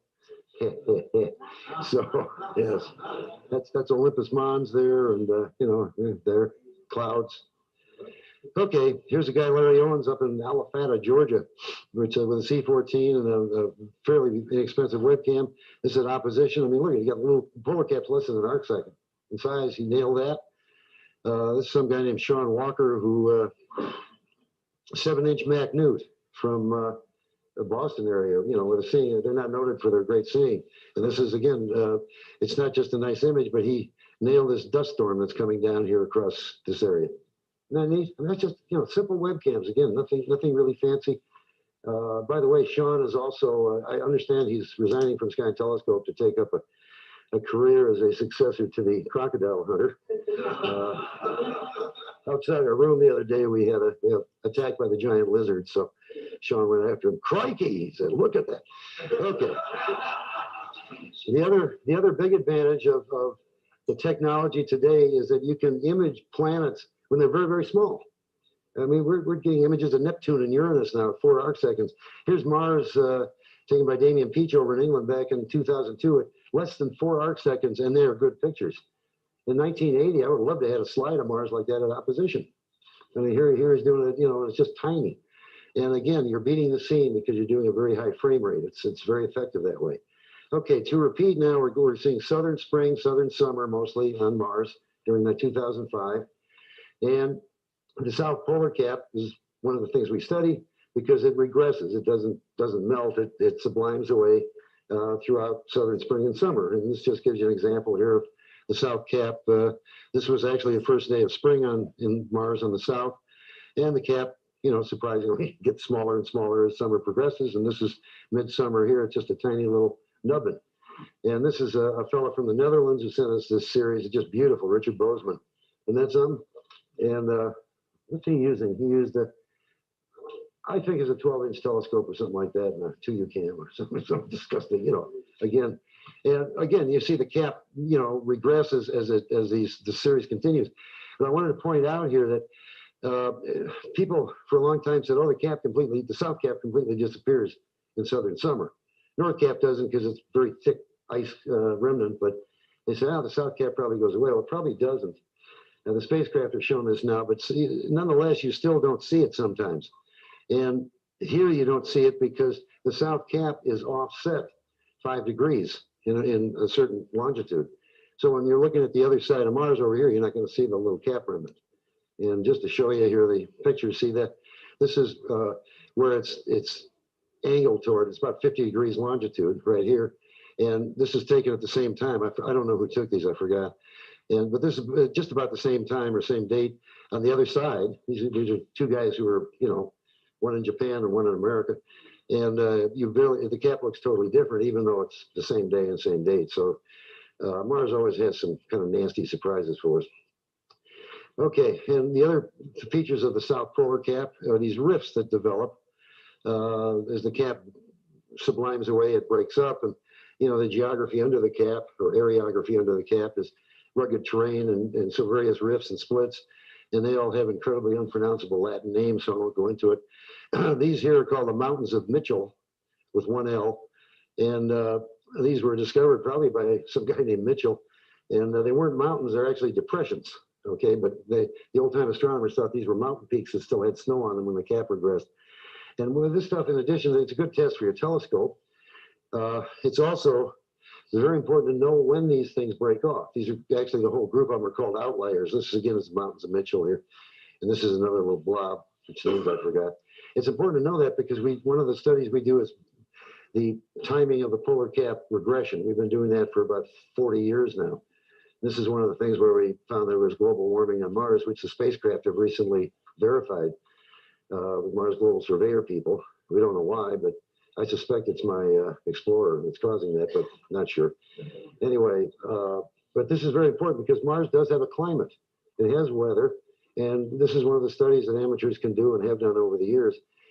This apparition, we don't have all the data worked out because there's a lot of statistics involved, but it looks like the cap actually was a little bit bigger in midsummer than normal, so Mars may be actually cooling down a little bit. Okay, now there's another phenomenon here called the south polar hood. When the cap, either the north or the south, begins to regress or sublime away in late autumn, late summer rather, in whatever hemisphere you're dealing with, the cap becomes covered with this hood, this kind of dirty gray hood of clouds, and that's called the polar hood. And this just gives you an example of it. This was, I don't know when this was. Oh, it was just recently, 14th of January. That is the south polar area. The cap is no longer visible. You see in blue light, you see this kind of cruddy looking cloud. So these clouds kind of cover over the cap. And it's interesting to study also because its behavior changes dramatically when dust storms are around. And also its appearance, until recently, has been a mystery. The classic interpretation of the polar hood was that you have this hood forming over the cap. During the winter, autumn and winter, the cap is growing underneath this hood because it's cold, you know, there's no sunlight there or anything. And then the first day of spring, or right around the first day of spring, the hood dissipates and here's this pristine, beautiful white cap left. Okay, now Clyde Tombaugh years ago said, he was a tremendous student of Mars. And he said, he didn't think that was right. He said, what he thought was his knowledge of physics, and especially on Mars, was that the hood forms, and then the first day of spring, it condenses to form the cap. And everybody thought, well, Clyde, yeah, okay, old guy, doesn't know what he's doing. Well, this picture was an accident. I took this in 1992, and I forgot to put the infrared rejection filter in. So essentially, it's an infrared green and blue picture. And I said, something's wrong with this picture. Well, it turned out these are named albedo features under the North Polar hood. And if the cap were there, you wouldn't be seeing these things. Okay, they'd be covered with the cap. And 2 weeks later, they were, because the hood went away and the cap was there. This was taken just a few days before the spring equinox in the north. So I showed that to Dr. Tom at a meeting. I presented it. He was there, and he got all extremely agitated and was really happy about it. And since then, the Mars Global Surveyor has sort of proved this. This was this film clip starts in February 2005 in the southern hemisphere, late winter. Okay, this is the hood. It just kind of clouds. It's kind of breaking up, looking crummy. See a dull, awful looking thing, nothing under it. And then all of a sudden, it starts going away, and bingo, you're going to get a nice bright cap right about there. Okay, and these were also taken in infrared, so they would have seen a cap through that thing. It wasn't there.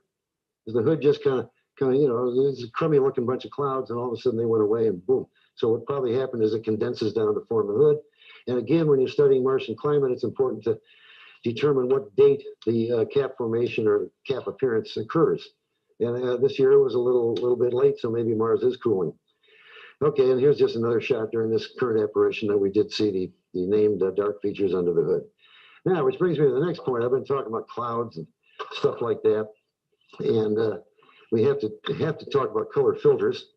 So I can do this, I guess, myself here. Okay, we go to a picture. This is taken with something called film. And here's Mars. How many of you have seen this before? Because you can take a smoke break if you want. Yeah, I'm sorry, guys. No. Well, you don't count, Joyce. Craig, you could give this lecture. Okay. All right, here we have the south is up, remember. So that's a south polar cap, north polar cap, and a zit. Okay, everybody agree with that? Yes? No? Okay, okay. All right, now we're going to look at this image. Now, this, by the way, is delivered. Remember, I told you we turn off the drive to see which way east and west is, and that's the streak it deliberately. Okay, now, this was taken in '86. Now, let's just look at it through color filters and see what happens here. God, I hope this works. Well, I don't look any more of a fool than I normally do. Okay, well, what happened? Yikes, wait a minute, look at that. North polar cap, south polar cap, and a zit. And the north polar cap and the zit pretty much went away, right? This will use a blue filter. Oh, I'm sorry. Well, get over here. I hate to have a picture of my rear end on your camera. Okay, can you see that? Blue filter. Okay, and what this tells us, since Mars's atmosphere is largely opaque to blue light, that's not a north polar cap, and that zit is a cloud. Okay, and that thing that we call the north polar cap down here is also a cloud or the north polar hood. Okay, you never see both polar caps on Mars at the same time. One always has a hood on it, or it's tilted in such a way that you'll never see them simultaneously. There might be 1 or 2 days when you could, but you might not. So that's another thing you can tell people at cocktail parties to really get their attention.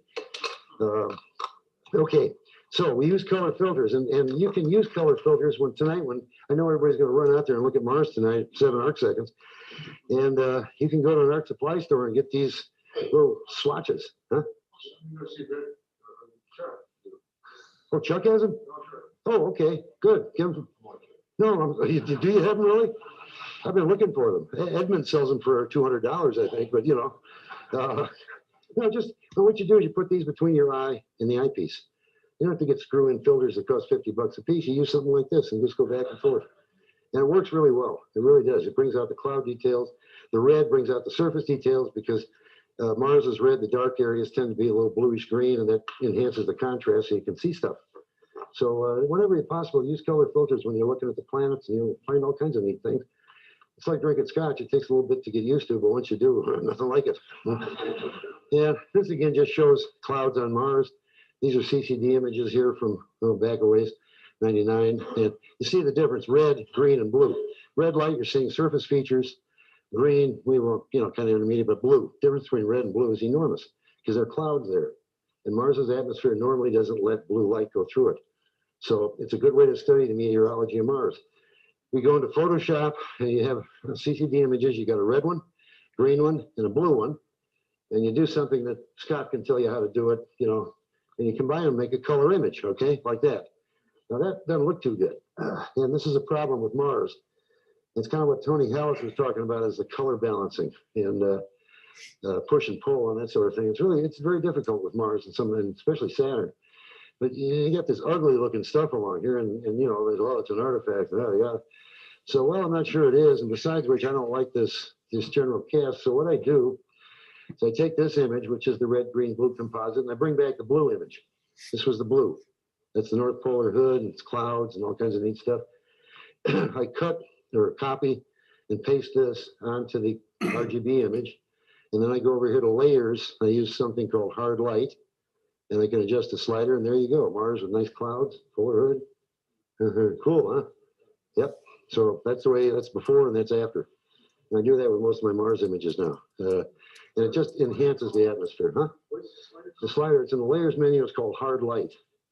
Yeah, there's layer, it's a layer blending mode. You just pick, and then you got sliders. I mean, sometimes it's too extreme. You can just adjust 50% or, you know, whatever percent you want, make it aesthetically pleasing. But in addition to looking nicer, it also has a lot more information on it, which is really what you want. This is back in 2003, same thing. This is kind of what I was getting all the time on Mars, and I knew there were clouds there, so I kind of figured this out accidentally. And see that nice, that's morning limb haze. It's fog, like we'll have tomorrow morning maybe. And that's, again, polar hood with a cold front coming off of it. So cool stuff. Okay, and as I pointed out, Mars has an atmosphere, it has weather. And a lot of these clouds are called water ice crystal clouds. They're not, there's a lot of water vapor, well, relatively, for Mars, there's a lot of water vapor in the atmosphere. And the clouds are made up of water ice crystals, and they tend to form in the spring and summer afternoons over the volcanoes, just like you got in the Rocky Mountains. And in the summer, when you get the heat bringing the moist air up, and it condenses into clouds. They're called orographic clouds. And in the Everglades, we have a similar phenomenon in the summer where you get the updrafts, the moisture from the Everglades, and we get these really beautiful thunderstorms, which scare the hell out of you in the afternoon. That's so I took this, I was using the Celestron Next Star, I think it was. Yeah, whatever the biggest one, I just can't remember. That's Olympus Mons, the 18-kilometer high volcano on Mars with orographic clouds around it. That's an artist sketch. And the neat thing is, too, you can see these volcanoes. I think the next apparition, I'm sure we will, because we'll have better technology. But that's Olympus Mons there. And these are the other three big volcanoes of the Tharsis Shield, which is Arsia Mons, Pavonis Mons, and Ascraeus Mons. And they're named after classical blotches that the classical astronomers saw these. They named them after some mythological characters or areas on Greece and whatever, and the names have stuck. Olympus Mons, even though we know it's a monster volcano, it should be called Olympus. In the 1877, Schiaparelli said it had orographic clouds on it, so he called it Nix Olympica, the snows of Olympus. You know, it was very poetic, and not knowing that there was a real Olympus there. And this is Ed Grafton did this. That's Olympus Mons with a shadow. It's not casting a shadow, but what you're seeing is essentially a phase. You know, it's toward the evening, so the back half of Olympus Mons is in shadow. A big debate. You may have read the editorial that we sent to Astronomy or Sky Telescope about casting shadows. Well, the slope of Olympus Mons, even a fat guy like me with my cane, I could walk up that thing to the summit without really much problem. It's about a 4 or 5 degree incline. Yeah, it's a shield volcano. And you go out to Mauna Kea, or not, Mauna Loa, whatever it is out there, it looks flat almost. And if you're standing on Mars looking at this volcano, it just look maybe a little bump, and that's, you know, nothing to it. So they don't cast shadows, but you can see them from the Earth. And also at opposition, they get real bright. And we noticed that this year, and this is the first time somebody called attention to it. The amateur said, oh, Olympus Mons is real bright. It's white, it's like a white dot. And that's the opposition effect, like why the full moon is brighter when the sun's coming right at it, at opposition. Some of these clouds form over the volcanoes and actually coalesce, form a W cloud or the W cloud, depending on your politics.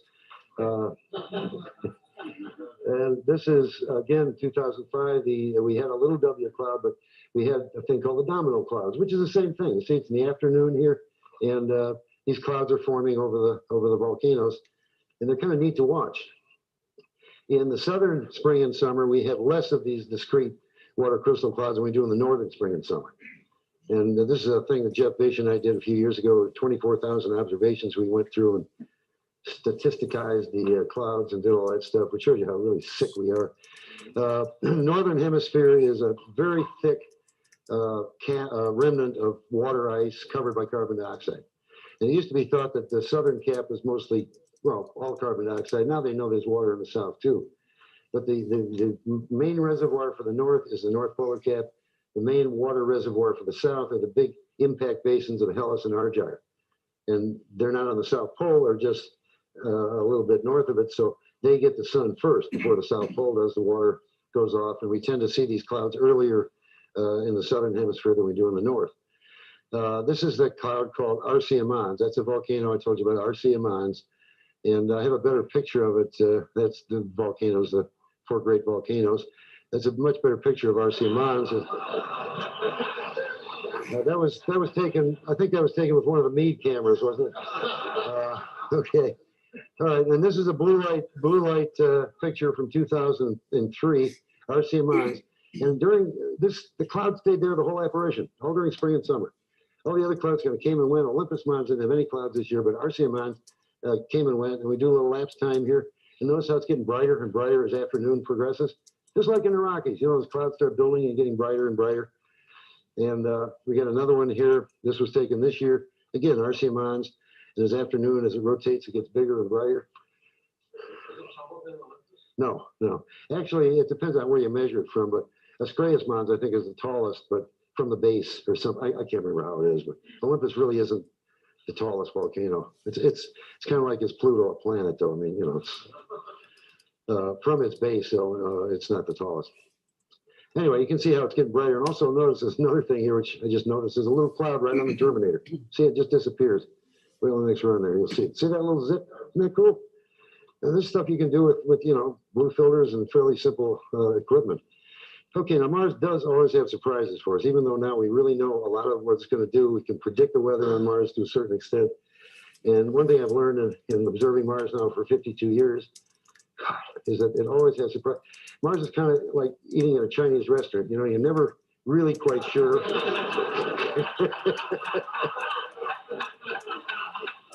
What you're going to get. Okay. Anyway, Mars has dust, okay? And this is, you know, all the science fiction stories you read about Mars. There's a dust storm, it's killing everybody and all this stuff, you know, and it is noted for its dust. And the spacecraft have certainly shown us that it's a very dusty place. It has dust devils that leave little tracks in the sand. Look at that. These are tracks from the dust devils taken by the Mars Global Surveyor. And this is a picture from the Odyssey spacecraft of a couple of them zipping along. And that's them. Yeah. They do nice work.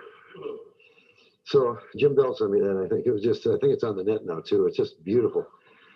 Anyway, and this gives you an idea of some of the dust storms on Mars. I mean, this is a minor dust storm that occurred in 2002, I guess. And you compare that in size, it's almost would cover the United States. So these are significant things. And here's a real big one right there. Look at that. That's the coast of Africa. And here's my house, okay? South Florida is a very dusty place. We get Sahara dust over here. And people didn't believe it, but now they actually analyze the dust. And certain times of the year, we get these clouds of dust coming and depositing in our optics and things. And most of the dust storms, you think about on Mars, these big global dust storms. 1971, just before the Mariner spacecraft, Mariner 9, arrived there, Mars, little zit started right there, and in a week, it covered the entire planet. The spacecraft got there, and the thing looked like a cue ball, you know. So I think we wasted $1 billion here, you know. Werner, we have wasted money. Okay, anyway, these are the romantic storms, but there have only been 10 of them since 1877, these big planet encircling storms. And there's only one truly global one, if you again get into semantics, because that covered the poles in addition to the rest of the planet. So about every 3 Martian years, you're going to get a really big storm. And fortunately for us, unfortunately for most observers, but I like these things. In 2001, we had a real whopper of a dust storm. It was a good planet encircling storm. It occurred at a time when it was just beginning to peak into the dust storm season. This is that cloud study I showed you before. The yellow now is dust clouds.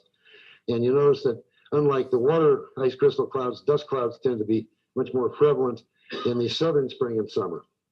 And that's probably because Mars is 36 million miles closer to the sun. It's getting more radiant energy and more energy to lift the dust up. So that's when we tend to see dust storms more often. This just shows the dust storm in 2001. This is Syrtis Major, which hopefully we'll see tonight. And see a little streak up there? This is Maurice Valenberti, and I forgot where he's from now. I think he's in Australia. And this is, as the thing progressed here, there was a couple of weeks later, And it eventually just covered the entire planet. And it lasted about 6 months before the planet really got back to fairly normal. So these dust particles are in the micron size range, and they can stay suspended for a long time. In fact, there's always dust in the air of Mars, which is why the atmosphere looks red. This is kind of interesting. This is like the view that Mariner 9 got when they got to Mars. Mars is covered with dust. This is fresh dust clouds right here. And you see that dark thing right here, that little streak? Well, that's called an anomalous albedo feature, which means that you shouldn't be there. It's a dark blotch and ain't belong there. And the reason is you've got the sun that's coming from this direction. These clouds are up to, we measured them to 19 kilometers in height, and it's casting shadow on the clouds below. So you'll see these shadows occur. And you see there are 4 zits here, 1, 2, 3, 4. And those are the peaks of the 4 great Tharsis volcanoes poking up through the dust. And that's what Mariner 9 saw. It got to Mars and said, oh my God, the cue ball, you know, they weren't happy. And Chick Capen predicted this storm, and nobody knows how he did it, but he told them that they were going to get one. And fortunately, his spacecraft was like, you know, the rovers, it was engineered so well that it lasted much longer than it was programmed to. After a few weeks, the dust settled, and that's the first time they discovered these volcanoes. They saw these 4 little dots peeking up, and they, you know, got a closer look as the dust settled. 4 big volcanoes. So it's kind of neat. Arcia, Pavonis, Ascraeus, Olympus. Okay. Dust storms are bright and red light. Everybody says they're yellow clouds. They tend to be yellowish, but everything on Mars is bright and yellow light, so we don't use that. If it's not bright and red light, it's not dust, and it has to move. And this year in 2005, we had 4 dust storms between August and November. 3 were localized, the one regional. The regional one is more than 1,500 kilometers in long axis. So, I mean, again, that's a semantic thing. And they occurred pretty much when predicted. See, this is right on the peak of the dust storm season on Mars. And the first one really would never have been picked up even probably 4 years ago until the advent of the technology of the webcam. And this was just around the South Pole. See that little streak there?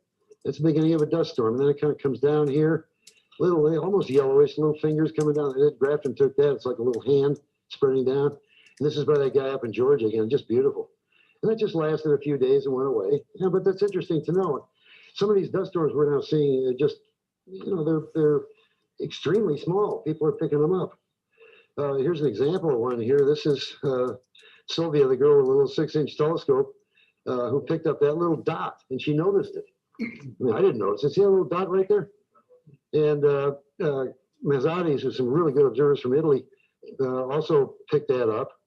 And then that developed into a, look at that streak, 24 hours between this image and that image, and it blew up probably 500 miles. Just went up into across Chrysae, that's where one of the landers is, the Vikings, and right up into the close to the Valles Marineris. And then a few days later, it just kind of went away. But this is really neat stuff, and it's stuff that we haven't really seen that much before. Again, in October, we had a really nice storm. Huh? Oh. Anyway, see that? Again, a little dot right there.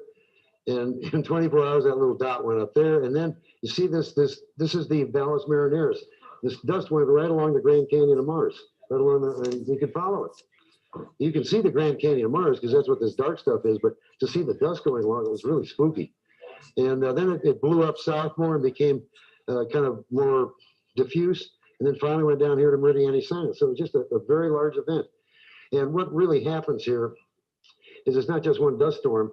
I really feel, we're getting more and more evidence of the fact that conditions are right for a dust storm to develop, so it hits. And then it's like Story Musgrave was talking about the lightning storm being boom, boom, boom, boom, you know, the whole chain of them. And I think here the conditions are right. So we got all these, I call them niduses of activity start off, and the dust, you know, they follow suit, and then the whole thing sort of coalesces together to form a dust storm. Ed Grafton did these, and this is just gorgeous. Look, you see the Valles Marineris there? Just going along. This T14 with a old SD5 camera, I think he used.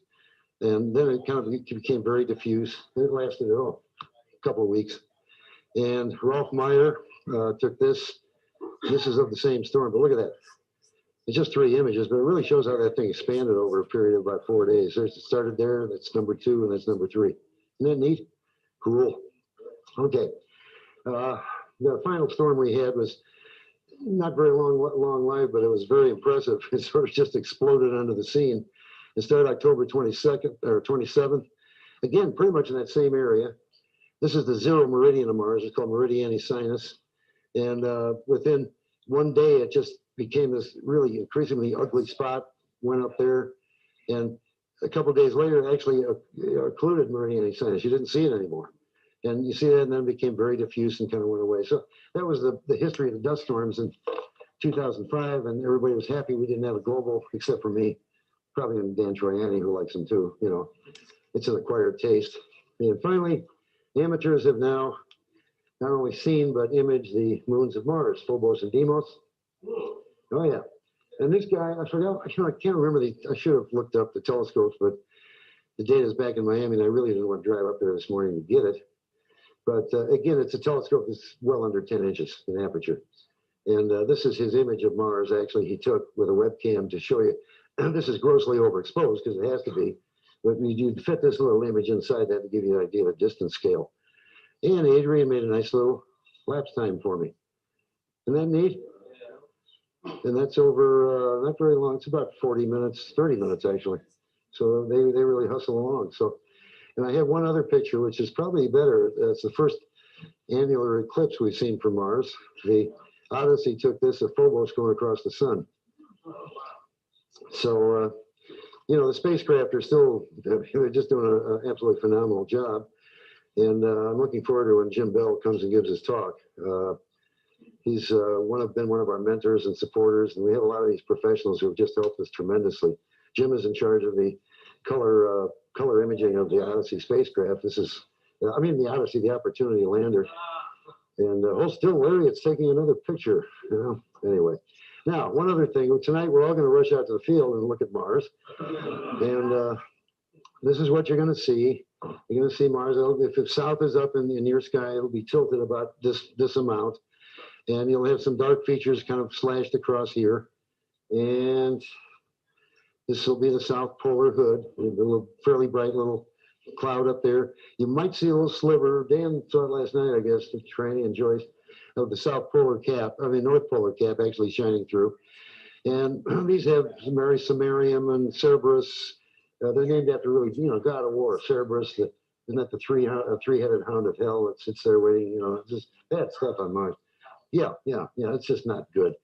And but if you wait till 9:30 tonight, wait till 9:30. Sirtis Major will be rotating onto the limb, and it may. I can't guarantee it. I don't know if Dan Troiani had seen this when you were observing last night, but Sirtis Major is covered with a thing called the Sirtis Blue Cloud at certain times of the Martian year. It's really cool. It's called the Blue Scorpion by the early astronomers, and what it is, it looks iridescent. It's a very pronounced blue. If you use a yellow filter, it turns green because blue and yellow make green. And you put a little yellow filter up in front of your eye as that cloud is on the limb. And it's just a shimmering iridescent green. It's spooky looking because you say this shouldn't belong on a planet because, the colors are fairly muted. So, okay. I think I'm going to take advice of my doctor here and quit right about now. So, any questions? That's about it. Yeah. Oh no. Thank you. Couldn't wait. Oh wow. We have an email from Stephen Hawking. It says, okay. That's all, folks. Thank you.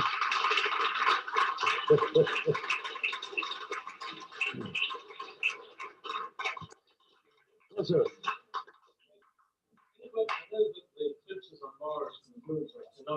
Yes. On the planet. Yes. They showed, it wasn't that eclipse, but they actually showed a darkening going along the planet. Yeah. Oh, it's incredible what they're doing up there. And you really got to hand it to the guys who designed these landers. They're supposed to go 90 days and 2 years now. They've done one Martian year already. So slick. Thank you very much.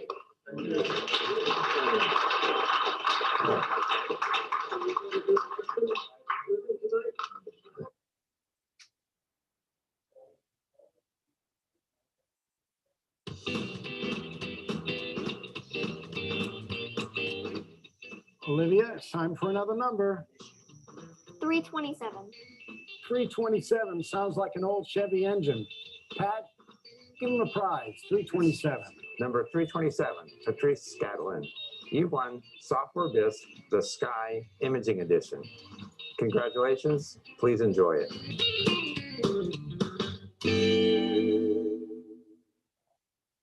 All right, guys, don't forget to get your 2021 Winter Star Party swag right here at this address.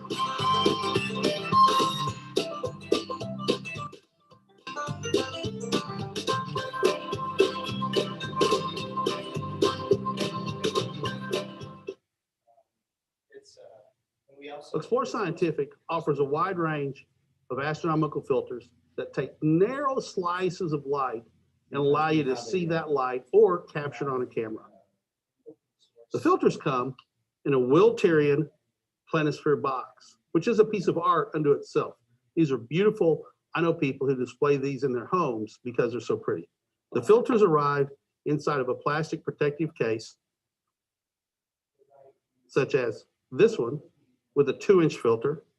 We also offer 1.25-inch filters. These filters screw in to a diagonal, an eyepiece, or fit into a filter tray or filter wheel for astronomical or visual use.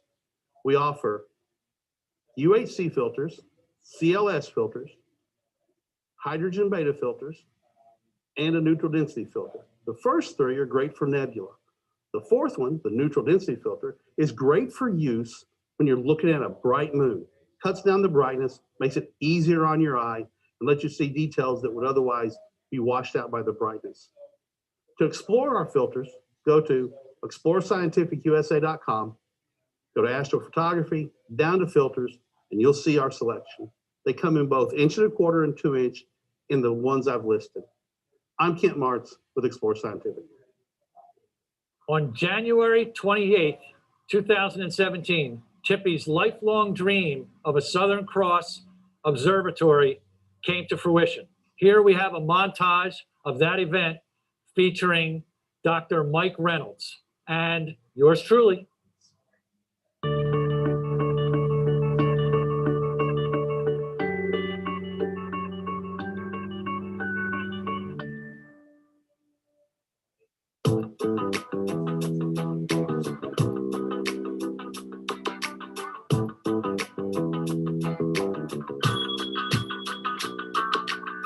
It was a beautiful day for a beautiful event.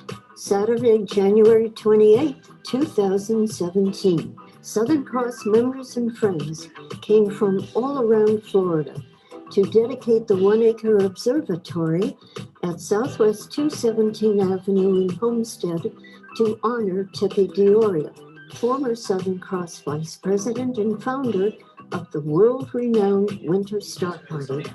Tippy cut the traditional ribbon, and the celebration included solo viewing, a barbecue, and several spoke of their fond memories of previous Winter Star Parties. Tippy recalled his Winter Star Party adventures and expressed his appreciation for the dedication.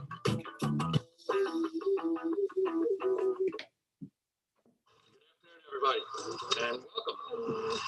Thank you for attending the dedication ceremony for the Dioria Observatory.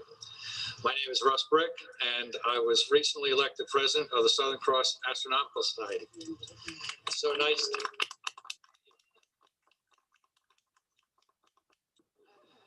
It's so nice to see you all together in one place.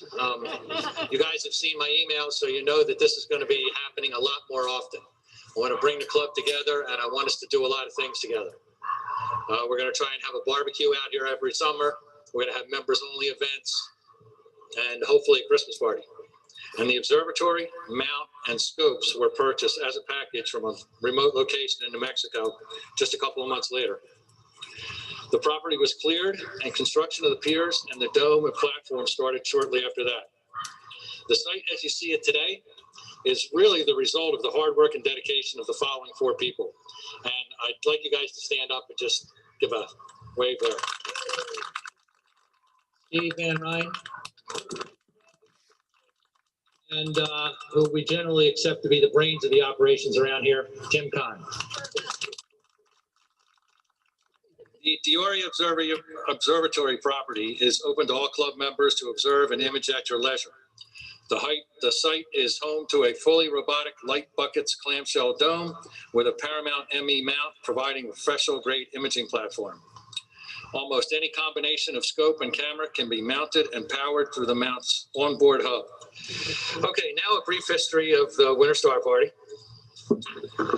SCAS life member Tippy Dioria and wife Patty, now living in Ocala, Florida, initiated the concept of a Winter Star Party hosted by the Southern Cross Astronomical Society more than 30 years ago. It was Tippy's dream to use funds earned from the Winter Star Party to build a permanent observatory for the use of the club. The early Winter Star Parties were arranged at Mahogany Hammock. With an overwhelming attendance, the event was moved 3 years later to the Boy Scout facility, Camp Sawyer. And 3 years after that, outgrowing Camp Sawyer, the Star Party was moved to the adjoining Girl Scout facility, Camp Wassumpy, both located on West Summerlin Key, where it continues to attract hundreds of astronomers worldwide, bringing amateur and professional equipment to observe and photograph the dark night skies near southern latitudes. What can you say about Tippy Dioria? Well, apparently I can say 5 pages worth. Tippy is a noted astrophotographer who uses both cold camera photography and video for his work and has previously taught creative photography. He is a frequent guest speaker and has lectured on astronomy at universities, high schools, astronomy clubs, and civic groups, as well as state and national parks. In January 1991, Tippy received recognition for his contributions to amateur astronomy, as well as he was honored by the International Astronomical Union. He is the author of numerous articles and scientific papers. Tippy is an amateur telescope maker who has made several instruments of various sizes from 2 to 18 inches. His main astronomical interests are astrophotography, deep sky, and solar system observing. You are a busy guy, my friend. No wonder I'm tired. Gosh, I see that. Well, that wraps up the lifetime accomplishments of Tippy. Ladies and gentlemen, Dr. Reynolds.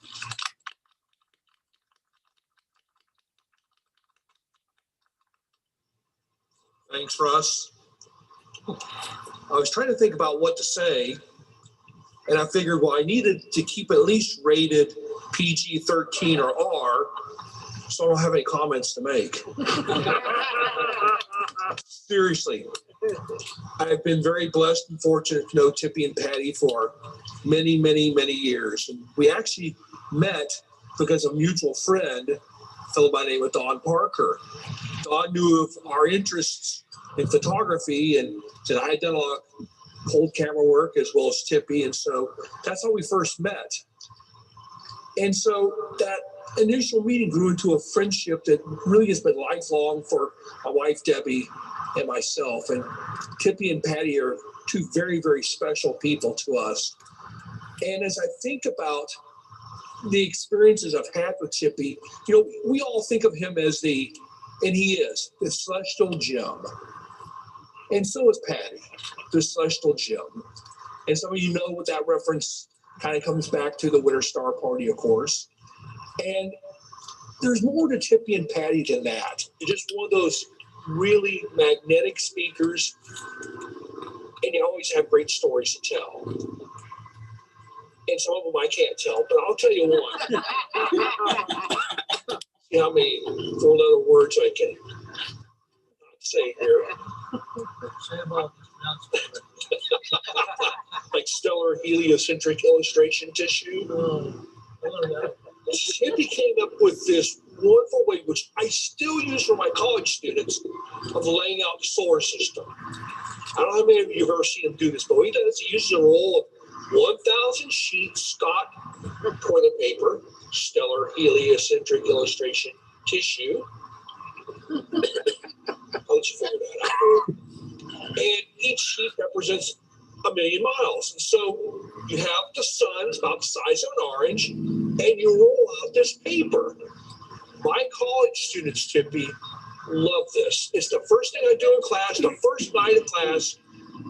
and then I make them roll up the paper after we've gone out the blue tape, which is rolls, by the way. But other stories with Tippy and Patty. One of my most enjoyable opportunities was to have a chance to observe with these two fine people. And one evening, I happened to be one of the people that was out to Everglades when you guys brought out that magnificent 18-inch Dob. And we were observing, and an owl decided to join the party. You've probably heard about this, the infamous owl dropping on the mirror right in the middle of observing. So, notice I've so far been pretty clean, haven't I, in what I've had to say. But know that Tippy and Patty are just good people to be around. And you say, well, you know, they're great astronomers, good people. Let me tell you, this man makes the best ham on the surface of the earth. So good. A couple winters ago, I went up and he taught me how to make this ham. Now my family says, you got to make Tipster's ham. That's the request I get. I thank you, Tippy. Thank you, Patty, for being such dear, close friends all these many, many years. And as another good friend, Jack Horkheimer, would say, keep looking up. Thank you very much.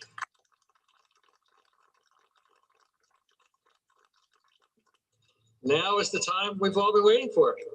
If you would please welcome to the podium, Tippy and Patricia Dioria.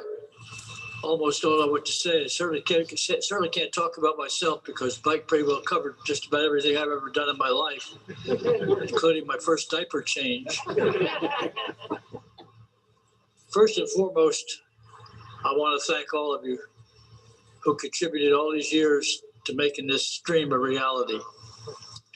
We started off 37 years ago, Patty and I. We joined Southern Cross Astronomical Society, and a finer group of people I've never been around.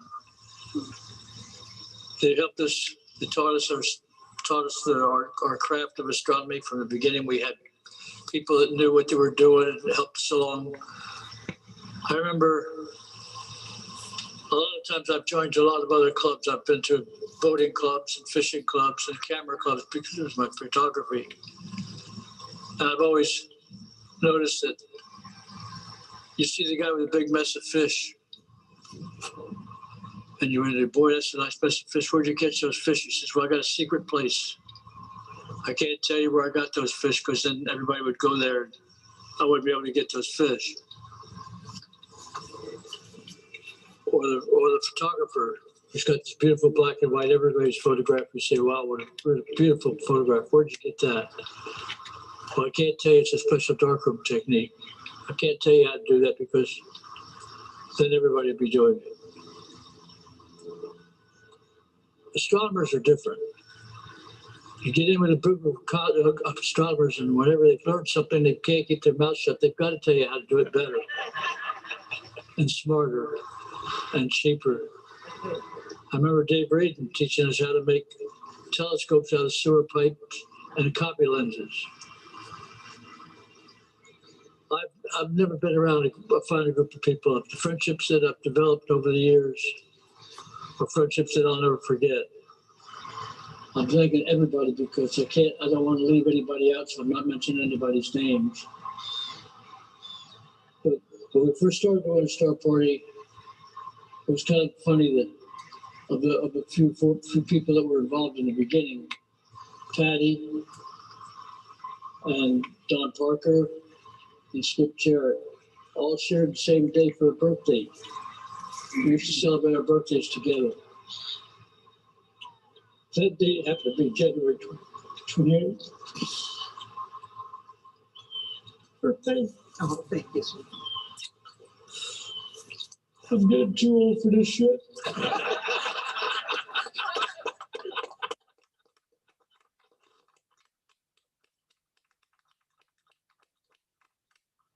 So, thanks for the memories and thanks for making our dreams come true. We really appreciate it. I know I do. And I just want to tell you, this is such a lovely site, and you guys have done such a beautiful job out here. We really do appreciate it.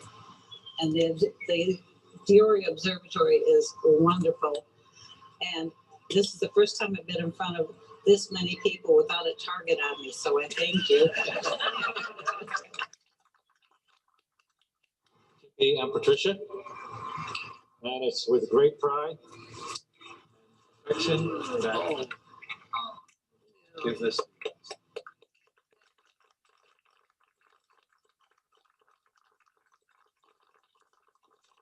How things went down at the very board meeting 33 years ago when Tippy suggested the idea of the Winter Star Party. The board gave a resounding approval, all gung-ho. They really wanted to have the Star Party, and they only had 4 words to say, though, afterwards. And they were, Tippy, don't embarrass us. Well, I have just 4 words to say to you now. Tippy, you done good.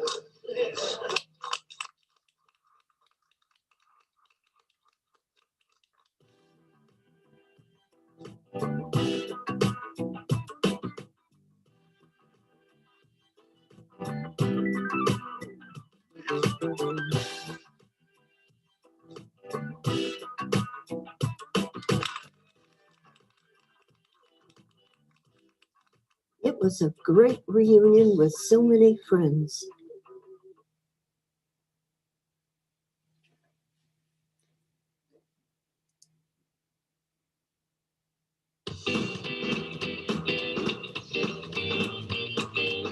It's prize time again. Aaliyah, pick another number.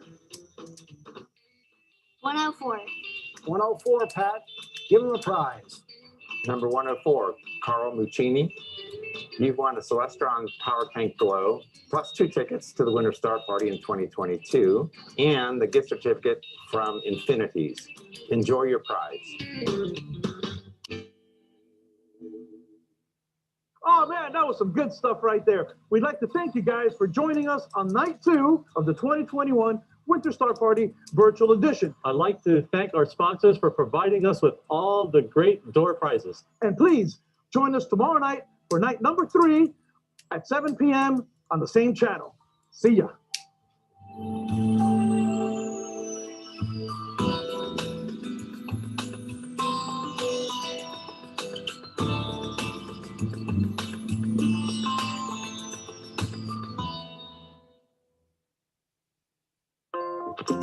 The Southern Cross Astronomical Society of Miami, Florida is proud to present the 2021 Winter Star Party Virtual Edition, February 8th through the 11th. Because of COVID, we will not be able to get together in person this year, but we won't let that stop us from getting together online with old friends and make some new ones. There will be all new presentations about double stars, astroarchaeology, Mars exploration, and more. Enjoy classic videos from past Winter Star Parties by Tippy D'Oria, Dr. Mike Reynolds, John Dobson, and more. Then join us February 8th through the 11th from 7 to 11 p.m. Eastern Standard Time on www.explorescientific.com/Winter Star Party. Mark your calendar. See you there.